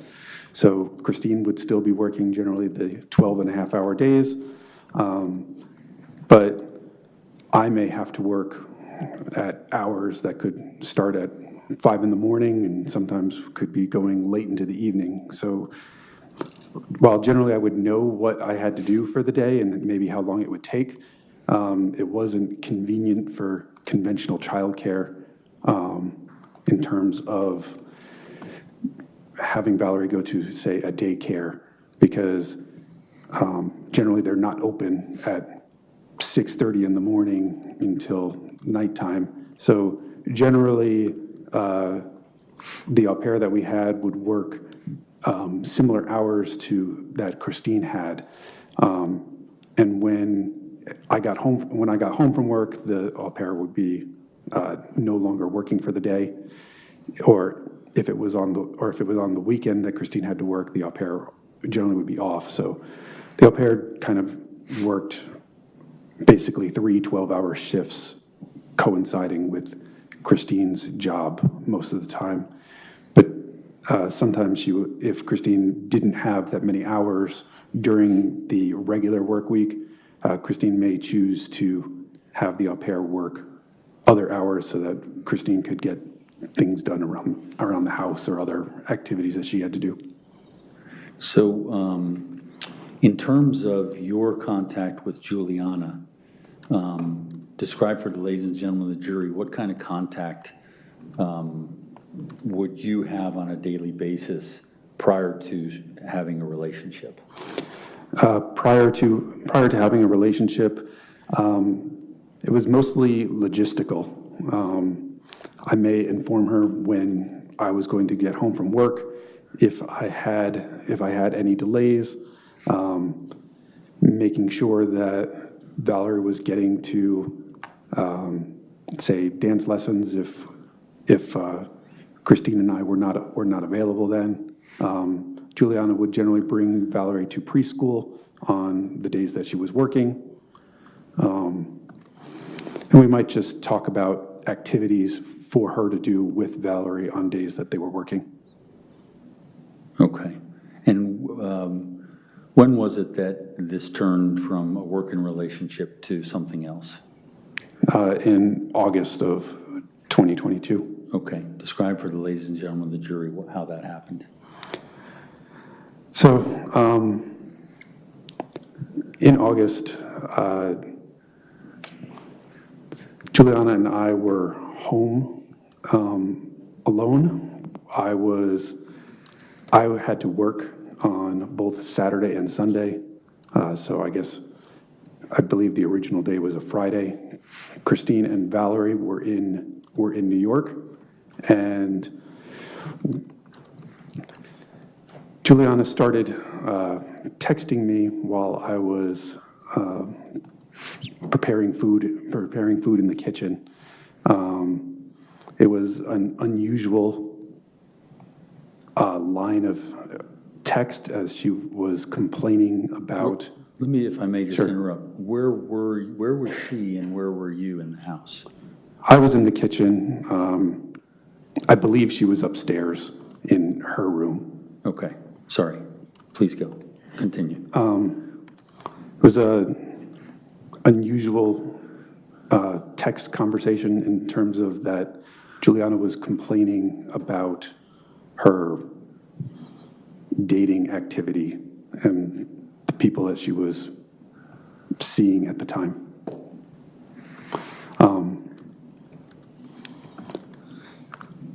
I don't particularly like texting, and I think I basically said that if she wanted to talk, that she could come to the kitchen.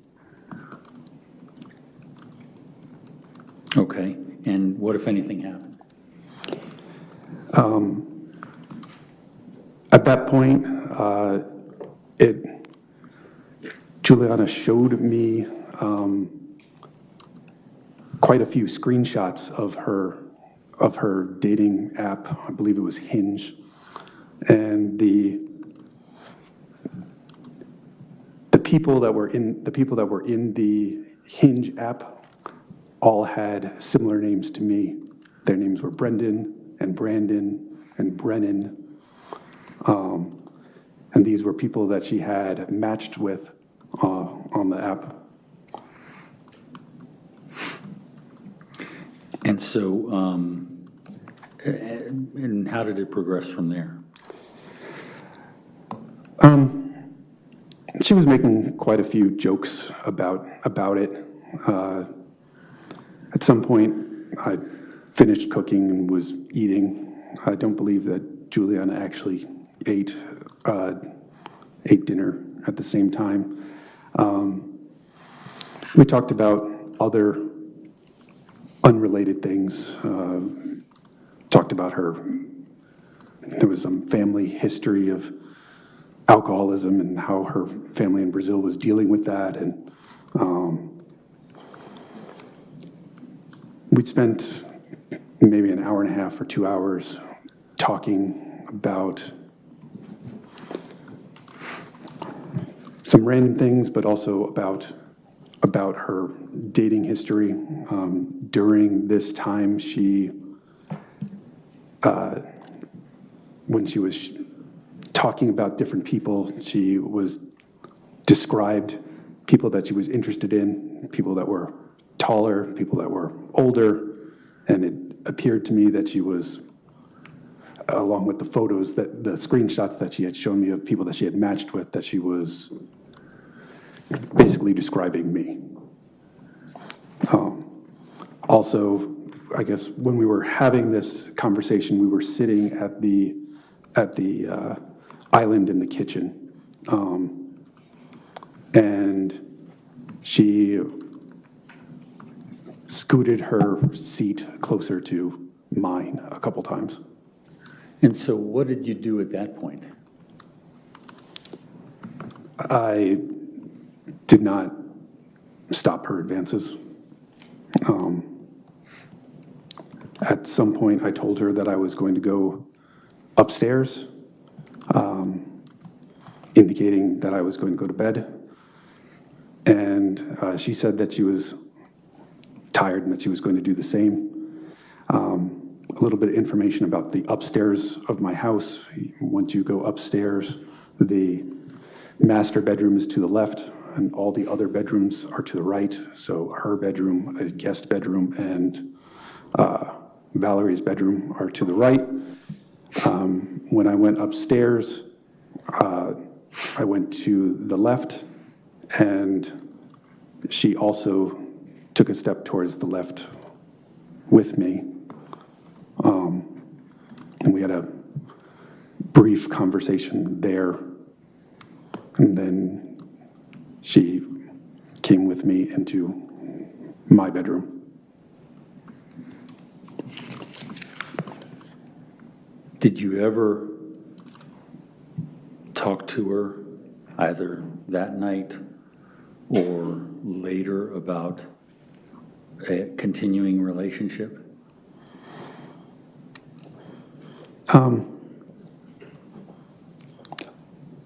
We did not talk that night about continuing a relationship. We did talk about, I would say, in the next few days, I guess we spoke a little bit about the relationship. She had indicated that she was concerned that I was going to tell Christine and that she was going to be essentially fired and sent back and lose her job, which I indicated that I wasn't going to tell her. Okay. Did you tell her anything about what had just happened and what that was? Yes, I mean, that would be that we were having an affair. I had also indicated to her that I had previous affairs, and that really this was just an affair, and not that there would be no other relationship, that there's, that basically that this is something that I have had affairs previously, and that there's nothing that changes in mine and Christine's relationship. Now, was Christine aware of your affair? I don't believe she was aware of the affair between me and Juliana. Was she aware of your previous affairs? She was aware of at least 2 previous affairs. Okay, and likewise, were you aware of her affairs? Yes, I was also aware that she had affairs. Okay, and how did the two of you manage in your relationship moving forward with those facts? So I guess in about 2013, it was found that we had quite a few discussions. At that point, Christine was working at the private healthcare, and she would travel for work for an entire week at a time, basically. And during this time, she would not be available to come home. Her shift was literally the entire week. So we were separated a lot. My job, I wasn't in at my previous position, but my job also required some travel. I spent about 6 months in Jacksonville. I spent another month in Kansas City, and I was living in New York, but I also spent some time here in the DC area. So we were both traveling quite a lot for work. And I guess that was poor for our relationship at that point. We had gone to therapy. We went to couples therapy for several months. We had decided that we were going to continue our marriage. So now back to 2022. You and Juliana were having an affair outside of the knowledge of Christine? Yes. And how did that How did that look on a daily basis?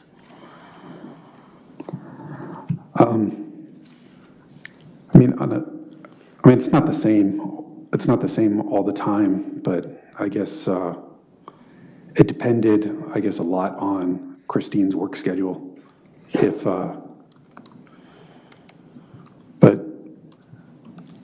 So Juliana may spend time with me and Valerie during the day instead of when I would get home from work. Juliana used to just kind of leave. She might go to her room or she might go out prior to our relationship. And afterwards, it was more like she chose to do whatever I was going to do with Valerie, whether it was going to be stay home or, like I was Valerie's soccer coach. So when I would go to soccer practice, sometimes Juliana would go, even though I wasn't interacting with her at all. Basically, she was choosing to be with me whenever she could choose to be with me. So let's move toward the October timeframe of 2022. Did you ever create any sort of a plan with Juliana? No, there was no plan. At this point, our relationship is maybe 6 to 8 weeks old. I think that it's an absurd line of questioning for something that is not serious, that a plan was made to get rid of my wife. That is absolutely crazy. So with no plan, let's talk about Silver Eagle Armory. Sure. Okay. So how did that happen where Juliana went to you or went with you to the Silver Eagle Armory? So it was basically one of those things where it was something that I was going to be doing outside the house. Generally, I would go to a shooting range every month, every other month, to practice before my qualifications for my job. And how many times did you have to qualify for your job? You have to qualify twice a year, but there's practice there's practice on the opposite quarters. So there would be, I guess, 2 trainings and 2 qualifications. And generally, I would go practice prior to having one of those training sessions or qualifications at my job. And how is it that Juliana ended up coming? I was going to be going there anyways. She thought it would be fun to attend as well, as it was going to be out of the house. It was something that there wasn't going to be a risk of being found out by Christine. Okay, so the relationship continued into that October, December timeframe? Yes. Okay, so when you're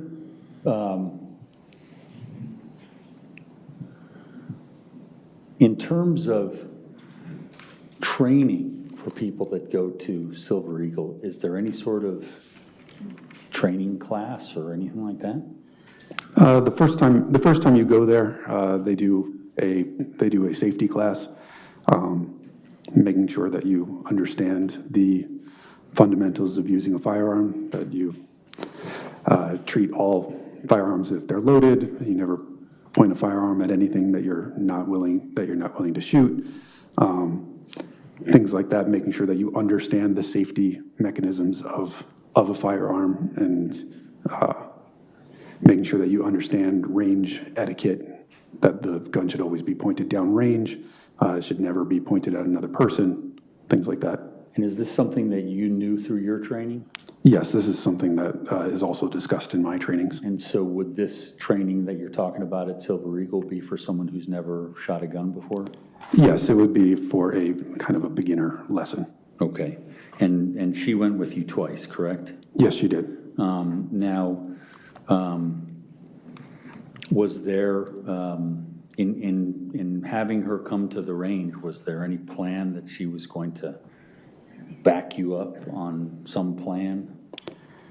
I mean, there was no plan at this point when we had gone to the range. There was none of the suspect email account. There was no FetLife account. There was no Telegram messages. None of that existed at the point that we went to the range.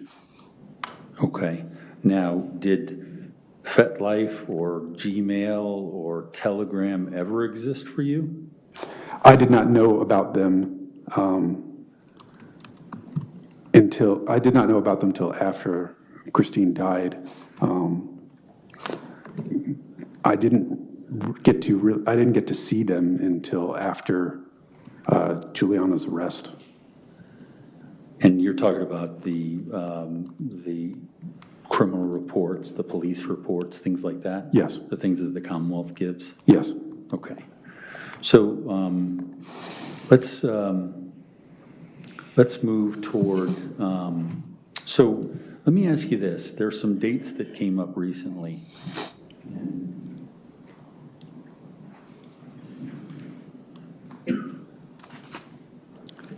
Some dates that came up recently relating to the FetLife account and lack of activity. Do you remember what occurred, what was going on January 13th and 14th of 2023? Not specifically, I don't. Okay. Do you remember a weekend in Winchester? Yes, I do remember a weekend in Who was Winchester. with you in Winchester? I went to Winchester for work. I was going to be there for 2 days. I was going to be there for 2 days. So I had a hotel, and Juliana drove there herself, not with me, later the evening of the first day, if I remember correctly. And she stayed there with you? Yes. Okay. Now, do you remember what was going on at home? Who with Christine and Valerie? I believe my mother-in-law, Linda, was with Christine and Valerie. Okay. That was on the 31st of January and February 1st? I don't remember the exact date of Winchester, but Okay. Would that be common for your mother-in-law or even your mother to come down to help out with the kids? well, there's only Valerie, but yes, it is extremely common that the grandmothers came to visit us. Oftentimes, each of them may come almost as every 4 to 6 weeks, and they may spend between 5 and 10 days. As I had said before, Valerie was the only grandchild of both sides of the grandparents, and so there was quite a lot of support from the grandparents with Valerie. Okay.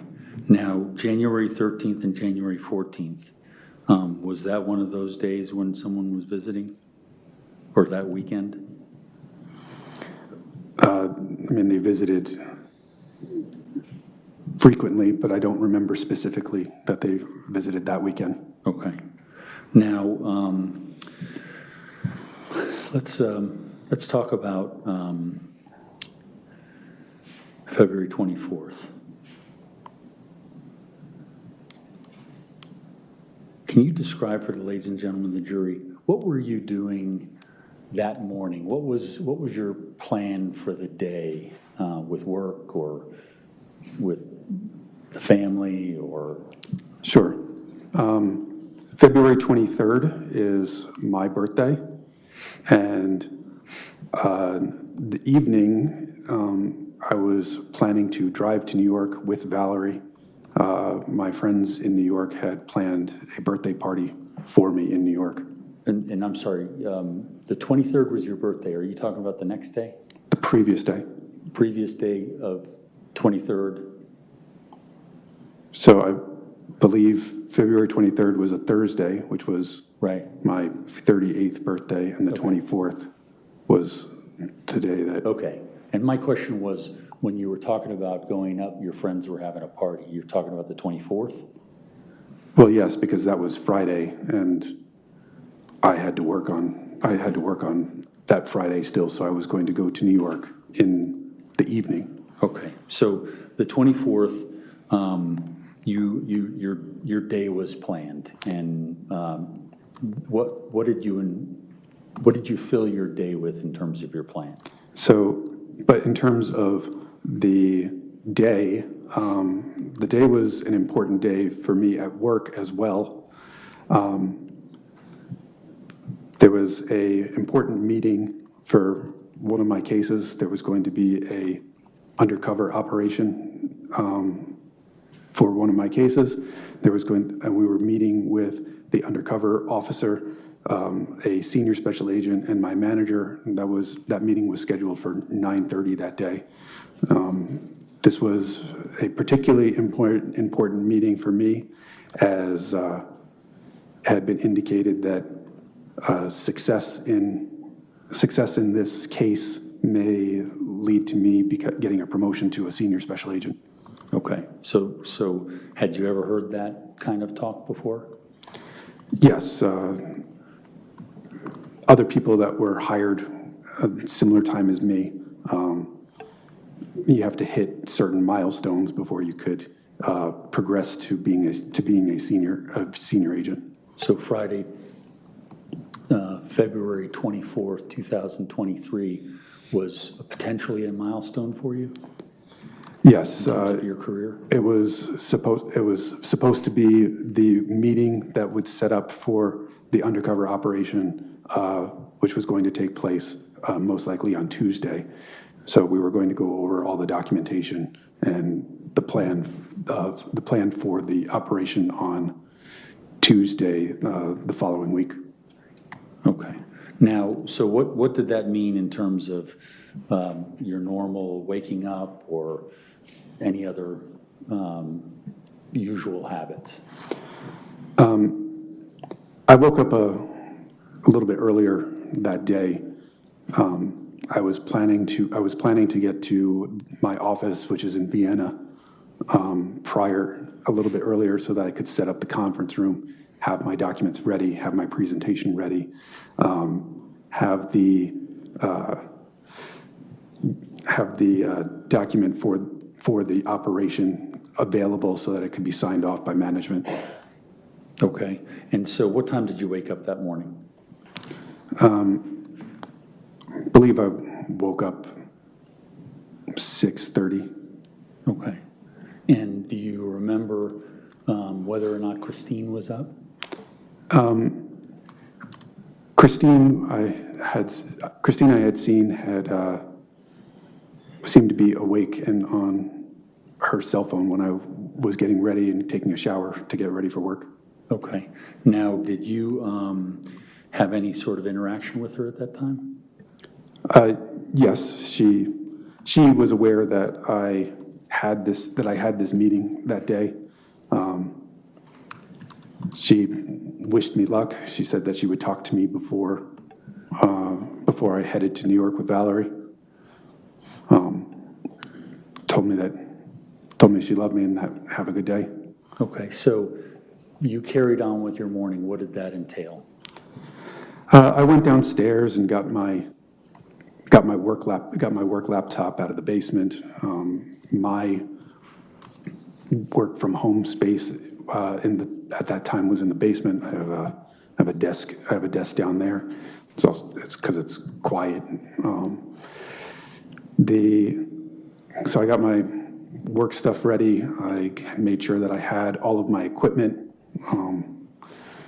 Getting ready on a typical day would mean that I need to have my credentials, which includes my badge, my firearm, my holster, my handcuffs, two magazines, a belt clip badge, my work cell phone, and then generally I would also have my personal cell phone, my wallet, and my keys, which includes to my government vehicle. And so you had a holster that would hold the gun?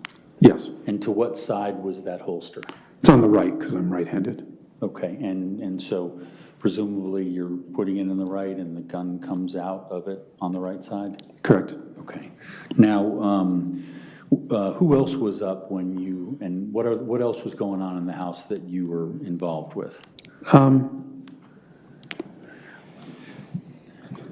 know Juliana was downstairs when I came upstairs from getting my work stuff out, my work laptop out of the basement. I don't remember exactly what she was doing. I think she might have been getting stuff ready in the kitchen. Let me just stop you right there. Prior to that time, which would be February 24th, had you ever taken Christine's laptop or taken her phone out of a bag near the door? No, I don't take her laptop. I have no reason to use her laptop. I don't have access to her laptop. It's not a password that I know. I have my own work laptop. I have my own home desktop. I have my own, actually I have two cell phones. I have a personal cell phone and a work cell phone. Our devices were completely separate. And so, in terms of, that's fine. In terms of the idea of the laptop, where it would be on a regular basis, do you have a recollection of where she would put her laptop? Christine kept her laptop actually in several places. Sometimes it is by the front door when she gets home. She would have a backpack, and she would bring the backpack and drop it off, and generally go visit Valerie and our dog and me. But usually she would go upstairs and she would bring her backpack with her, and her desk is in the sitting area of our master bedroom. So if you were to go into the master bedroom, you can kind of either go left or right, and to the left is the sitting area, which is where Christine does her work and has her desk and her file and has her files for her job. And if you went to the right, it would be where the master bedroom is, and for a little bit further, the master bathroom. But she didn't also only keep her laptop at her desk. I would say the majority of her use would be sitting in bed with her back against the headboard, while she had TV on or something like that. And when she would be done, she might put the laptop in between her nightstand and the bed, or on the nightstand itself, or back on her desk, generally at night. And so, and what about her phone? Where would there be a particular place where she might leave her phone? I mean, her phone was basically always connected to her. Her phone wasn't really away from her basically ever. I mean, she would keep it in her pocket. So following up on the discussion we had about a plan, was there ever any time, and I think you indicated that you never went and grabbed her laptop or whatever, was there ever any time you observed Juliana going to grab her laptop or her phone? I never observed Juliana grab her laptop or her phone. Juliana also has her own laptop and phone.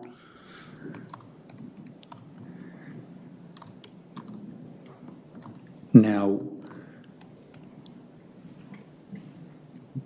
what, if anything, was Juliana and what were Juliana and Valerie supposed to be doing on February 24th?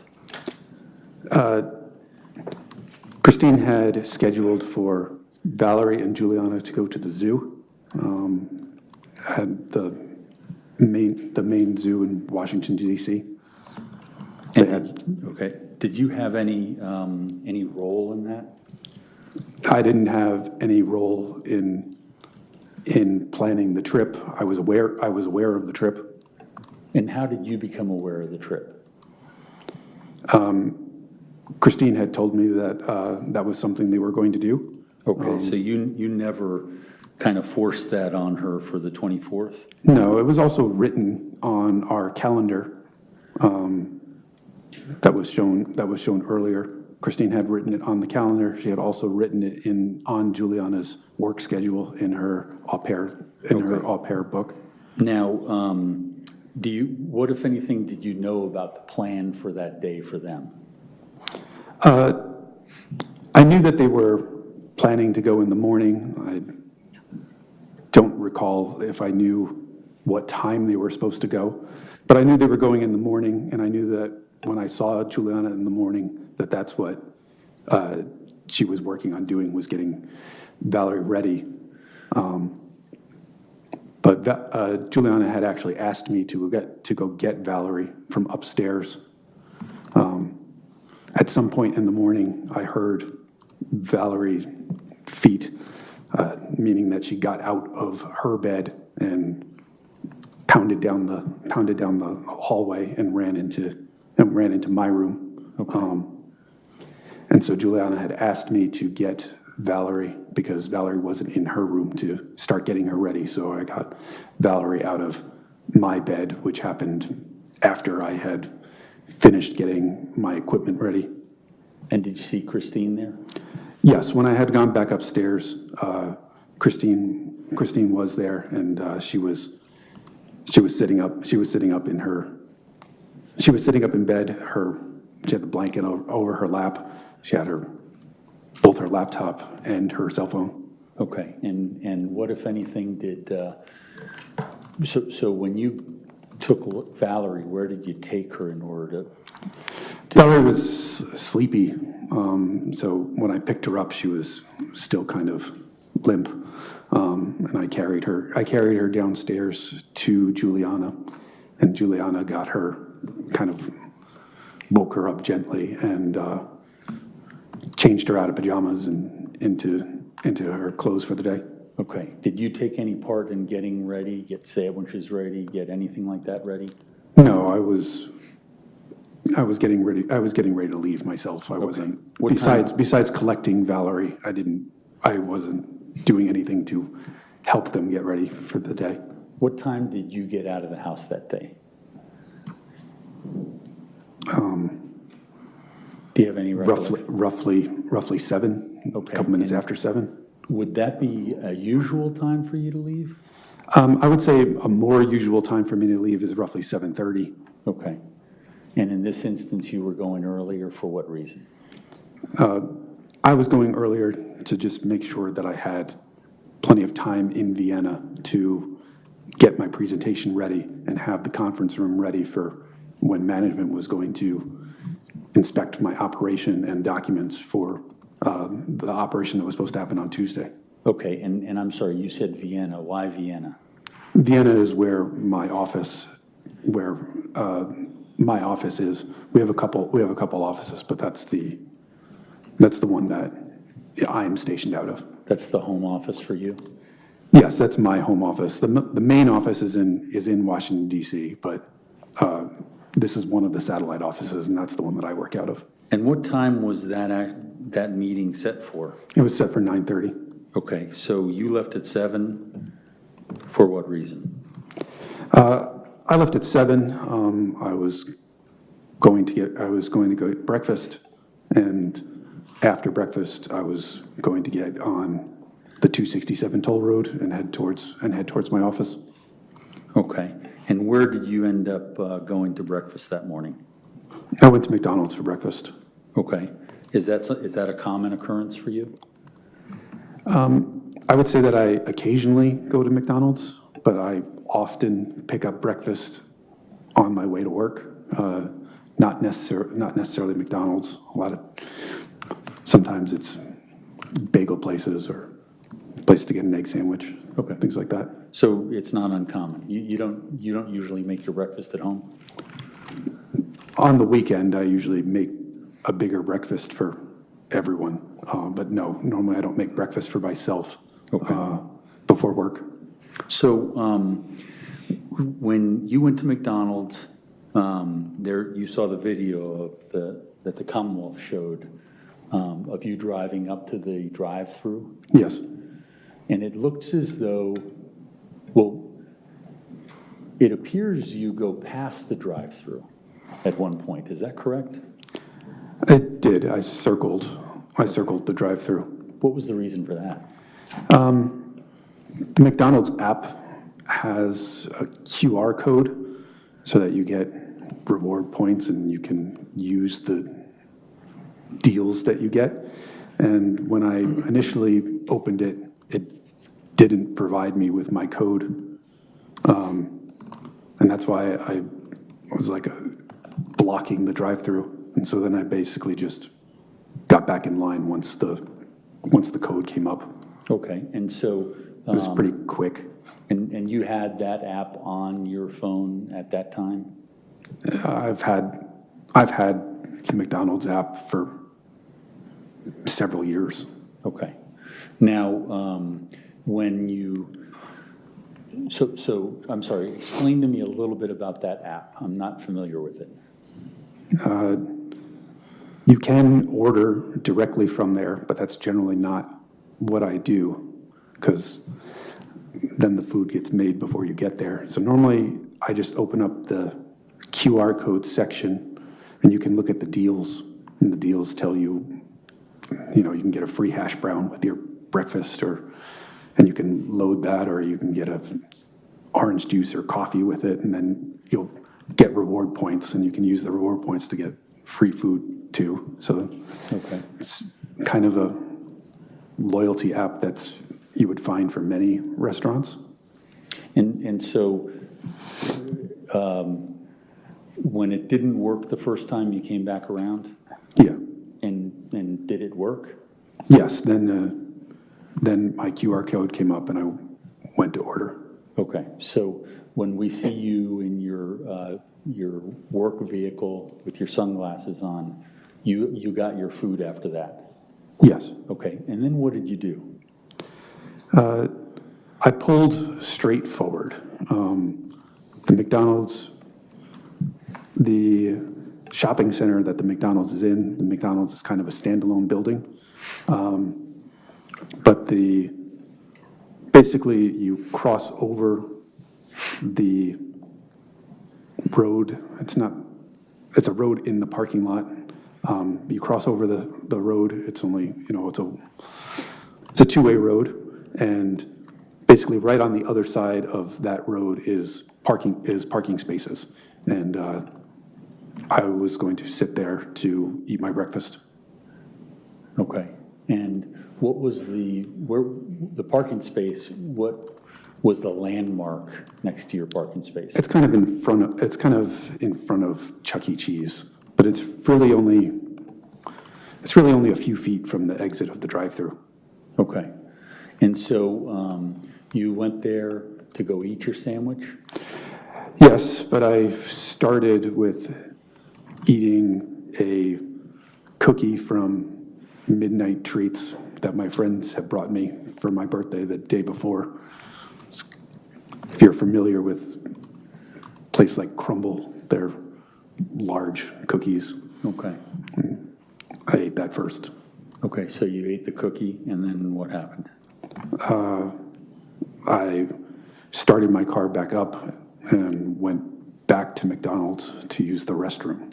Okay, and is that in the video the second parking or the first parking space that you went into? Yes, so you see me park next to the side entrance of McDonald's. Yes. And then what, if anything, I mean, you went to the restroom, so what happened then? As I was finishing up in the restroom, I received a call from Juliana. And without saying what she said, what did you do? I left the restroom and went back to my car quickly. And was she alarmed at the time? She sounded that she was very stressed. Okay. And did you tell her that you were coming back? I did not tell her that I was coming back on that original phone call. On the original phone call, I told her that I was going to call Christine. Okay. And did you do that? I did try to call Christine, but I did not reach her. Okay. And so in terms of your communications with Christine, was that unusual for her to not pick up the phone? I wouldn't say that it's unusual for Christine not to pick up the phone, but I would say it's unusual that her phone would go directly to voicemail. Many times if I would call her, she could be busy at work, but her phone would probably be on silent, and therefore it would ring and then go to voicemail. And then she might text me or call me back and let me know when she can call me back. But it was unusual that her phone went directly to voicemail. Okay. Now, and so what did that cause you to do? I believe I tried to call Christine again, of which it went to voicemail straight again. After that, I called Juliana back, and I told Juliana not to go in the house, and that I was going to return to the house. Okay. And did you do that? I did. How long did it take you to get back to the house?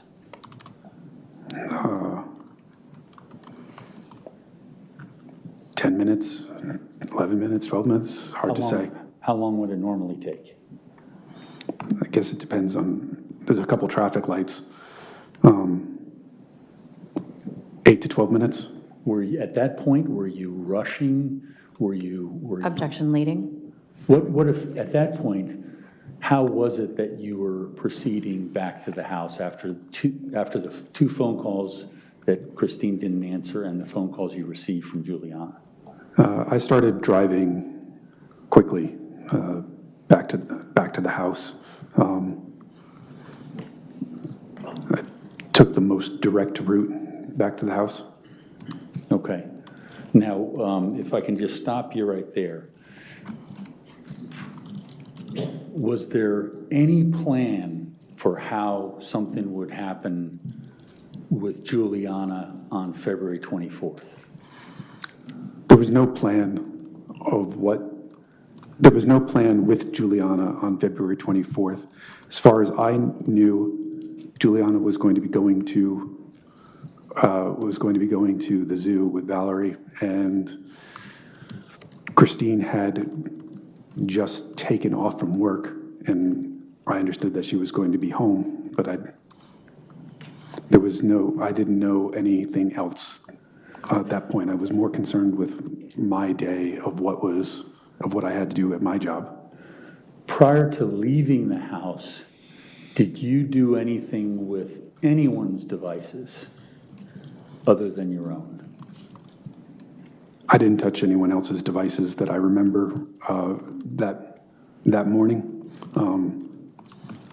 I was just getting ready for work. Okay. Specifically, did you touch Christine's devices, either of those? No, I did not touch her devices. Meaning the laptop and the phone? No, I did not touch her devices. Mr. Carroll, is this a good time, or do you have more questions? May I just look one Sure, second? sure. Judge?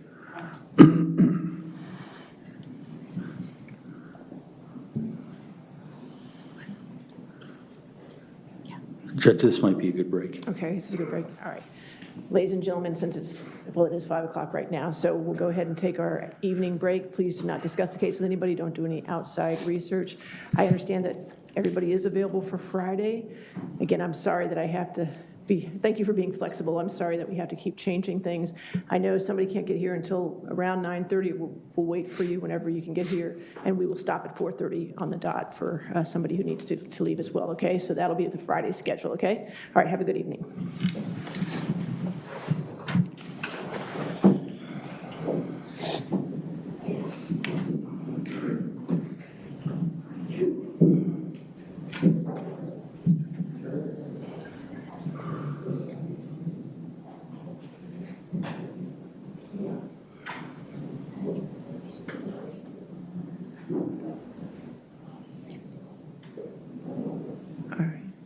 Mr. Banfield, since you're in the middle of your testimony, you can't discuss your testimony with anybody at this time. That includes your attorney, okay? Okay. All right, you can have a seat back with your attorney. Is there any other matters for this evening? Judge? Yes. If I may, Yes. I was remiss in not asking, is Mr. Miller still subject Is to Mr. Miller still recall by? subject to recall? Detective Miller, is he still subject to recall? Did I do that? Yeah. Yes, you did, but that's okay if you're, I don't plan on calling him, Judge. okay, so he can be released then? Thank Detective you. Miller can And be then, as I released? had indicated this morning, I would like to request that Detective Stephen Augustine be permitted to watch the testimony for his expert. Okay. Any objection to that? No objection. Okay, so we'll take care of that tomorrow and help out Friday morning at 9:30, finish up the jury instructions. We don't have much left. so- Judge, we should be able to do it. I anticipate we can do it at the end of tomorrow. Okay, do you want to do the jury instructions at the end of tomorrow? It's just, I mean, we only have basically the charging instructions left and the waterfalls. We should be able to do it. Okay, and there's just one thing with that while I have you here, because I know it's only, you have the 2 charging instructions for aggravated murder, okay? Yes. But for the record, I have 4 counts. You do. So are we going to select like We count are. 1 and count 3, or count 2 and count 4? We are. All right, just as long as I can get that on the record, I would appreciate that, just to clean it up. Once this has concluded, then we Perfect. will be able to let Your Honor know how we elect to Okay. proceed with the charges. Excellent, that's great. Okay, so we'll see you in the morning then at 10 a.m., okay? Thank you. Take care. All rise.